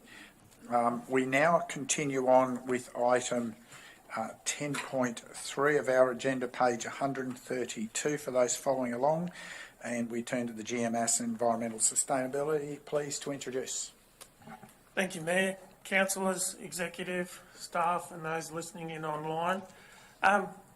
Item 10.3 is an item around council's successful application under the Preparing Australian Communities Program Local Stream. Council has been successful in securing a request for funding for almost $83,000 for the development of a disaster waste management plan. The report basically speaks to that, but I would like to draw your attention to the overall plan development outcomes, and that is around providing an improved health outcome for residents and the environment through safe, effective and timely provision of waste services. Also to reduce interruptions to collection services and other waste services, such as availability of resource recovery and disposal facilities. Increase capacity to manage waste generated through disaster events in a safe and effective manner. Understand stakeholder needs and identify appropriate and feasible waste service levels. Also to identify opportunities to recover value in disaster waste to the benefit of affected communities, and also to identify and provide a roadmap for potential issues that may impede disaster recovery. So I've also got Kartik Venkataraman here, who's also here to actually answer any questions that you may have. Thank you. Councillors, questions for clarification to this report? Councillor Enright. Thank you, Mayor, and thank you, Chris, for that introduction. My question is, how will this link in with our waste management and resource recovery strategy? I'll pass you over to Kartik to answer that as the Manager of Resources and Sustainability. Thank you, Chris. Thank you, Councillor. This forms part of the overall implementation plan of the waste management resource recovery strategy in terms of not just managing waste and diverting waste from landfill, but also providing that infrastructure and the services as part of in a disaster event, and looking at different avenues and possibilities in terms of the capacity building, planning, and also providing that safer disposal services for the community. Hope that answers your question, Councillor. Thank you. Further questions? Councillor West. Thank you, Mayor. Kartik, or the General Manager, I was just wondering, with the recent disasters that we have had, have there been sort of some standout issues that have affected our community that we hope will be dealt with, or we plan for them to be dealt with in this management plan, please? Yes, thank you, Councillor. Yes, so we've had some issues with disruption of collection services and also accessibility to the facilities, and that's predominantly what we will be looking at in terms of planning through this disaster waste management plan, in looking at alternative temporary sites where these waste and disaster waste generated can be disposed of, and also looking at the business continuity plan in terms of that in an event of disaster or post-disaster, following through to the recovery phase. Thank you. Thank you. Further questions, councillors? Thank you. Councillor Enright. Just wondering, will this be delivered or developed internally or through with external resources? No, we will be engaging an external consultant to develop this plan, obviously, but of course having a large input from our officers, both operational and strategic. Thank you. Thank you. Good. Thank you. Anything further not, councillors, I'll ask the GM to introduce the recommendation.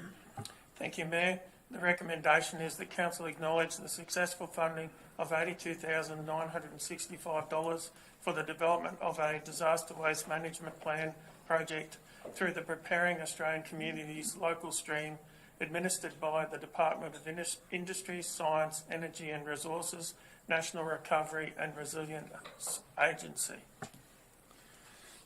Seek a mover. Councillor Enright, thank you. Any additional questions, councillors? Any additional discussion? Probably just as a piece of discussion, I'd reflect on the diversity of events, and we have had occasion where we've had some properties affected by flooding, and that's led to the need to be able to get materials out and get them away.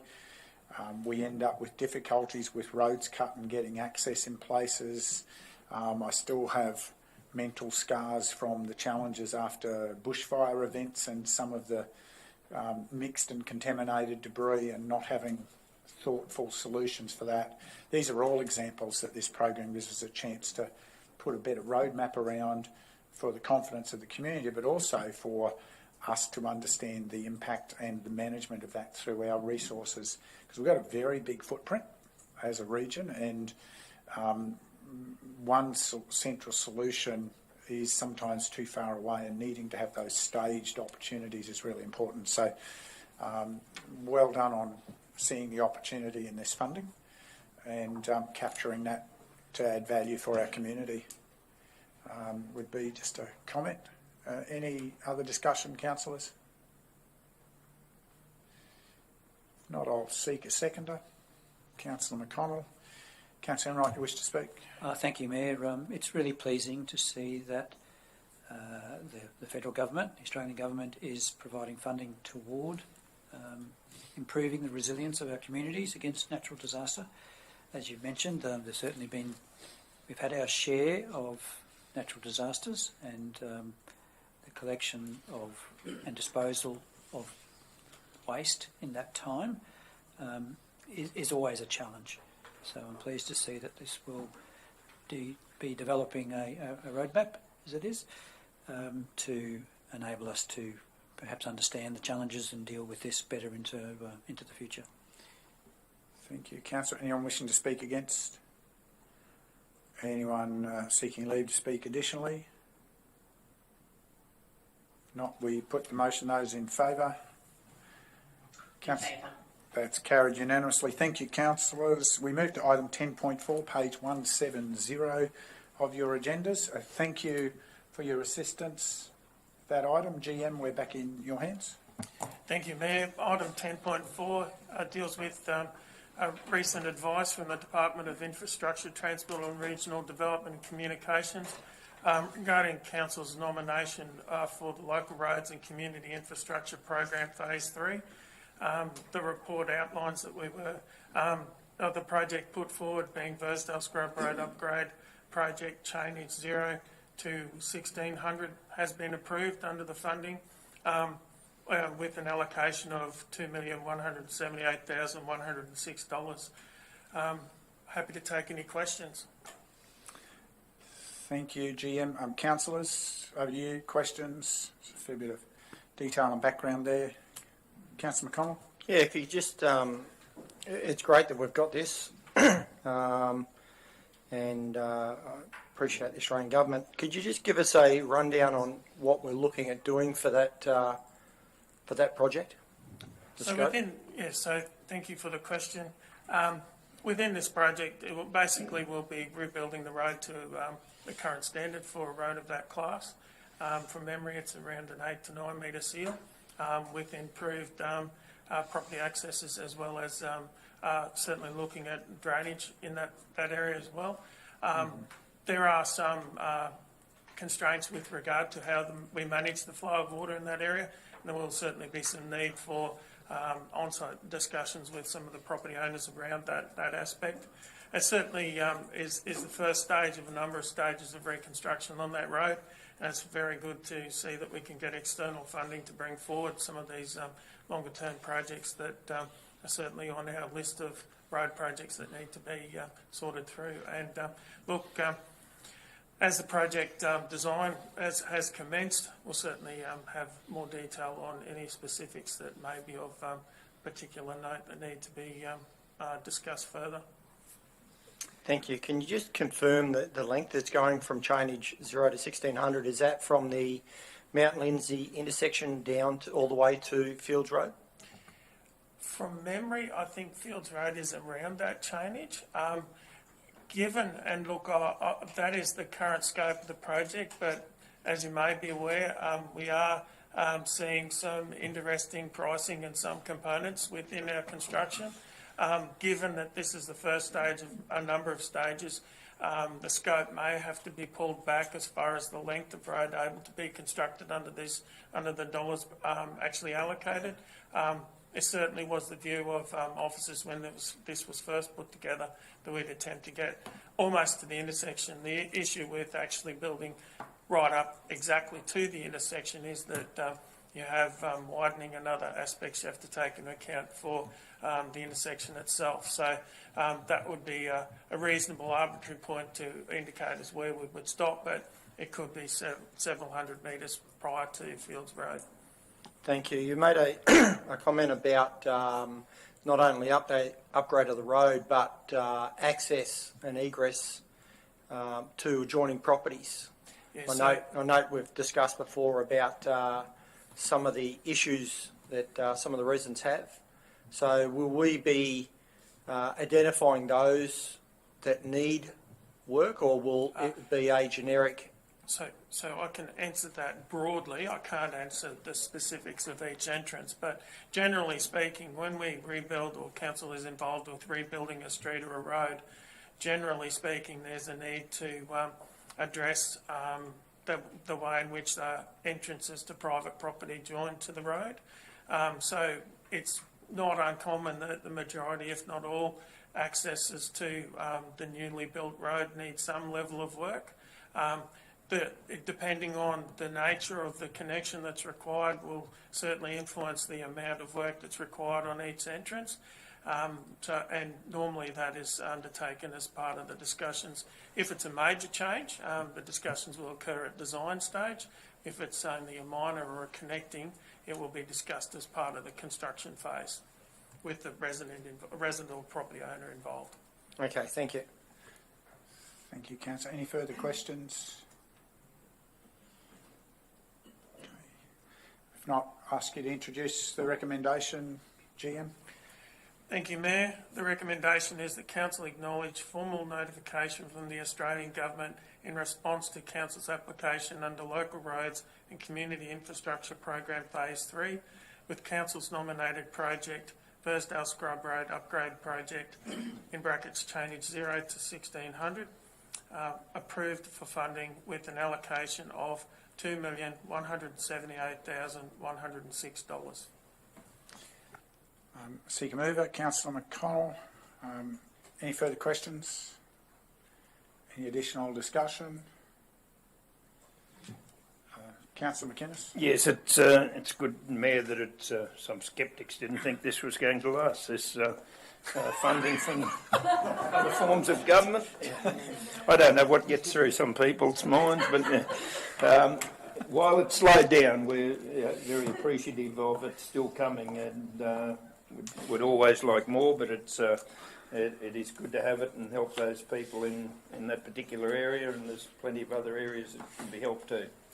I think, Councillor, that's certainly wise observation, but these small dollars make big difference in a budget like ours, and we've got so much of this opportunity. It's great to receive.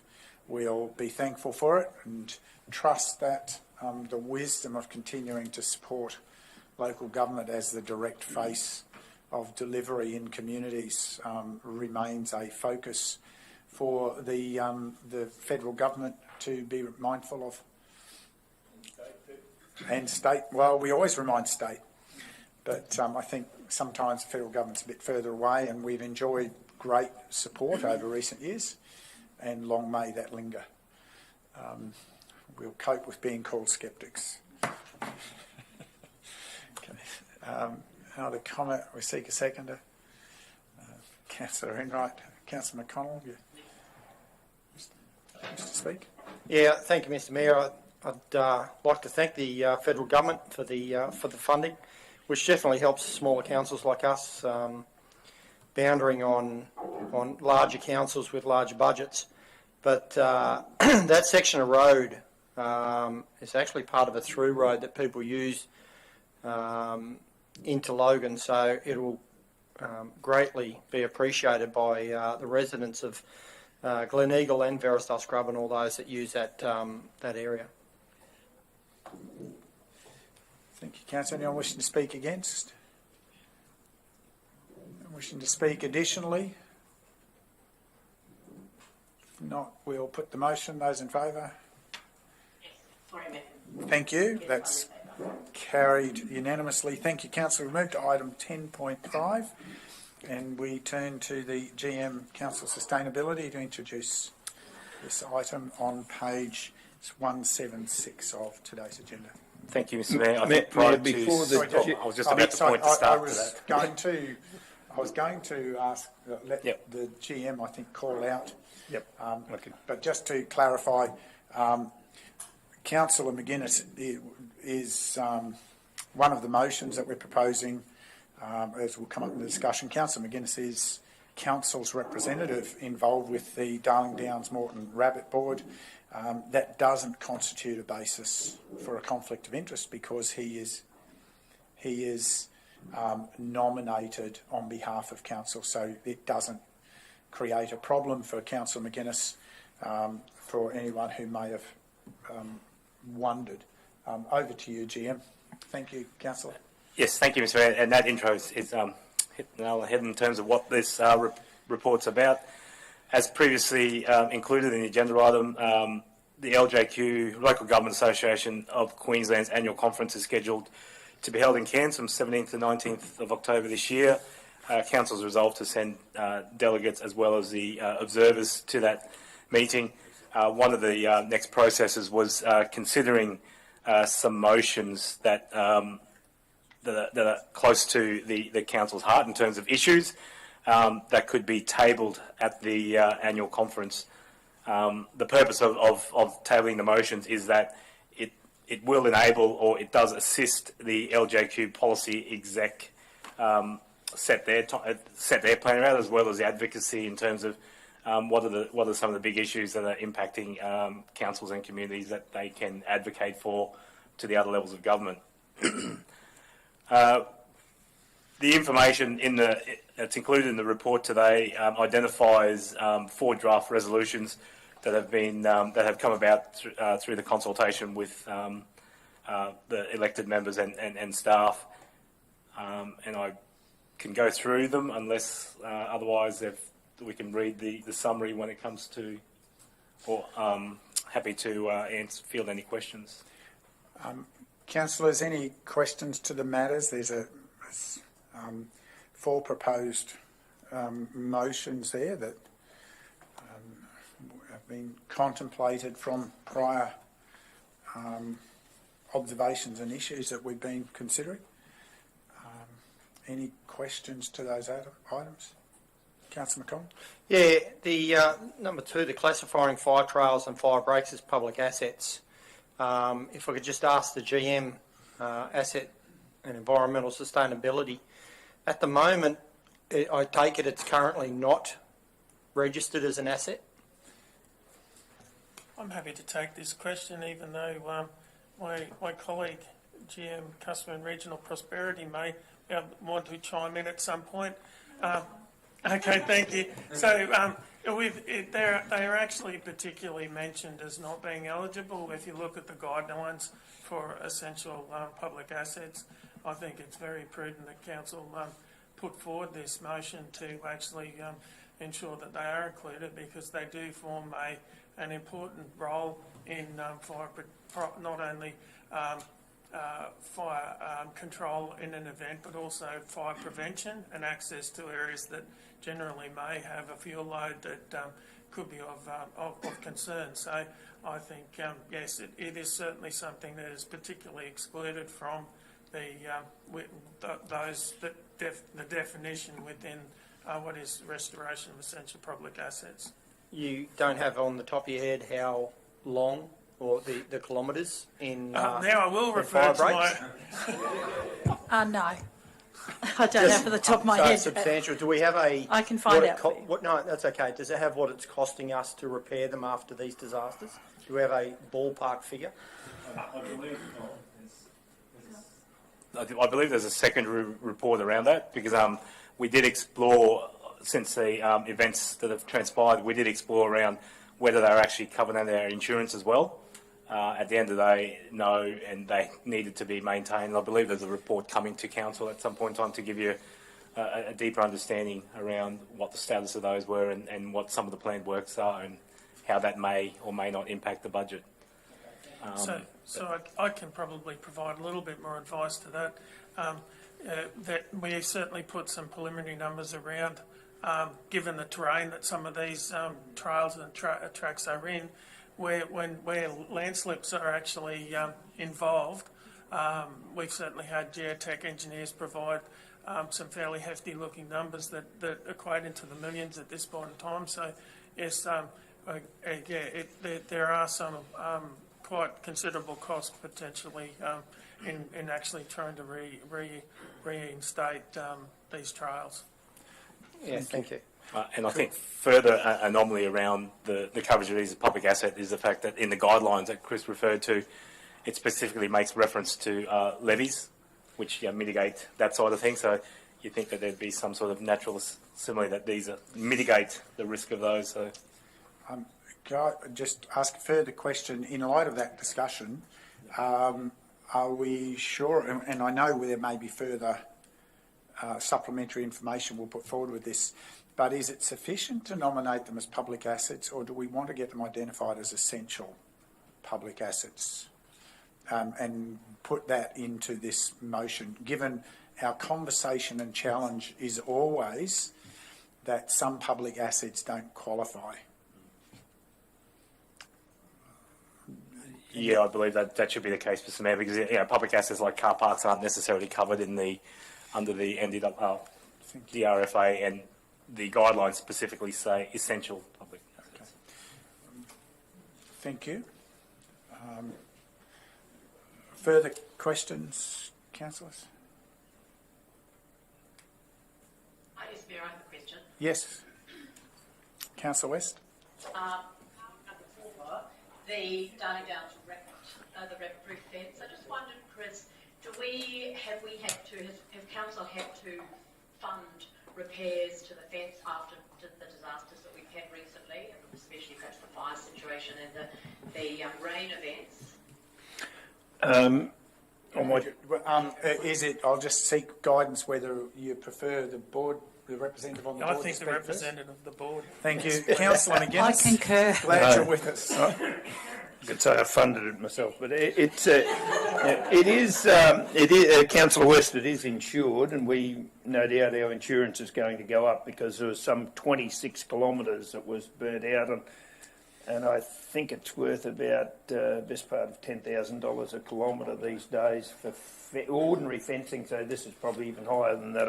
The figure doesn't come to me straight off. So no doubt our insurance will go up. So and they're not going to do it for nothing, but we do have an excess of $10,000 there. But so it would be good if it's and it's owned by, let's face it, collectively by the 9 councils, I think it is, in South East Queensland. So it's is it any different to all our other assets that get affected badly? Just in line with that and your last comment, this isn't just a scenic rim fence. This is a Queensland fence, and whether it should be again an essential public asset. I think that wording. I agree. When I assumed it, we should be using essential where we can. Yeah. Councillor West, did you have a further clarification? No, just really to say that I also agree that we should have the words essential public asset in there, especially for the rabbit fence. And yes, I think just for those who may be listening and not understand, Councillor McGuinness, from your perspective with the board, it's worth understanding a bit of what perhaps Councillor McConnell hinted at, how many councils actually make up the board and largely carry the challenge of maintaining this for the protection of Queensland. Yes, without boring people with the details, and they'll probably correct me because my 9 mightn't have been right, Gold Coast, Logan, ourselves, Southern Downs, Ipswich, Lockyer, Western, Toowoomba and Western Downs. Is that 9? Or? Yeah, something like that. And then, yeah, it's rabbits don't stop at the end of Ipswich. They go into Somerset and, yeah, everywhere else. So, and there's an inquiry going on following one of our resolutions 3 years ago, into other funding of it. That why shouldn't some other councils and the Queensland government be putting money in? They put about half the money into the wild dog fence, and rightly so too, and they probably should be trying to get them to put some money into this. Yeah, that was going to be my next question. Who pays for the dingo fence? Yeah. They do generally, but I should add that some of the areas bordering on Goondiwindi Shire and so on, we actually put a dog height fence there, and the local council, in Goondiwindi's case, actually paid for some of that. Yeah, so it's a good asset. There's probably about a quarter of our fence we actually make it into a dog height fence. Thank you. Further questions, councillors? Councillor McConnell? Yeah, just in relation to number 3 and the reason to bring forward the valuations. If we could just ask the GM why it's so important to bring those forward. I think really, as especially in particular to the Scenic region, we've seen a number of valuations that have fluctuated dramatically, and I guess having that ample time rather than being supplied on or around March, and then you've got until June to adopt the budget, doesn't necessarily give you enough time to get a good understanding or the full visual of the impacts of that. And as well, it doesn't necessarily allow the opportunity for the landowners to make submissions and or submit objections to those and then be ratified in a timely manner, so that then their process, so that there's no, at the moment we're in a situation where we get the valuations around March. There's a short window for property owners to make an objection, and then the Valuer General makes a determination of those after the first rates notices have already been issued. So there's a double handling matter and things. So from administrative time, they matter, and I think allow the landowners that opportune time to get that early is paramount. So how far forward would you like to see it brought? Well, by the end of December, to allow an additional 3 months is probably it's nothing further. What it probably means is for them to undertake their valuation process rather than October. 3 months before that. So that. Thank you. So if I just a supplementary to that, perhaps we could add some clarity to the motion that's to bring forward from 31st of March. Perhaps either we might do it by amendment to include to bring it forward to the prior quarter. So just observe that. Anything else, councillors? If not, Councillor McGuinness? And I haven't got a figure for it, but just on the rabbit board one, and the general manager behind me might be able to help me. There's a trigger point where councils act, and it's fairly high. It varies a lot. It's Moreton Bay, I think, best part of $2 million. We might be 600,000. We probably have to come up with a trigger point, which is a sensible figure for that. It's no good if it's the rabbit board sitting at 200,000. Yeah. Yeah. Do we have something in mind today, or is that something that would form part of the negotiation from an LGAQ motion, I guess, would be. Yeah. I think we need that for sure. I don't know what the right threshold is. We could if you have got some discussions and would you need a figure today? It probably gives it. We don't want to be stuck on it. It defeats the purpose if it's $300,000. Yeah, I think that trigger point, our trigger point as Scenic Regional Council is over 300,000. It's 310. 310. That's at 21-22, but it may. And that's based on our rateable properties value, I believe, percentage. Yep. So I think there may be a formula that would be suitable in this case. So perhaps the wording, from this discussion, there might be just some wording around with appropriate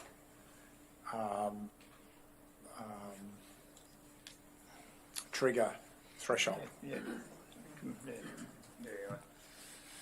That opens the place then for the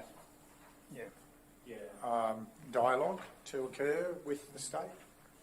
And I think, Chris, in terms of the trigger point, it relates to the event, not the individual asset. So if it is a big rain event that does considerable damage, it's not just on that particular, it's the whole impacted area. Correct. That's why I think just getting those wording, the technicalities of it. It's important for that figure to be right. Yeah. Or very close to sensible, I suppose, is probably the right word. Okay, any other clarification, thoughts? If not, I'll ask you to introduce the recommendation, please. Thank you, Mr. Mayor. It's a lengthy one, so hang with me. The recommendation for item 10.5 is that Council adopt the proposed motions for submission to the Local Government Association Queensland Annual Conference 2022. 1. Early census results. That the Local Government Association of Queensland calls on the Australian Government to allow the early release of census data by the Australian Bureau of Statistics to local governments before the official acceptance by the Australian statistician. 2. Fire trails and fire breaks as essential public assets. That the Local Government Association of Queensland calls on the Queensland Government to make the required legislative changes to recognise fire trails and fire breaks as essential public assets, making them eligible for disaster recovery funding. 3. Release of land valuations. That the Local Government Association of Queensland calls on the Queensland Government to make the required legislative changes in order for the Valuer General to bring forward the 31st March deadline for the release of land valuation notices. 4. Recognise the Darling Downs Moreton Rabbit Board, DDMRB, fence as essential public asset. That the Local Government Association of Queensland calls on the Queensland Government to make the required legislative changes to recognise the Darling Downs Moreton Rabbit Board fence as an essential public asset, making it eligible for disaster recovery funding. Thank you. Seek a mover. Councillor Swamborough, thank you. Would now propose, now that we have it as a motion of ours, any further questions? Otherwise, I'd propose some amendments.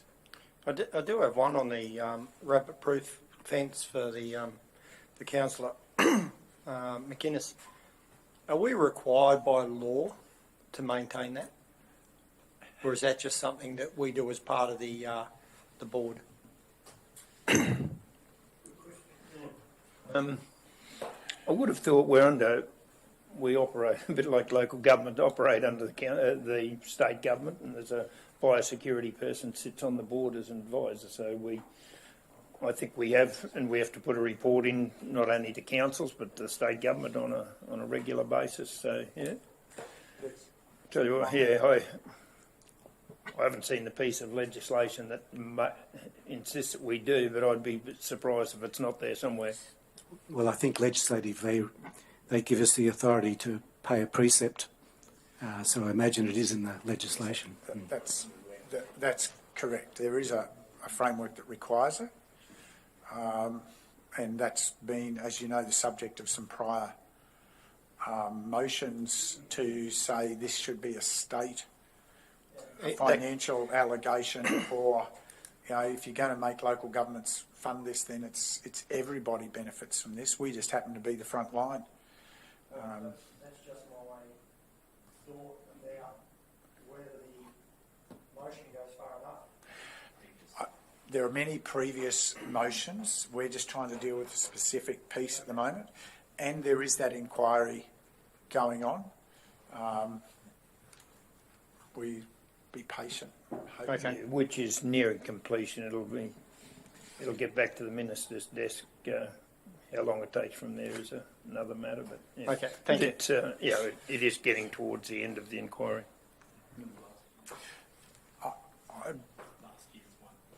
So I believe from the comments that we've made, I believe there are some proposed amendments now that this is a motion of council. One of those amendments, I believed, was around the release of land valuations.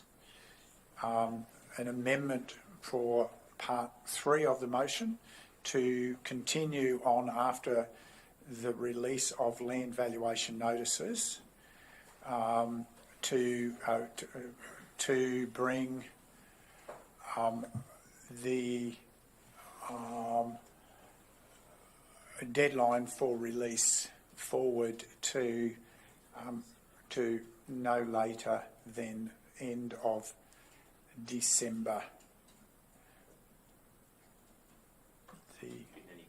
In any valuation cycle. Because some people are on 3 yearly, some are on 1, we're on 2.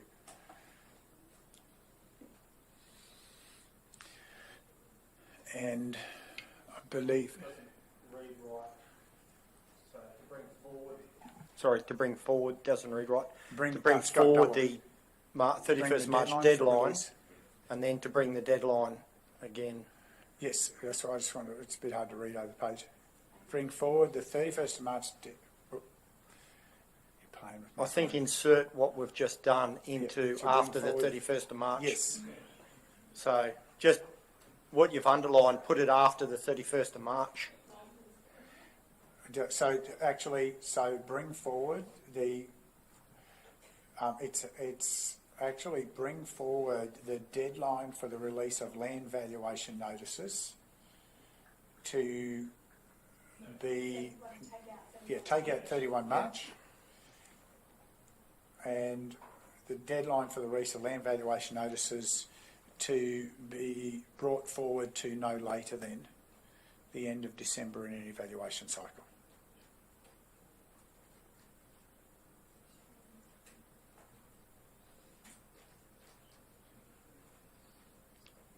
Does that simplify it? To be brought forward. To bring forward. Oh, okay. Yeah. I just took out the March reference, so it's not confusing. Yep. Over that. Okay. So let's vote on that amendment first, because then we've got another one. So I'm tabling that proposed amendment from the chair. Seek a seconder, Councillor McConnell. I don't need to discuss any further. Anyone wish to speak against it? For it? Those in support, those in favour? Councillor West for the amendment? Yes, I'm in favour. Thank you.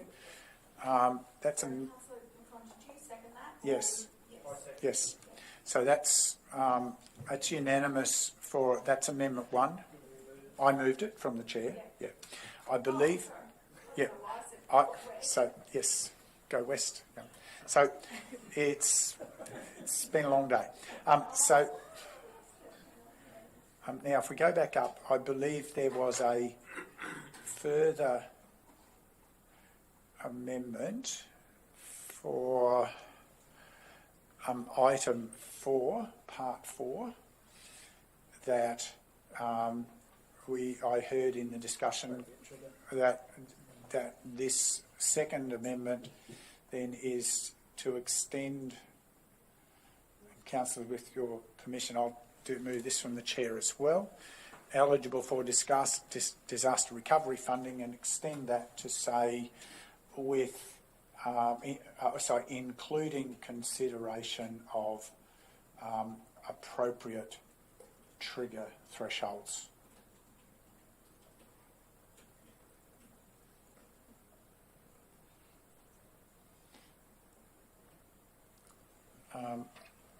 Comfortable with that? Do you need to say something about? Oh, yeah, I'm not. Probably threshold, yeah, take out the S. Sorry. I was just wondering whether that is clear enough that that relates to financial trigger rather than trigger. Well, I think it does because of the language around disaster recovery funding. Yeah. Trigger thresholds is part of the terminology in that. Because should it be thresholds? Because it neighbours a number of council, and each council will impact it individually by the. Is that correct, Chris? Well, put a /S, threshold /S, in case it has to be dealt with through each council. But I think the intent is there now that we're looking for it to be included as essential public asset, but also make sure you don't set the threshold so high it's meaningless. Mr. Mayor, wouldn't we might be shooting ourselves in the foot, even suggesting that the appropriate trigger thresholds? Wouldn't it be better to just so make it eligible for full disaster recovery funding, full stop, and leave out the concept of any trigger funding? No, because then we can't get the lower. We may be able to get higher. Like if you say for full funding, and they say no, but we could have got this through. That's my concern. So I think the discussion around trigger thresholds is a really complex one for this matter because multiple councils are involved, and there are provisions about joint council entities. But question: if the ability to claim following a disaster recovery event, would the threshold not be included, or would the damage not be included in the thresholds with roads, bridges, culverts or whatever else that is damaged under that same event? So that's where you're getting, I'm sort of exercising some discretion to allow discussion here, councillors. The challenge is that we do our applications as an individual council. The fence isn't allocated as a council asset to come under the council threshold. It would need to come under its own threshold as the rabbit board. There's no way it could come back to individual council. To come to your point, you can't, because you think about an example of an event where we've suffered bushfires, Lockyer and Moreton haven't, but the rabbit fence has been significantly damaged. We couldn't include that under our, because we don't own the asset. The move to making it an essential public asset, would that remain then still the asset of the rabbit board? Yes. Or not to come to council as a... Correct. So it's we're a partner in the rabbit board. Sorry, Councillor Swanborough. Look, it gets very complicated, as you say, Mr. Mayor, because, you know, once you have trigger points, do those trigger points apply to individual 9 councils? Are they all different? How is the funding distributed? It's much cleaner and easier if it's a state asset, they fund the whole thing, regardless of where it is. And just like if you ruined a railway line somewhere, if it's in a particular council area, they shouldn't have to pay for it. It's a state asset and it's just replaced because it's a state asset. I see full disaster recovery funding being the answer. So just for clarity to that, Councillor, my understanding is that when it goes back as a state asset, the funding arrangement, I think, has some different parameters around it under disaster recovery. So just not quite sure of that. And whilst the inquiry might land us there, where we sit at the moment is we're a partner in the Rabbit Board, and the asset isn't owned as a sequence of assets by individual councils. It's collectively the asset of the Rabbit Board, is my understanding from past recollection. Doesn't sit in our asset register, doesn't sit in our asset management process. It sits as an independent entity, manages its own people to maintain itself as a separate entity. And that probably, that's why I guess I'm comfortable with the wording around appropriate trigger threshold. It will be a single threshold, I believe, not multiple, because it has to be for that entity. And I think, hopefully that if we get this down the path and the state inquiry hasn't taken ownership back, that there's some consideration that the appropriate threshold is at $5,000 or such like, not at a level which continues to impose a burden on the insurance of the Rabbit Board or on the cost of the councils collectively. Councillor McInnes. Yeah, I hear what Councillor Swanborough is saying, but the chances of them taking complete ownership of it are very slim, I'd suggest. Very slim. Probably as much chance as of them taking over some ownership of our roads and making them TMR roads. I put it in about that same category. But we would like some more funding from them, there's no doubt about it, but for them to take the whole lot over is very remote, I'd suggest. And that's the subject of the inquiry, not the subject of this motion. Well, I guess we can, I don't want to see them take over the whole board or abolish it or anything like that. I'm just suggesting when it comes to disasters, they agree to fund it fully. And that doesn't interfere with anything much else, except it takes the burden of responsibility away from the individual contributors to the precept, to the Rabbit Board.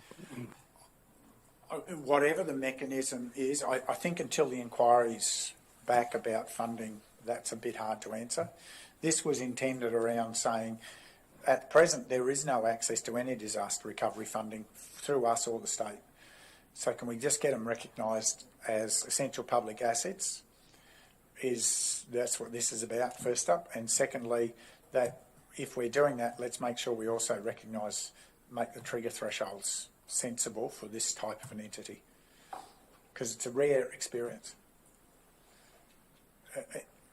I'm going to propose that as an amendment also from the chair and seek a seconder. Councillor McGuinness. Oh, no, Councillor Enright, I'd be comfortable for you too, Councillor, because you very clearly can't have a conflict on it, but understand your sensitivity, respect that. I don't wish to speak any further. Anyone wish to speak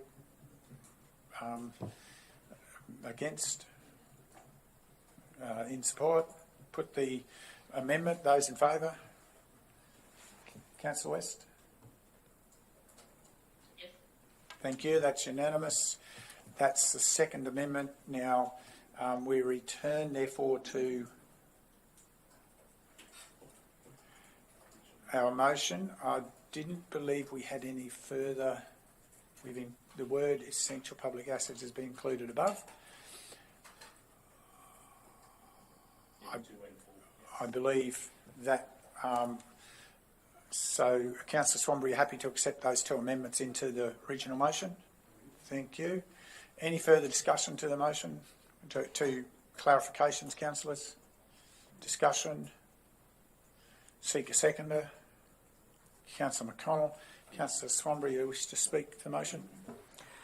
Mr Mayor, I think these proposed resolutions make sense and they're pretty well self-explanatory. I've really got nothing more to add. Just a quick point. These amendments, I don't think I can second them because I seconded your motion to start. Is that correct? Sorry, no. So I didn't. You seconded my amendment. I seconded the main amendment. I don't think I can second an amendment to the motion. No, you're not seconding. You hadn't seconded. So let's be clear, councillor. You had not seconded the motion. You seconded the amendment. Okay. And then we returned to the original motion. Thank Yep. you for clarifying. Yep, just making sure. Yep. No, we certainly. And I believe it's appropriate then when it's been passed and it forms part of the original motion that you can then become the seconder as well. Now, where did that leave me? And now you've thrown me off. Yeah, I think we'd finished talking to it. Yes. Anyone else wishing to speak against the motion? To the motion? We'll put the motion. Those in favour? Councillor West? Yes. Thank you. Yes. That's carried unanimously. Thank you, councillors. I believe that brings me to the end of the notified business of the meeting today. Thank you, councillors. Thank you to officers and to the executive and to those in the gallery for being with us through the deliberations today. And at 3:20